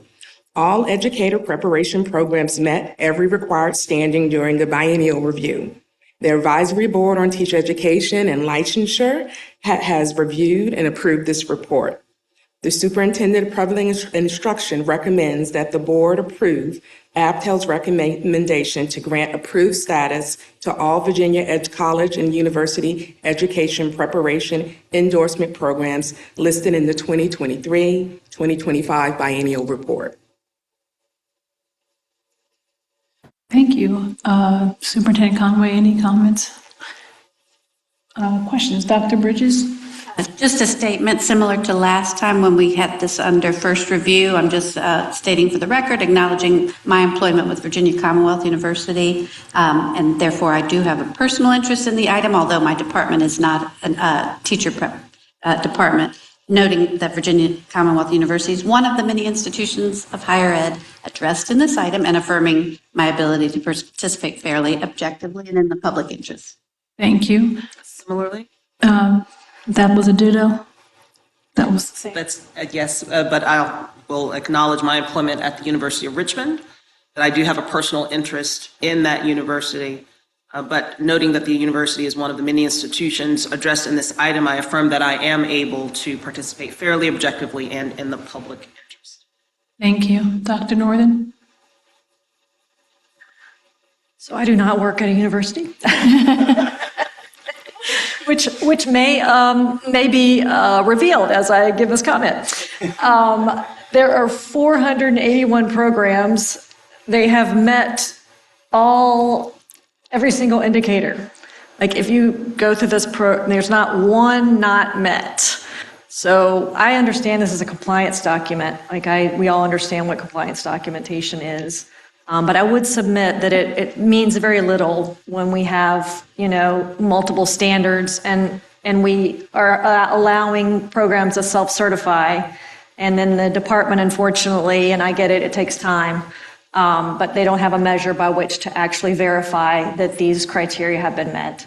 So I'm not going to hold up any vote today, but I would just submit in the future, if we could begin to try to make this, I understand we have a cooperative relationship with these universities. We want that cooperative relationship to continue. But we also, there's an element of consumer protection here as well. You could argue it from that angle. And I would just say, let's try to look a little bit more in depth at Measure 5, which is contribution to student achievement, which is, I think, the measure we care most about, and trying to put a little bit more meat on the bones relative to that particular measure. I know this would be a big reach for Virginia, but there are several states, Tennessee and Louisiana are a couple that actually do track their graduates' effectiveness after they leave these programs and try to, have some measure of accountability in that way. Again, not going to hold anything up, but I would like us in the future to try to move towards something that differentiates a little bit more between universities instead of having 481 meet all the indicators throughout. I appreciate that. And I will also say that and additional information I presented I think in December of last year about process as far as reviewing our programs. There is another intense process that we go through, which is CAPE. And it's done every 7 years. And it actually has 5 different standards that go in more depth for each program. And so we have outside volunteers and state representatives that serve on those teams that review the data, and they talk about and they review teacher effectiveness, and they follow their graduates. And so that is done regularly throughout the year in addition to one of these reports. When I was looking back at the creation of the biennial report, the biennial report I know was created before the regulations stipulated that we had to be a member of CAPE and go through the CAPE process. And so I think this might have been a report that was put in place in the meanwhile before we go into CAPE. So they are being reviewed rigorously, and that is something I've spoken to recently with our deputy about, possibly bringing CAPE reports when we do them to the board so that we can highlight all the wonderful things that they're doing. Thank you. Okay. Just a clarifying question, in the different numbers, that the attachment indicates 36 institutions. What are the 400 you're referencing? Programs. Programs within the 36. Okay, thank you for the clarification. Okay, is there a motion to approve ABTEL's recommendation to grant approved status to all Virginia college and university education endorsement programs listed in the attached 23-25 biannual report? Is there a second? Okay. No, that's fine. Dr. Bridges? Aye. Mrs. McPherson? Aye. Mr. Robinson? Aye. Dr. Northern? Dr. Wilson? Aye. Dr. Maxwell? Aye. And chair votes aye. Thank you. Okay. We're moving on to item I, Ms. Bertha, Chief Operating Officer, first and final review of the recommendations regarding the literary fund loan applications approved. Is that right? Are we on the same page? Yes. Okay. Literary fund loan applications approval for release of loan funds. Thank you. Thank you. Good afternoon, Madam President, members of the board, and Superintendent Conway. Today's item before you is a first and final review request for the Literary Fund loan release to allow school divisions to move forward with the completion of their identified school construction project. As a reminder, the Literary Fund provides low-interest loans for new school construction for additions or permanent improvements to existing schools to help provide students with a safe and secure learning environment. School divisions repay these loans over a period of determined time in their application with interest. Today's literary loan release request is for Norfolk City Public Schools. They applied for the loan in the 2024 open application period and have now submitted all of the required documentation needed for their requested loan to be released by the board. Norfolk City Public Schools is requesting a loan for the purpose of construction of a replacement Maury High School with a programming operated capacity of 1,900 students, which will consist of a 4-story building totaling 331,000 square feet. 1 story will include an auditorium, 3 art classrooms, a digital lab, 3 music classrooms, a gymnasium with lockers, health classrooms, and a cafeteria/kitchen, and an administrative suite and a secure entrance. The second floor will contain 2 special education classrooms, a culinary arts classroom and lab, a guidance suite, media center with makerspace, and 4 collaboration rooms, and a JROTC classroom. 2 health classrooms, weight room, wrestling room, and fitness room, and the 3rd and 4th floors of each house each will house 2 24 regular classrooms, 8 science labs and classrooms, and a teacher planning room arranged around 3 learning commons, as well as 6 resource rooms, a staff dining room, 1 drama classroom, workrooms, conference rooms, storage, restroom facilities, and security offices also will be found on the 3rd and 4th levels. This new building is being designed to meet LEED certified sustainable design standards. Norfolk Public Schools is requesting a literary fund loan for the project in the amount of $25 million, payable over 20 years, with an eligible 3% annual loan rate. The Superintendent of Public Instruction recommends that the board waive first review and approve the release of the literary fund loan as requested by Norfolk Public Schools based on the loan amounts, term, and eligible annual interest rates requested in their loan application. Thank you. Board members? Dr. Wilson? Thank you. Thanks for this information. Just a quick question. Is it 1,900 students? Yes. 30-some... 331. Yeah, square feet. What is the average size of a high school these days in terms of both enrollment and square footage? Do we have a general sense? It drastically varies by school division. Certainly, recognizing that, yeah. Yeah, I think in your larger school divisions such as Norfolk, they generally are between 1,900 to 2,100 students. They're pretty large as compared to your rural school divisions, which would have a much smaller population in their high school. But for that geography or that part of the, or type of locality. Yes, that's an average. Urban, that would be big school. It is a big school. And I also know 3-4 different stories? It is 4 stories. Yeah. Up, not out. Big. Yeah, got it. Thank you. Yep, thank you, Ms. McPherson. Do we know what the decline in enrollment is? There was a lot of discussion about they were having significant decline in enrollment. And they also closed a significant number of schools. Do we know how that played into them now building this one gigantic? I do not know. I know Maury High School has been in existence for quite some time, and so this is certainly a replacement school. What I will say is noted in their application, it also is a project that is costing $177 million. And so the portion that they are requesting from the literary loan is small in comparison. I don't know how it played out in their decision. I do know they closed a large number of schools over the last several years. Thank you.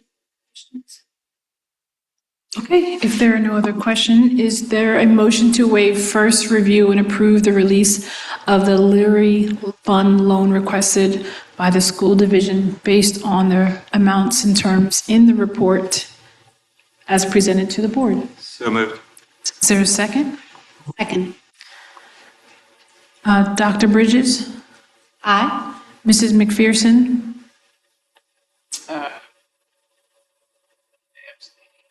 Okay, thank you. Mr. Robinson? Dr. Northern? Aye. Dr. Wilson? Aye. Dr. Maxwell?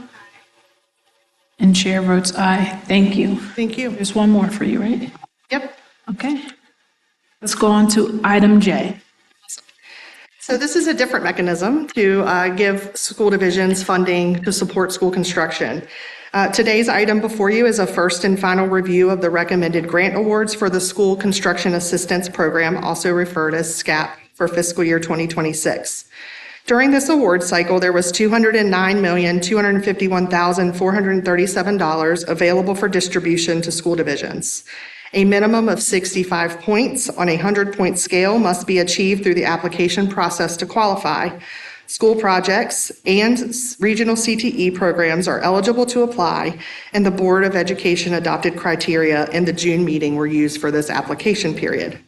Under this program, public schools and regional CTE programs, construction, addition, or major renovation projects meeting the following three criteria qualified to be submitted to VDOE for funding.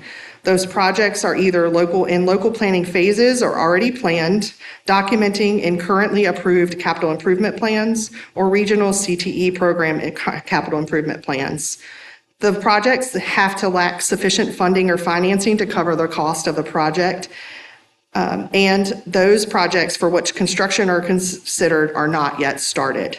The board's guidelines allow for the school division or CTE regional program to submit applications for grant funding that construction began on or after July 1st of 2025. During the open application period from July 3rd to July 27th, we received 53 grant applications from 35 independent school divisions. There were no applications received for regional CTE programs. Grants are awarded based on 10, 20, or 30% of the approved project cost.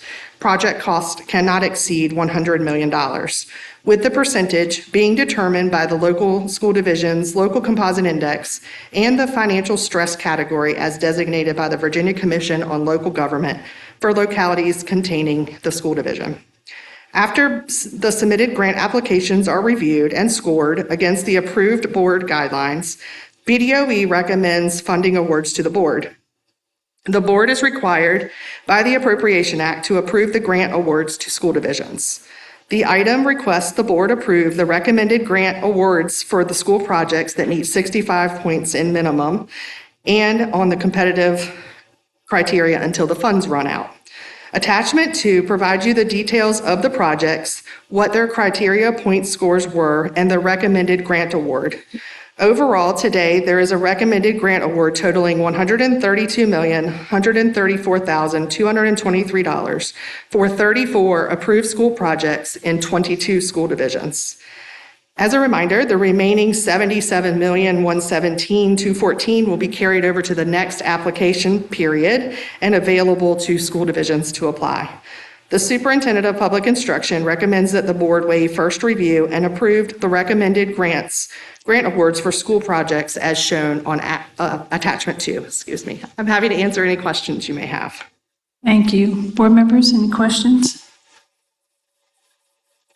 Mr. Robinson? Thank you also for updating the criteria, I think based on prior conversations to take into account increased student enrollment and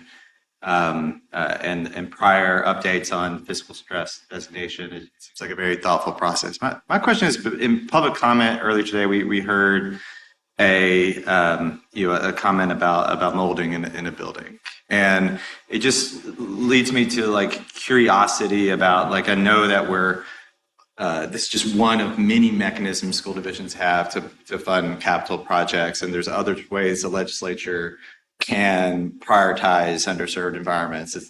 This is just one mechanism. But I'm curious if there's any consideration on how to identify divisions that would most benefit from this and encourage them to use this mechanism, because it sounds like it's voluntary for people to apply, and then there's a very objective process. But is there, it may not even be wise to use this mechanism, but I'm just curious, is there a process, and would it be wise for there to be a process to encourage divisions to have more, building condition problems in underserved environments to use this mechanism? Yeah, great question. I think as a result of the past General Assembly session there has been a movement to reconvene the school commission or the Commission on School Construction and Modernization. It has not been an active committee for the last 4 years. There is a first meeting that is going to be held in early September. I think the work of that commission is very important towards this. That's how this funding actually got established 4 years ago. And so I think there's an opportunity there with the legislative body. Miss Superintendent Conway, I keep trying to call her Dr. Conway. Superintendent Conway does sit on that commission, and I will be helping to support that commission as well, so we can relay information that we know, but that's also an opportunity for them to hear from our local school divisions and inform how this money can be distributed. I know this is a priority of the General Assembly, and we are gratefully appreciative of this money. It has drastically helped school divisions over the last 4 years. But to your point, there is other opportunity. We just need that to be codified in the language so that we can support school divisions with those distinct needs.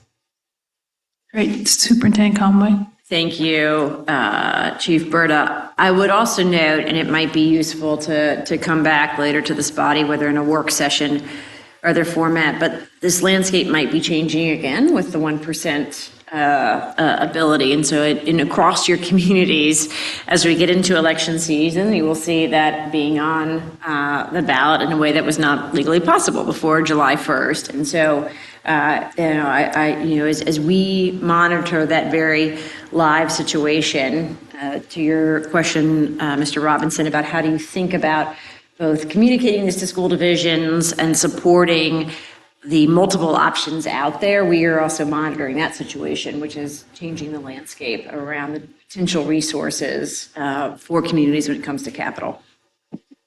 Thank you. Dr. Wilson?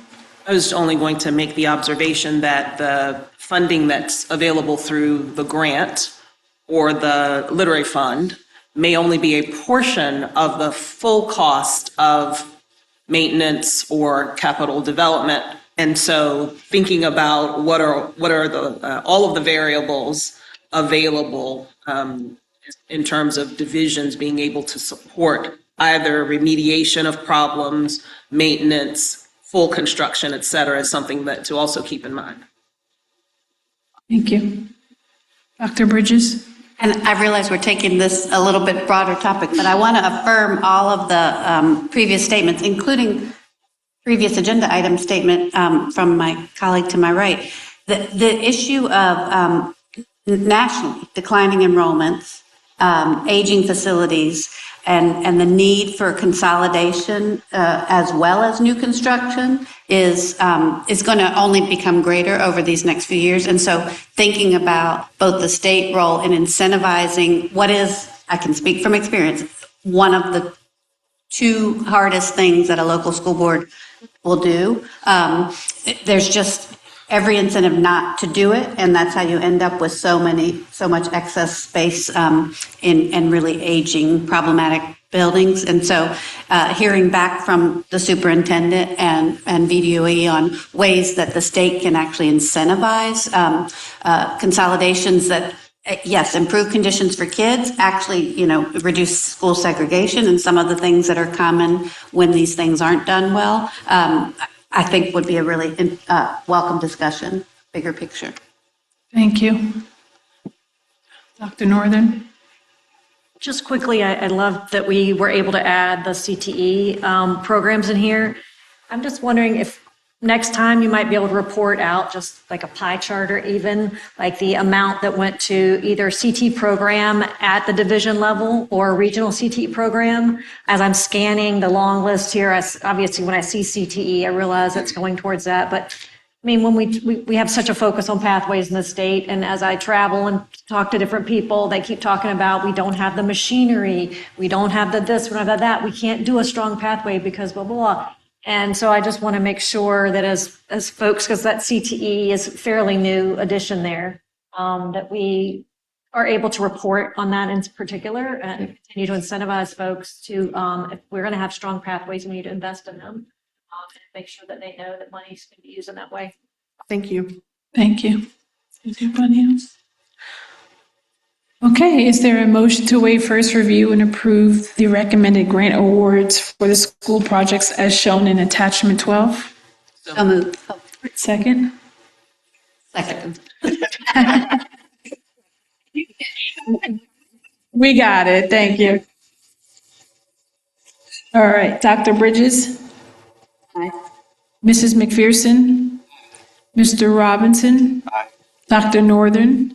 Dr. Wilson? Aye. Dr. Maxwell? Aye. And chair votes aye. Thank you. Right, we have Mr. Chapman up. Item K. Thank you. Thank you so much, President Ashton, Vice President Bridges, members of the board, and Superintendent Conway. This item is a request for the board to approve some exempt actions. And just to back up a little bit, the Virginia Administrative Process Act outlines 3 typical ways that regulatory changes can be made. The first is the normal 3-stage process. So the Child Day Center regulations that the board just approved went through this very long process, 5+ years, that included lots of stakeholder feedback. And things of that nature. When the board is really getting into the weeds and exercising its discretion and authority, that is the process that the board is going to use. The Administrative Process Act also allows for fast-track regulatory actions, at which the standard is that the action is perceived to be non-controversial. Even though there's not a clear definition, we have a lot of bases that we'll talk about for this sort of thing for regulatory actions. These are all being requested as exempt actions, in which the legal standard is that the board is not exercising any discretion. Essentially, the board is being told what to do by a body that has more authority than itself. And so this package of regulatory changes is enacting 6 acts of the Assembly from the most recent term, as well as one other action that the board, that the department has become aware of in the process. And so I'll give you the briefest of overview of these. Chapter 794 of the Acts of the Assembly has made a little bit of a tweak to one of the definitions of a license type in the board's regulations governing school personnel. Chapter 802 is doing a slight modification on the definition of teaching experience in the board's regulations governing licensure. Chapter 1091 is making a series of changes to the board's requirements for a division superintendent's license, where again, the board, the General Assembly and the governor have been very prescriptive about the changes that need to be made. Chapters 182 and chapter 789 make some adjustments to the requirements for training regarding external defibrillators, as well as IB requirements and some allowances for substitutions regarding the AFAM history course and advanced placement, African American studies. Chapter 917 is largely a technical change that takes a statutory term of family day systems and family day homes and changes those to home-based childcare systems and home-based child care. And so we have a series of really just switching out terminology throughout the board's regulations. And then finally, we have one change that is coming from a federal change. There was an OAG opinion, an opinion from the Attorney General's office that the federal Department of Education had a slight correction to our regs where we have a permissive may that needs to be changed to a shall.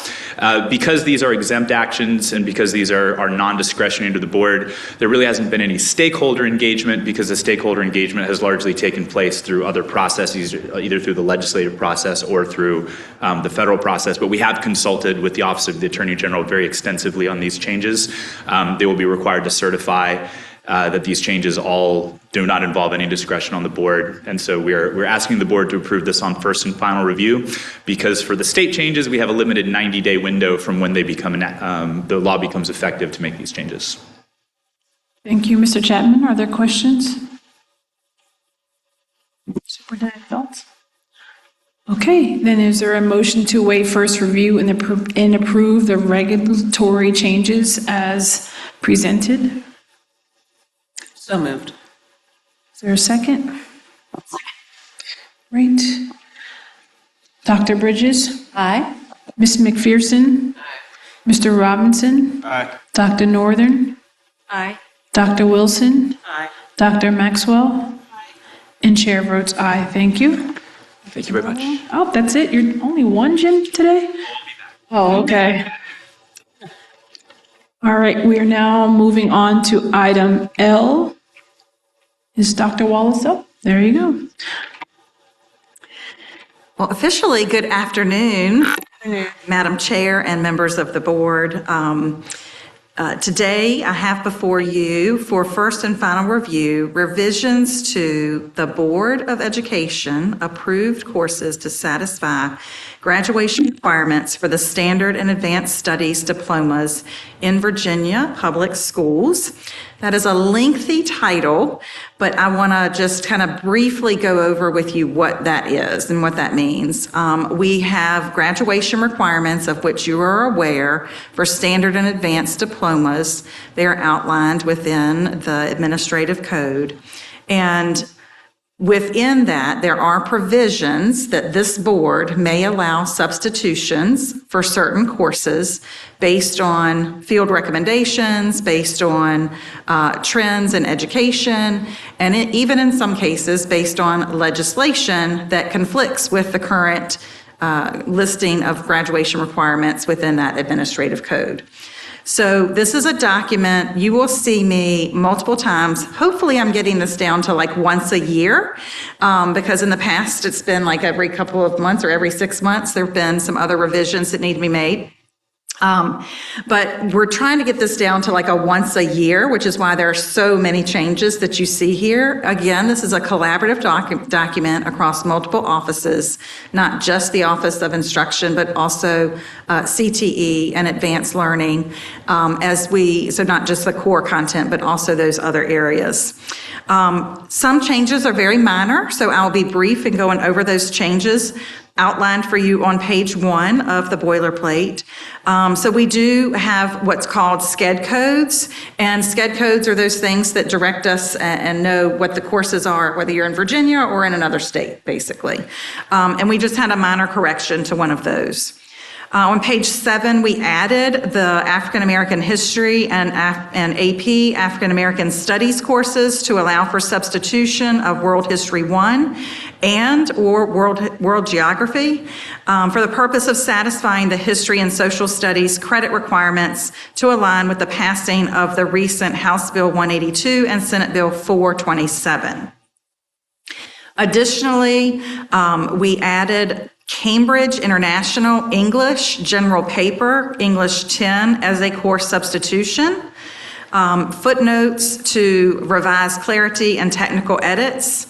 Removal of a paragraph that to align with the passing of House Bill 595, which removes the provisions that certain courses must be completed for the completion of advanced studies diploma. That is one of the items that you just voted on with Jim, and so you can see that we're working in tandem to make sure that documents reflect that legislation as well.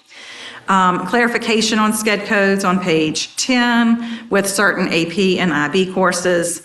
Language to clarify the sequencing and proficiency progressions for world language courses. This it looks like a significant update, but it's really just some semantics and changes to wording so that it aligns better with the field practices of some of these courses. And then finally, a course title correction for economics and personal finance course for students with disabilities. And so this this is specific to that particular class. And so we are requesting first and final review today as changes do go into effect, certain changes for the 26-27 school year.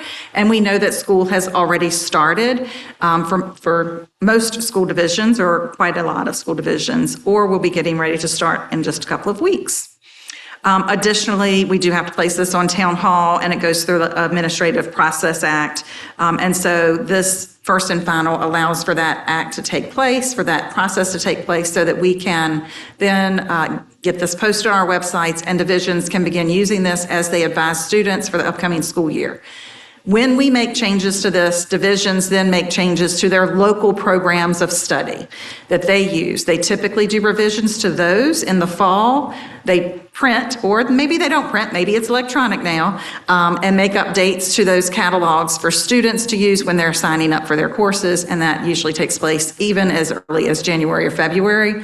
So that is why the reasoning for the first and final review. Anything else? Nope. Thank you, Dr. Wallace. Are there questions? Dr. Northern? Just a quick suggestion. The course requirements for our standard diploma consume 22 of the 24 credits kids have to graduate with. And so this is going to be my common refrain. So our General Assembly passed a law last year for seat time flexibility. We're putting a lot of money into seat time pathways. Our kids have no time to take a CTE apprenticeship, to do work-based learning, do all the stuff that we're doing when our course requirements consume 22 of our 24 credits. So and we're hearing already that our divisions are not adopting the seat time flexibility because they don't know how it works and what we can do with it. We've given important flexibility in other areas. For instance, our unified PE, our ROTC can count as PE.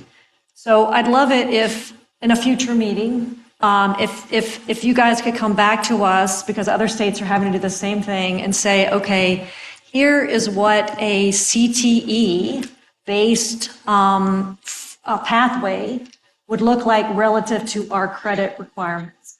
So this will substitute for this. This will substitute for this requirement. Because if we don't do that, I really think we're going to have a hard time because kids are just out of time. And so I think and I'm happy to send you, there are other states, like Colorado is a big one that just completed their same thing, where they took their graduation requirements and plugged in what could substitute to meet the CTE pathway goals. But I think we'd do a real service to our divisions if we could supplement our graduation requirements with here's how you can use the flexibility that you've been given. Thank you, Dr. Northern. Okay.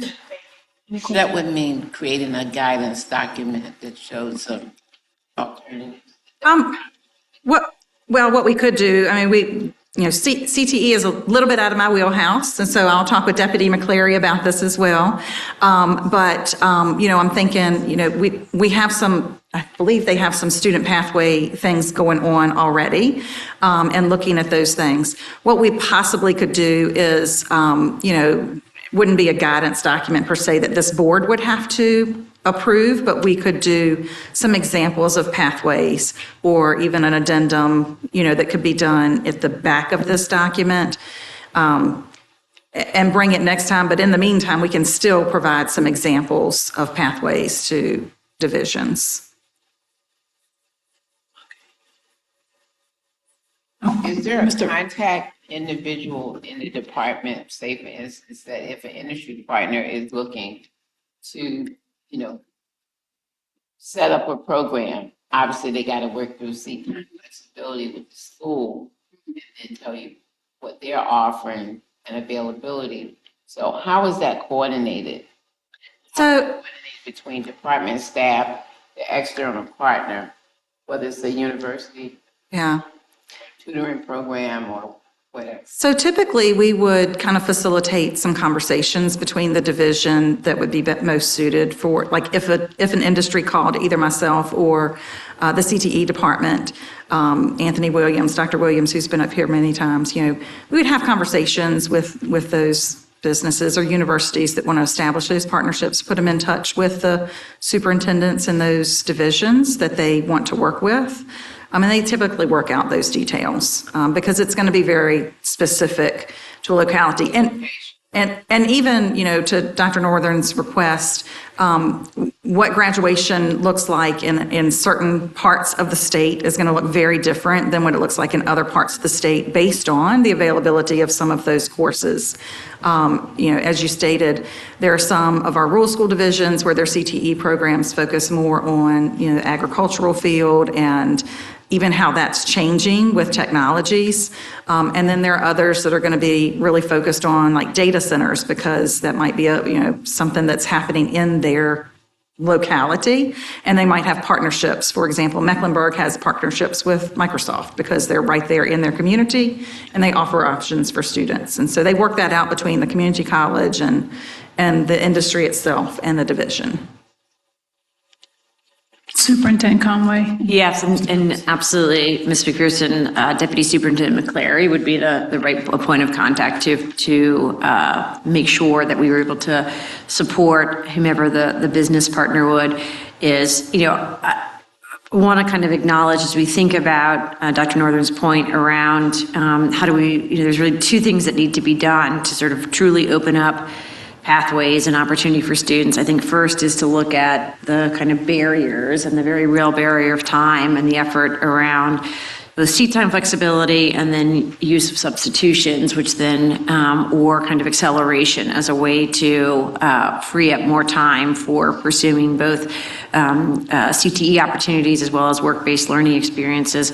I also just want to tie this back to the necessity of really looking at that employment indicator, because I think there's both a need to make sure that we are streamlining or minimizing barriers, but also be very clear with high schools around the incentives, because sometimes we hear of folks reaching out and recognizing the very busy day-to-day, right, of high school practices. Sometimes if the incentive is not necessarily to follow through, that might not, be the top priority, right? In the way that we're so clear about coursework responsibilities, and so that's where high schools focus a lot of their attention. And so, from my perspective, as I look at the kind of, even if it's only a quarter of the indicator, being so clear about how you have an equivalent reward, right, for schools that then aligns up with what you want to open up for students when it comes to that employment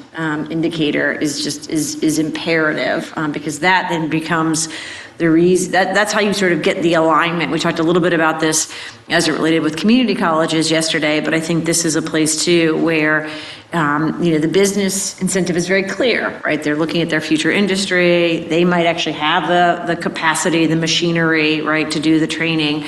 But if we've said, historically, not anybody on this body, we've said what we really, really care about is the coursework. And while we might have added flexibility, but we didn't necessarily, get that incentive quite right, then you're not going to see that behavior at scale. So, I think that's a really important point, and that's our contact internally. But I do think ultimately getting that indicator right and then being very clear as who that contact is at each of our high schools will be imperative to having this happen at scale rather than just being on paper.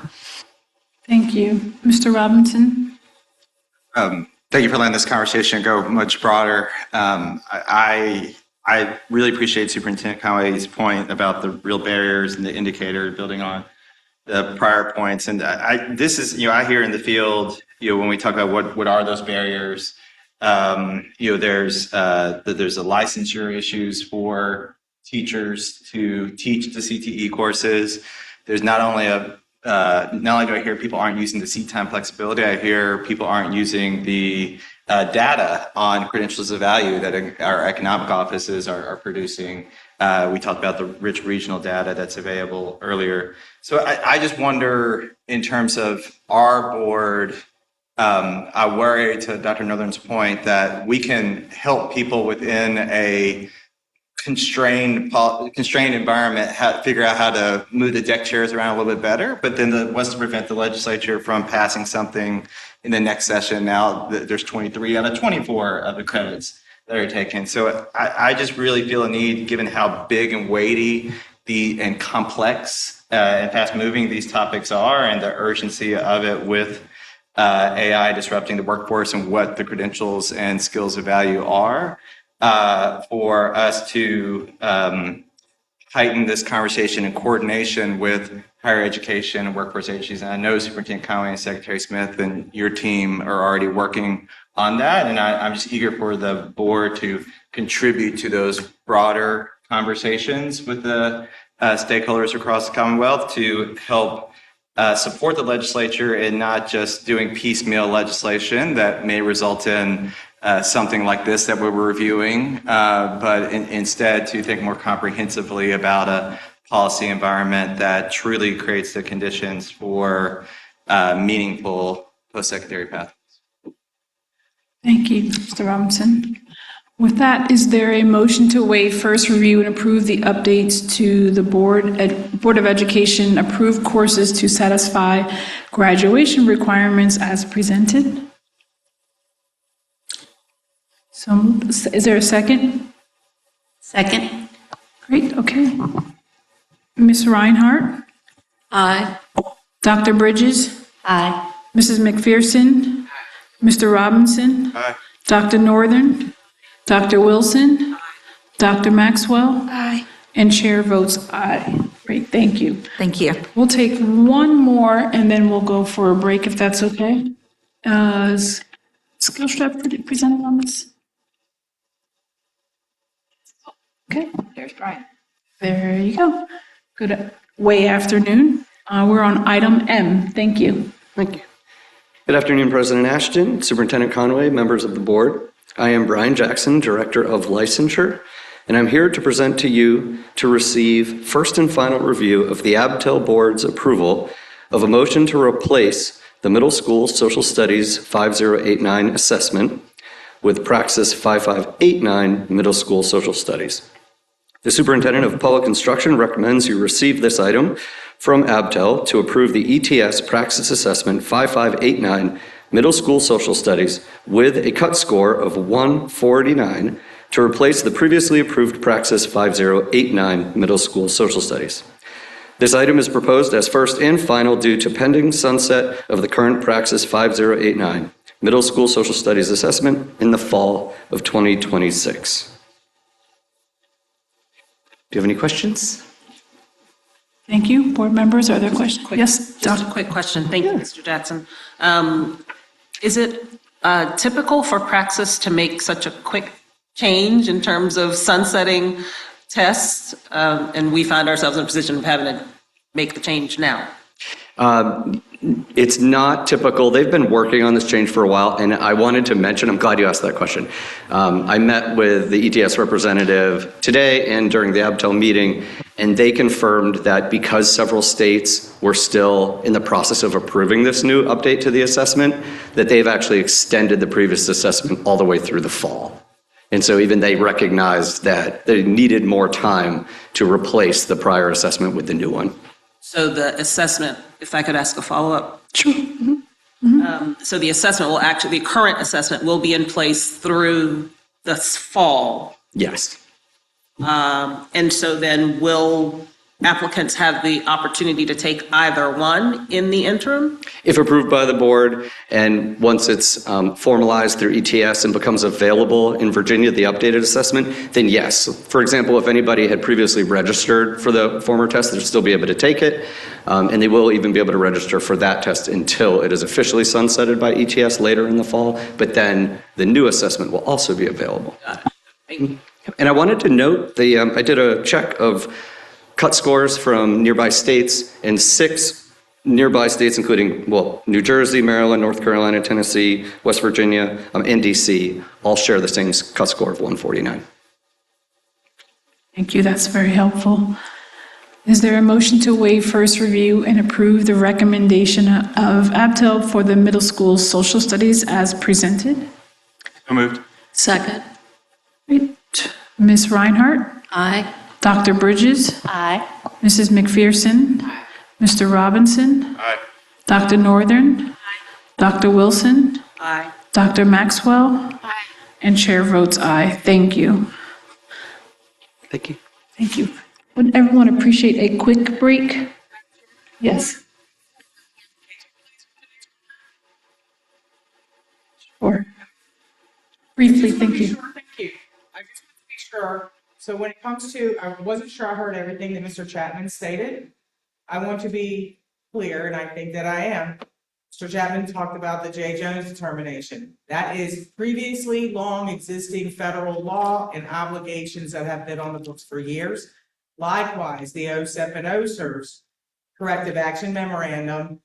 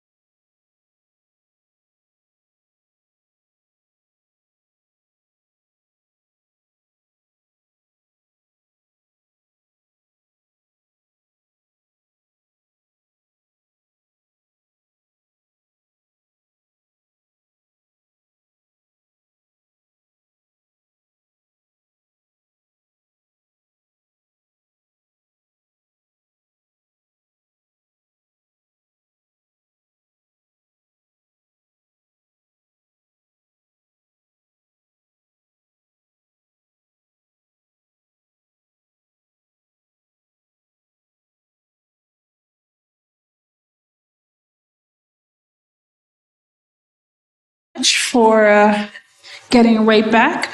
We are now on item N, first review the guidelines for local alternative assessment. Deputy Heislip, you're up. Thank you so much, President Ashton and members of the board. So we are bringing forward this item for first review. It is updated guidelines for local alternative assessments. So I think we first just wanted to start with some grounding, especially knowing that this may be the first time some of you have heard an item related to local alternative assessments and sort of what are they, what's changing, why are we bringing this forward. Then Deputy Superintendent Profit is going to go a little bit more in depth on some of the updates that we are making in response to recent legislation and bringing forward today for first review to get some feedback from y'all, and then some of the next steps for implementation. So we are doing this as a joint project because both of our teams play a critical role in implementing these local alternative assessments. So to kick us off, I think just some grounding in what are local alternative assessments here in the Commonwealth. These are assessments that are developed, administered, and scored by a local school division. So the SOLs that I have been spending a lot of time talking about the last 2 days are not developed, administered, and scored by a local division. We have a statewide contract with a vendor to develop the test questions, to administer them, and to help score them. Divisions have to use under the law, state-approved and developed rubrics for how they score them. So it's a rubric, but it's not like the SOLs are scored by our vendor. This is, we provide a rubric for them. The performance is reported locally. We can and we have conducted desk reviews in the past as an agency to ensure compliance with those guidelines, but it's a different than our statewide SOL test like we've been talking about. Local alternative assessments must be aligned with our standards of learning, the content standards, our assessments and performance standards, and have typically, as they've been implemented over the last several years, are kind of a form of what's called a performance-based assessment, which just means that students typically are demonstrating their knowledge and learning by performing a task or creating a project that's evaluated with this set of rubric or criteria.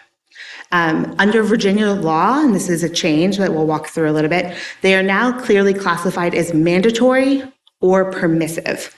Mandatory means that they are required for divisions to use, and that's because they were developed in subject areas that lacked a statewide SOL test. Typically, these are all in grades 3 through 8. Permissive local alternative assessments, on the other hand, are not required to be used, but they they don't have to, replace certain statewide SOL tests. These have typically and historically mostly been high school tests that we administer above and beyond the federal requirements. So LAA's, local alternative assessments, have been around over 10 years. They were first established in 2014, and this was when the General Assembly eliminated several statewide SOL tests that Virginia was giving above and beyond federal law. The board at that time adopted and updated guidelines based on that legislation. Over time, however, there has been additional guidelines that have needs been developed because the law has changed or there's been budget language. So these guidelines have been updated in 2014, 2016, 2019, 2021, and most recently in 2023.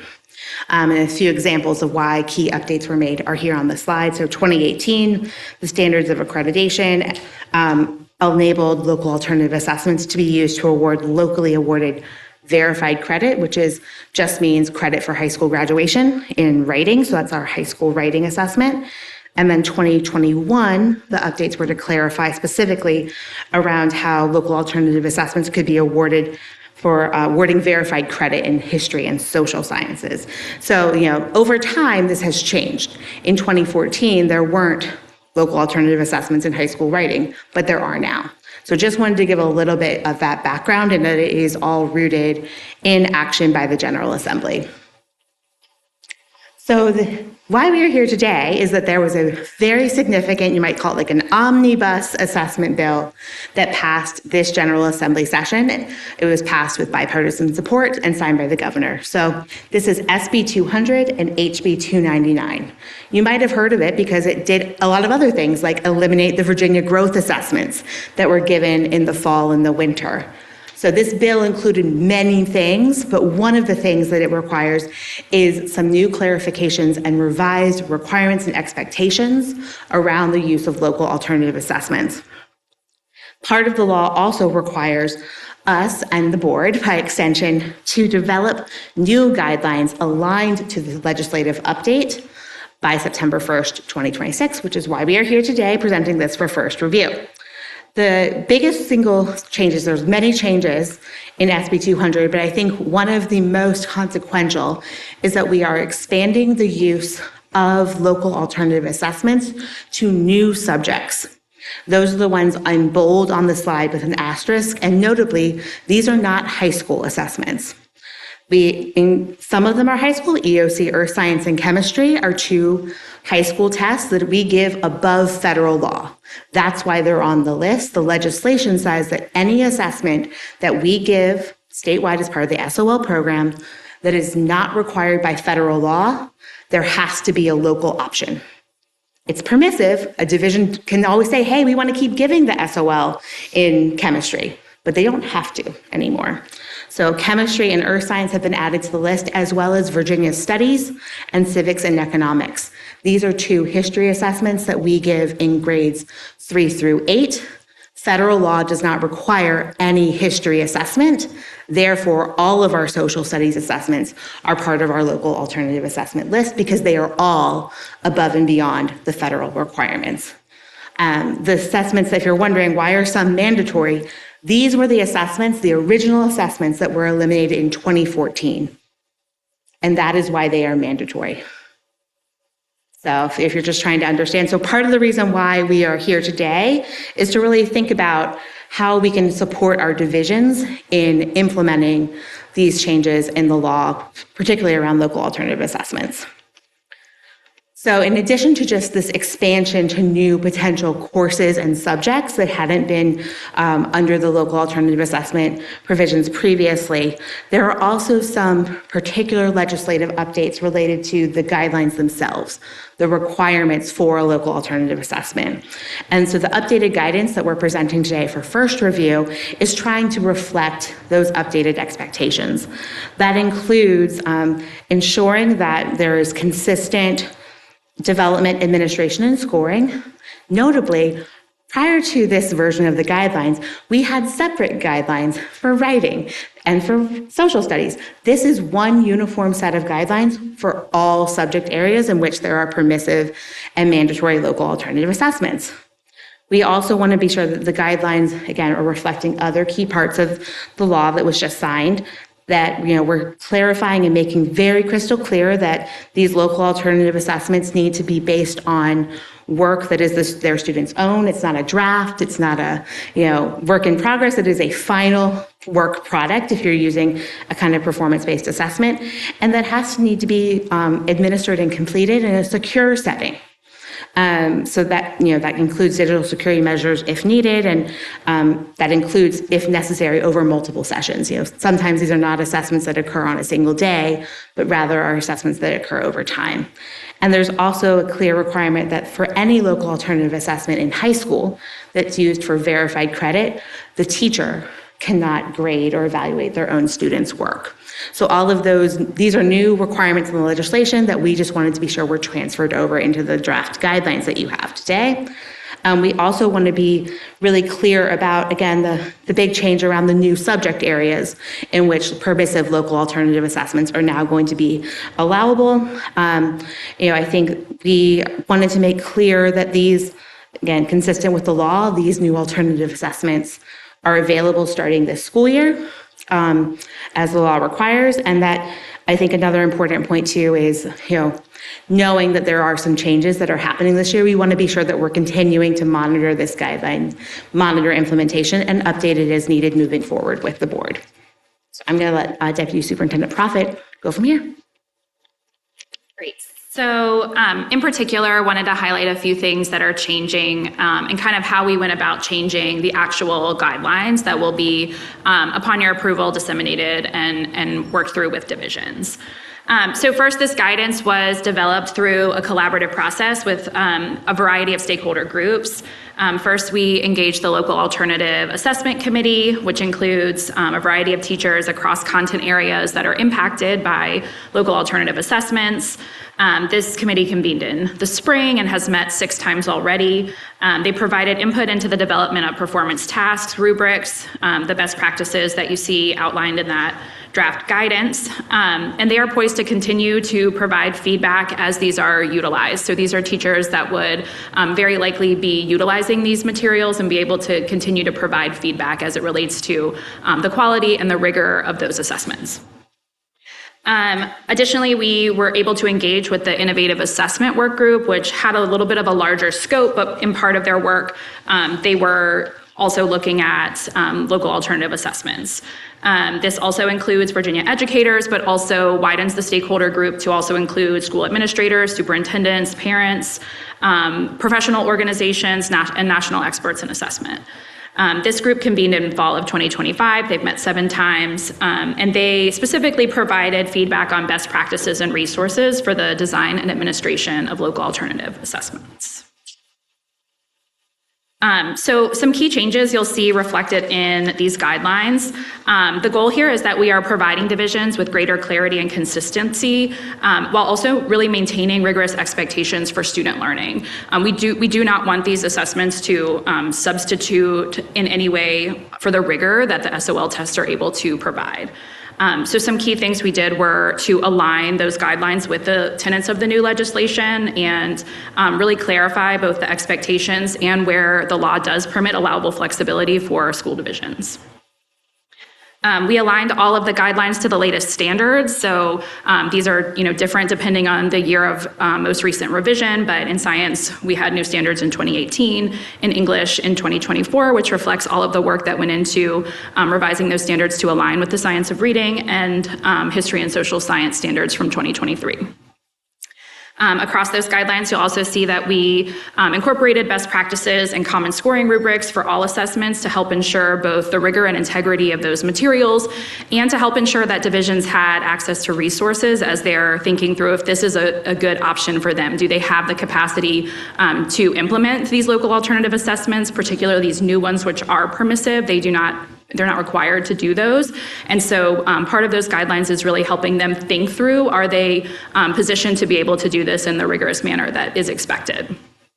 And lastly, as Deputy Superintendent Heislop referenced, all of the guidelines are in one place so that we can really ensure that these are getting to the right person, that they're not having to search for those guidelines, and that there is consistency and coherence across all subject areas to maintain the rigor and quality of those assessments. Upon adoption of these guidelines, which again, they're here for first review today, when we come back and bring them for final review, following that adoption, we will disseminate those guidelines. Our department will host webinars and office hours, as well as providing technical assistance to support implementation of these local alternative assessments in this school year. We know that the guidelines are just the starting point. There is going to need to be targeted support and development across divisions to ensure that these are being implemented in the way that maintains that rigor of assessment.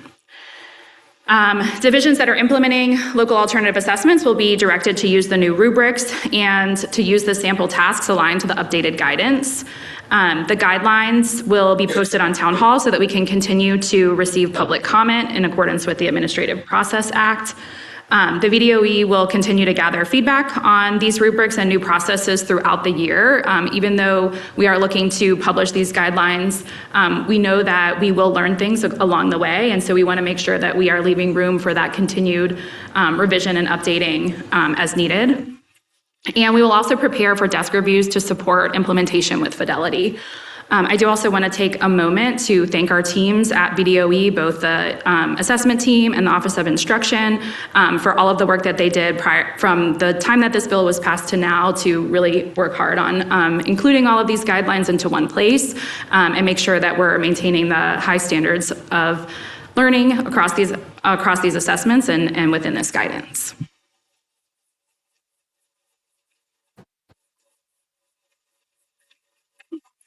Thank you. Superintendent Conway. Absolutely. I want to thank the teams at the Department of Education as demonstrated by the combined contributions of Deputy Superintendent Hyslop and Deputy Superintendent Profit, and I know Assistant Superintendent Jennings and Assistant Superintendent Wallace and the teams that support them. This is truly an interdepartmental effort. Although we are, as noted by Deputy Superintendent Hyslop, under a legislative timeline here, and that is the reason that we continue to move with expedience here of needing to get these sort of, this permissiveness, this flexibility is, kind of in effect at the time of that the law went into effect, and these guidelines are expected to follow shortly thereafter. And so we know we are working with kind of all speed there, but we still wanted to bring this for first review to hear feedback, both as we hear initial questions, concerns, feedback from this body, as well as from the field. As you've seen, we have met extensively with two different subsets of stakeholders, but know that this has a broader set of implications, and we even received some public comment earlier today, which we paid attention to. I think there are kind of three general buckets for which we want to, consider refinements. I think, one is the what, as you review these guidelines, if there are sort of insights or things you would like to see changed in these guidelines. We have, as Deputy Superintendent Profit noted, we have consolidated, we have updated, and we have made sure that what was in the law is reflected here, but we know that there might be more that this body or the field would want to see.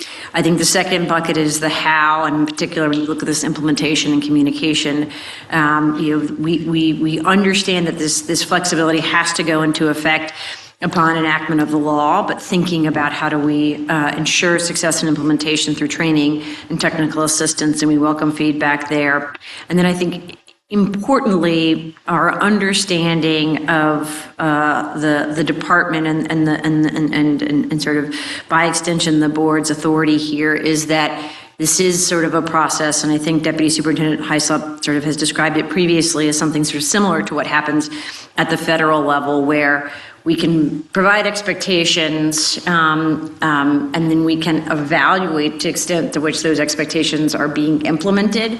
There is not necessarily authority for a pre-approval. And so oftentimes they set forth expectations for the states about assessments, and then there's something, I believe, and she's more of an expert than I am, that there's peer review and a set of processes to do that. And I want to be clear, as noted here, as you think through what's articulated here around desk reviews and follow up from the department with the expectation that two things would be happening. One, we would be out there monitoring to make sure that these local assessments were used, and there's still sort of, for the permissive ones, there's still a question mark. Nobody is required to opt out of the SOL. The state continues to continue to pay for the SOLs in these areas if school divisions would choose that. But as you think about the processes that we would use to monitor, intervene, and ultimately hold school divisions accountable for ensuring that the local alternatives meet the rigor of the standards and the statewide assessments is a very clear criteria that we have more authority to enforce on in action than we have the ability to pre-approve prior to implementation. Thank you, Superintendent Conway. Board members, Dr. Bridges. Can I just start with a couple of broad questions of, do you have any idea of the extent to which these are being used, number, level, frequency, and then a couple of examples of any exemplars y'all have seen, what this kind of looks like out in the field? Sure. So I think we do have some data. Keep in mind, this is, of course, prior to this law passing. So, there haven't been local alternatives in certain subjects. So currently, 18% of school divisions are using permissive local alternative assessments in writing. We have 48% who are doing so in history and social science. So for the current subjects, again, that doesn't include the new ones that have been added to the list, but currently, and they range in every region of the state. It's not isolated just to Northern Virginia or just to Southwest Virginia or just to Central Virginia. It is across every single region. We also, we'll just say too, about the writing, in addition to those 18% of school divisions, there's one regional center that uses the writing local alternative assessment option. And on history and social studies, one of our lab schools is also doing local alternative assessments there. Have names of divisions as well, if helpful. And I think we do have some information, just particularly, again, to date, many of the permissive local alternative assessments have been given in high school. So we also do have data on how many locally awarded verified credits have been awarded. There was a spike, especially around the COVID-19 pandemic, which makes sense when you think about, like, we didn't have the same type of schooling structures. We had many virtual and hybrid school. So in the 2022-2023 school year, 140,000 roughly locally awarded verified credits were given. That translates to 56,500 students. But in the 2024-25 year, which is the last year for which we have data available, so not the most recent school year, that was 53,000 locally awarded verified credits for 38,900 students. So you could see we sort of had maybe a spike there in 21-22 and 22-23. It's gone down since then, and whether that trend continues or not is a question to be considered. And I've only been with the department since May, and Deputy Superintendent Proffitt's even newer than me. But I will say, as part of our Commonwealth listening tour, we did visit all the regions of the state. And at one of the regions that we went to, I believe it was out in Roanoke County, we actually were there to see something similar to a locally awarded verified credit happening. It was sort of a senior performance-based assessment. And I believe that Roanoke County, this was maybe not for verified credit, but it was a similar process. And you could tell that the students there had really demonstrated they were giving a presentation to their educators and community leaders about what they had learned, interest in them. There was, and it was, I think, a really meaningful experience for them as part of their graduation requirements. So one of the things that, I think we have to keep in mind is, like, these are for our assessments that are in subjects above and beyond what's federally required. And it does enable a community to think about how we want to assess our students in these subjects. And maybe the best way for them is to do a standardized test like the SOL, or maybe they want to create something that's more interdisciplinary, where it's an assessment that's weaving in concepts from history and writing and other subjects, and getting the local community involved or local businesses involved. So it is, I think, helping for the communities that have really embraced it. I think they've done so in a way that feels like it's reflecting their local stakeholders and communities as well. So I think it's been, and it's something I think that the students got a lot of meaning out of in terms of being able to present their work and defend it and show what they had learned throughout the process. I don't know if you have anything to add. Dr. Bridges, are you on? Okay, Ms. McPherson. Looked at any patterns of schools in terms of whether there are any schools or where it stands out that they have a higher percentage. Did you kind of like look at patterns of who's using? So was often than others, and I know you said every region. Every region. The data that we have is specific at the division level, not sort of like this school. But it is a really good point, though. I think with the updated legislation, one of the things that has now been clarified in law is that this permissive option is a division-wide option. It's not, we want this to be in this high school, but not in this high school. If Henrico County wants to do this, it's for all their high schools or all their middle schools. They could say, we want to do it in writing, but we don't want to do it in social studies. You could pick by choice, but you can't have it be different by schools. So if a division opts in, it's for the whole division, for the whole subject. Thank you. Are there any questions down here? Mr. Robinson. Thank you. Yet another issue that we've had to move incredibly fast on to get ready for this year, and a really comprehensive plan. I want to check my understanding on a couple things. One, there's the guidance, it's mandatory that local alternative assessments cover core content subject matter as covered in the SOLs. That's correct. It must assess the same standards that an SOL test would assess. And then to my understanding, again, check my understanding now, is that in the permissive LAA local assessments at the high school level, we are requiring a verified credit plan.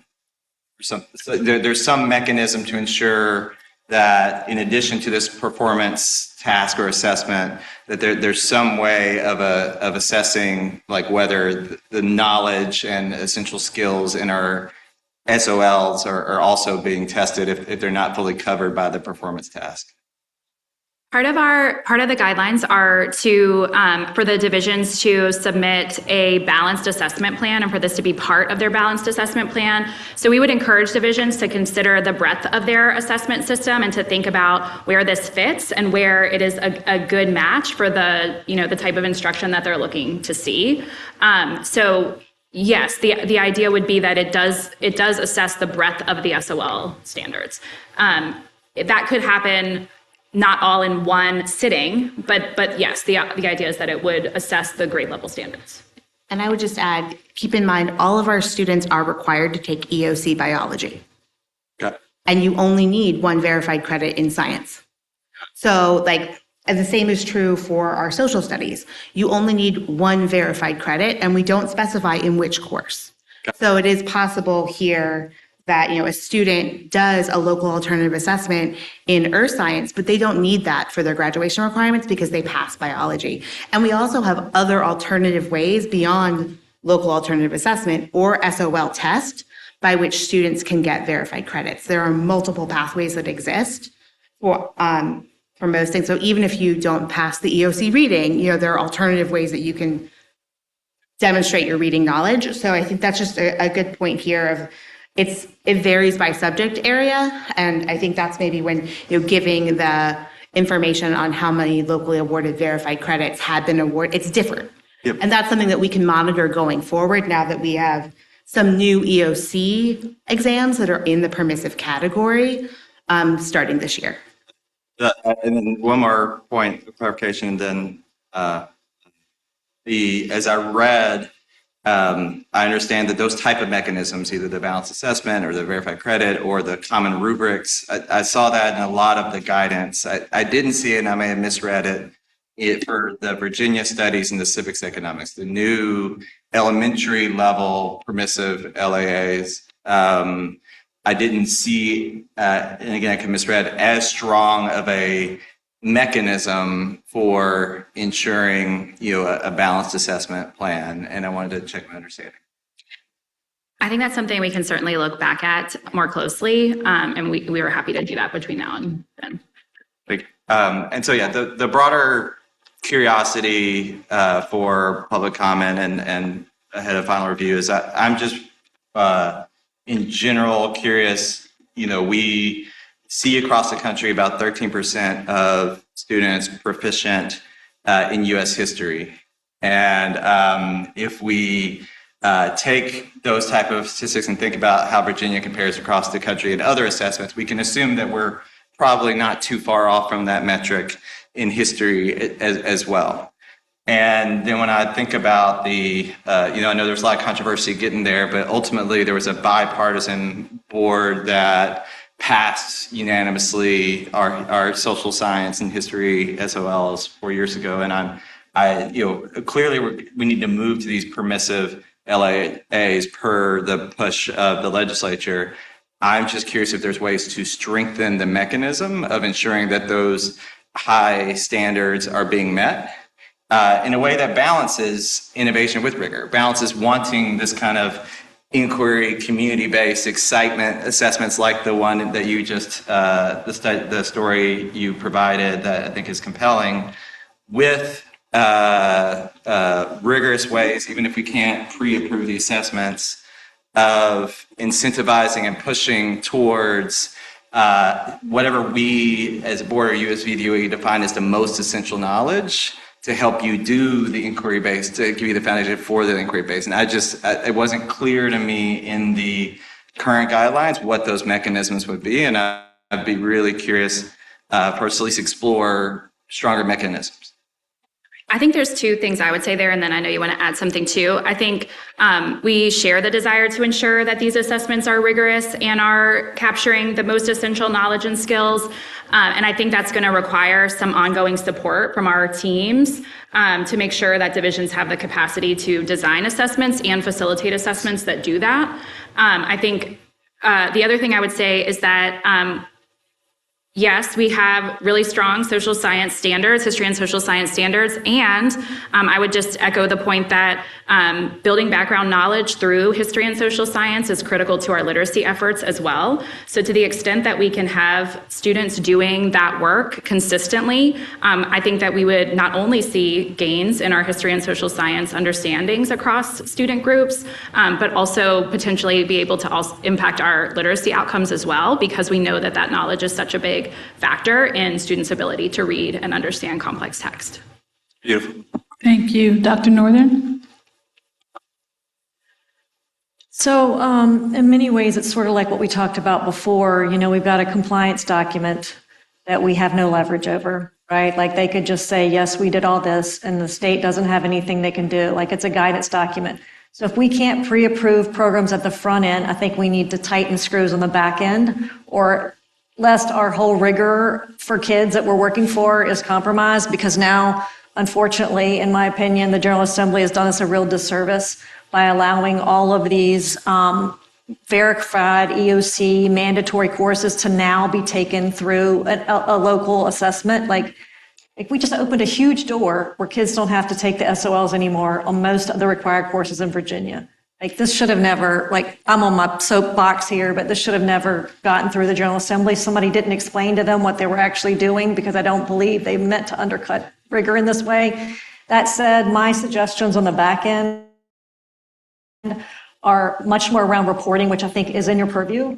You could require them to, report passage rates, require them to do a comparability requirement. So in other words, you have to demonstrate comparability to the rigor of the SOLs. So you have to report SOL rate, passage rates on the same courses in the same district, and those compare those SOL pass rates statewide. So if you're saying that you're meeting the rigor and the comparability of the SOLs, which is what we expect, then we want to see the comparable SOL pass rates in that same course. And then we want you to then have we want you to report the verified credits, which is what they're already doing, through, and then they need to flag themselves, right? Where they're seeing big discrepancies between the SOL passage rates and the locally verified credits are supposed to be measuring the same competencies at the same level.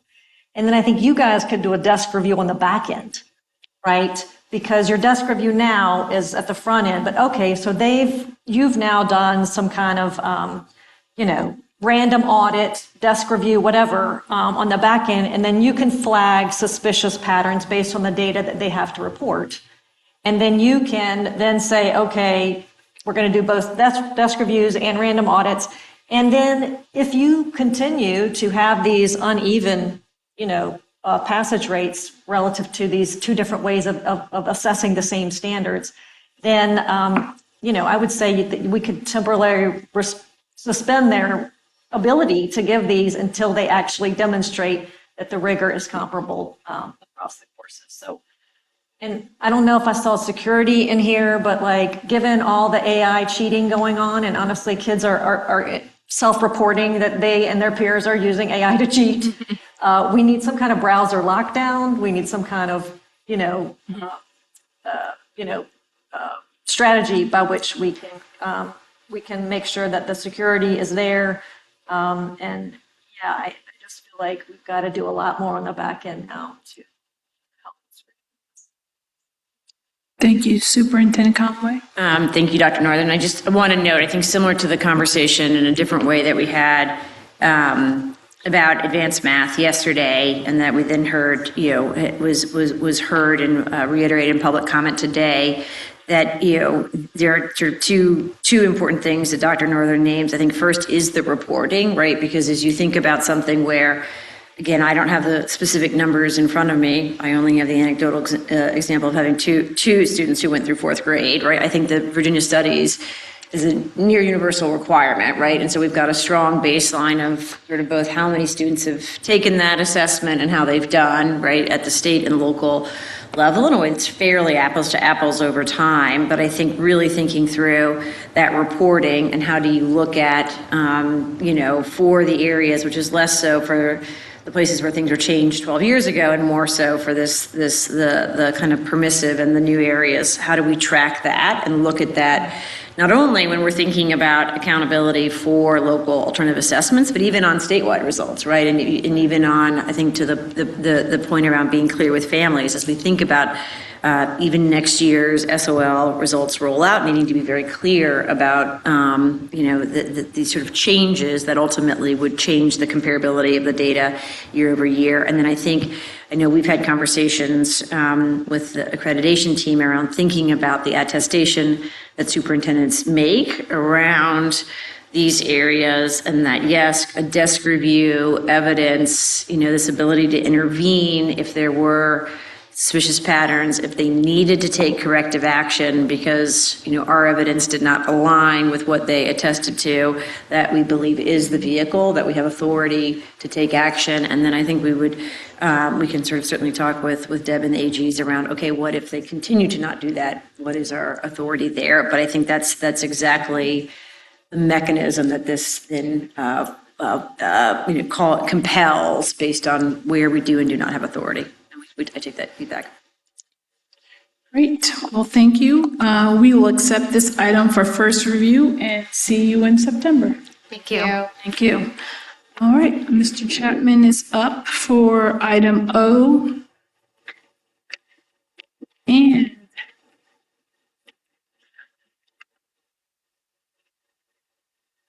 for item O and P. Yes. Okay. Thank you so much, President Ashton, members of the board, Superintendent Conway. Item O is a continuation of a fairly long process that the board began last year through a periodic review of the Chapter 740, which is the regulations governing nutritional standards for competitive foods available for the sale in the public schools. So this item has actually already been before the board.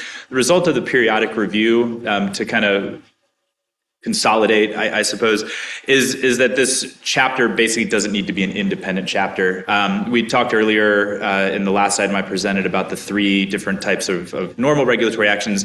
This action is being presented as a fast track, which we take to be the standards that the item is non-controversial. The department takes this to be a non-controversial change because this is essentially a zero-sum policy game. The same policy is going to be remain in place as just since this is enacting federal regulations, it doesn't need to be its own chapter. We think we can consolidate this under the board's regulations governing local school boards.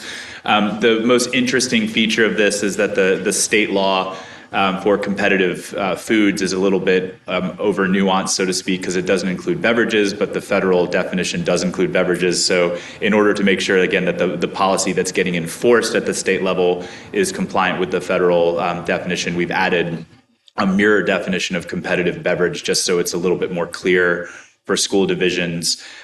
Just so that you know, when DOE staff goes and enacts this particular chapter, they don't cite to the board's regulations. They're actually citing directly to the Code of Federal Regulations. So this is really just an enactment vehicle for federal regulations. So again, we think that this will make it a little bit more streamlined. It's in a more intuitive place for school divisions to find common sets of regs that apply to them.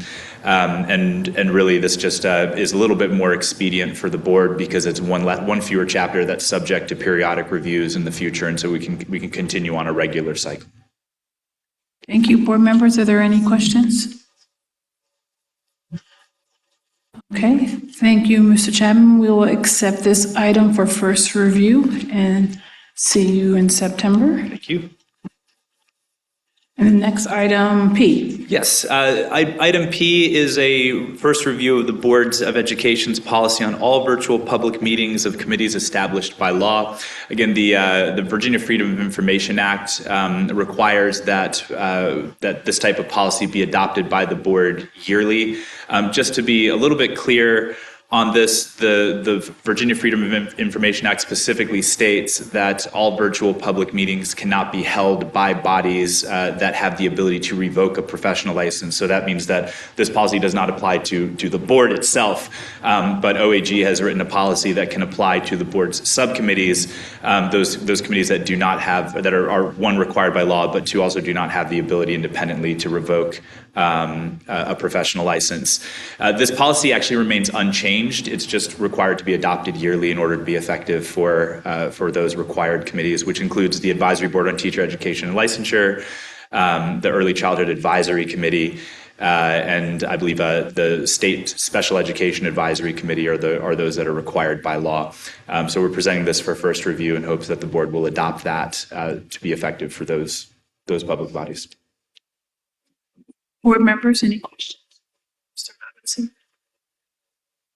Robinson? Is there no policy in place for committees that are not required by law, but this board has established? That's correct. The advice from the Office of the Attorney General is that this policy should only apply to those that are required by law.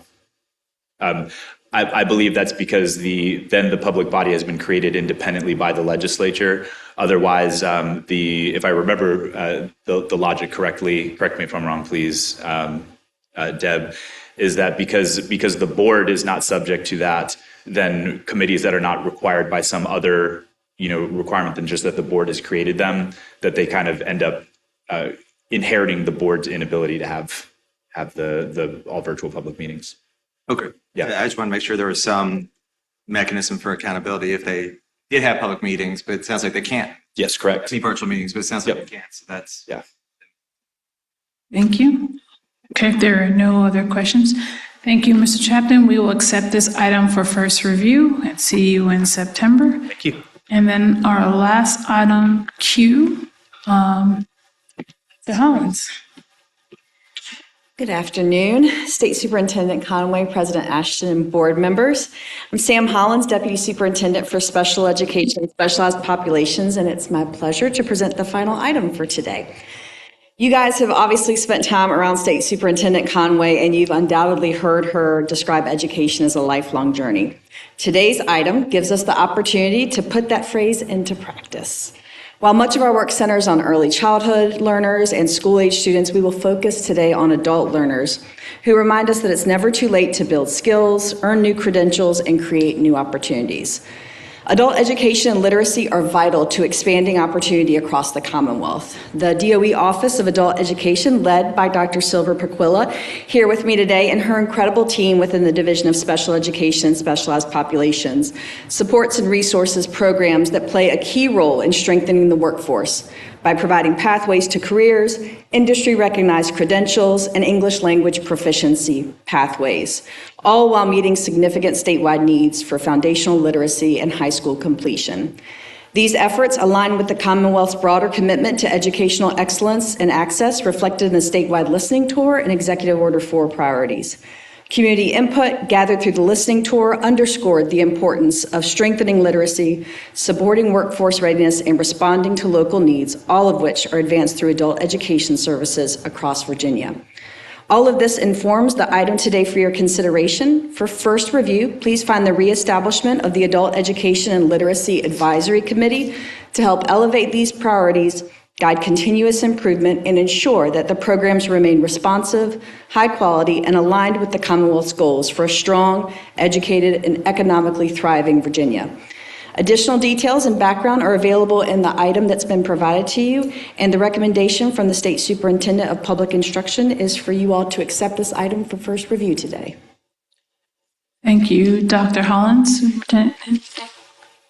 I just want to thank Dr. Hollins for bringing this item forth to reestablish this Adult Education and Literacy Advisory Committee. as you've heard me talk often in the past about the importance of the Early Childhood Advisory Committee. As many of you know, including in particular Dr. Maxwell, there are many, many stakeholders in early childhood, and there's no way for this board with its constitutionally set 9 members to kind of reflect all of those different perspectives. And so the key role of the ECAC is to make sure that we solicit that broad feedback, whether it's VQB5 or the Child Day Center regulations before coming it to you. I think ABTEL plays a similar role when you're thinking about everything from the praxis to some of the other elements affecting our educator prep programs and licensure. This is a small but mighty team, and I think as you see in the one-pager that was attached to this item, the broad scope of the VDOE means that we can't always have all those folks represented here on the board, and so we welcome reestablishing this committee to think through how do we make sure that these students are having access to sort of, equal rigor. It looks different with adult education, but we ultimately want to make the most of every dollar, and we want to make the dollars go as far as possible when we think about opportunities for adult learners, and whether it's, the interest that we've talked about today in CTE, or you sort of recognize in 2026 that many folks will probably have multiple careers over the course of their lifetime. Being intentional about adult education and literacy is really key. So thank you to Heidi and Sam and the teams, and we welcome the opportunity to establish this committee and to make sure that this body is continuing to push the needle on adult education and literacy in the way that we're doing across the other topics we've discussed today and yesterday. Great, thank you. Board members, are there any questions? Okay, Dr. Hollins, we will accept this for first review and see you in September. Thank you all very much. Okay, board members, we have gotten through our agenda all the way through Q. I'm going to end early is always on time, but with that, Superintendent Conway, I'll leave it to you for any final comments or reflections. Oh, welcome, Dr. Maxwell. We gave you a full round today and yesterday, but I just want to echo the deep. I know again we've gone from sort of fairly light agendas in the spring to much heftier ones since the summer and fall, and just appreciate the cooperation and the collaboration across everyone here present, and appreciate, as always, as noted, everybody's commitment to all of our students as they return back to school. Secretary Smith and myself, along with the governor, are very excited to engage in our back to school tour and to see all those excited youngsters and high school students to visit their classrooms, visit their CTE programs in partnership with our school division partners. I should note, to the points made earlier in the spirit of improvement, we are prioritizing for this back to school tour our schools that are federally identified as comprehensive support and improvement. And so really trying to kind of walk the walk, in addition to talk of sort of understanding, I think, as Ms. McPherson noted earlier, where are these schools in greatest need of support? What do those supports look like? Where are their strengths? And how do we bring that real life perspective and make sure, often when we go to school divisions, we of course want to see some of your high flyers, and that is an important part of the process, but recognizing those schools that are the priority of this body, are the priority of the Department of Education, and getting into those classrooms, those halls, and meeting with those students and educators is our top priority for this back to school tour this year. So thank you. Thank you. Ms. McPherson. Thanks again. I think exciting as well as very in-depth meeting that we had today. But as a point of privilege, I just wanted to give a thanks on behalf of the board to the Dolly Parton Foundation for the Imagination Library and the number of books that they have provided to Virginia students, and let them know that we will always be indebted to them for the fact that they were thinking about our kids, with these cute little books that have made a difference in the lives of many children. Thank you, Ms. McPherson. Anybody else? And with that, I want to have this meeting come to a close, but also say good luck for a great school year to all of our teachers. It's just September, and leaders, we have a long way to go, but looking forward to the progress, the bright spots, and the learning, and thank you for all that you do. With that, may I have a motion to adjourn? Second. Great. All in favor signify by saying aye. Great. Meeting adjourned. Thank you.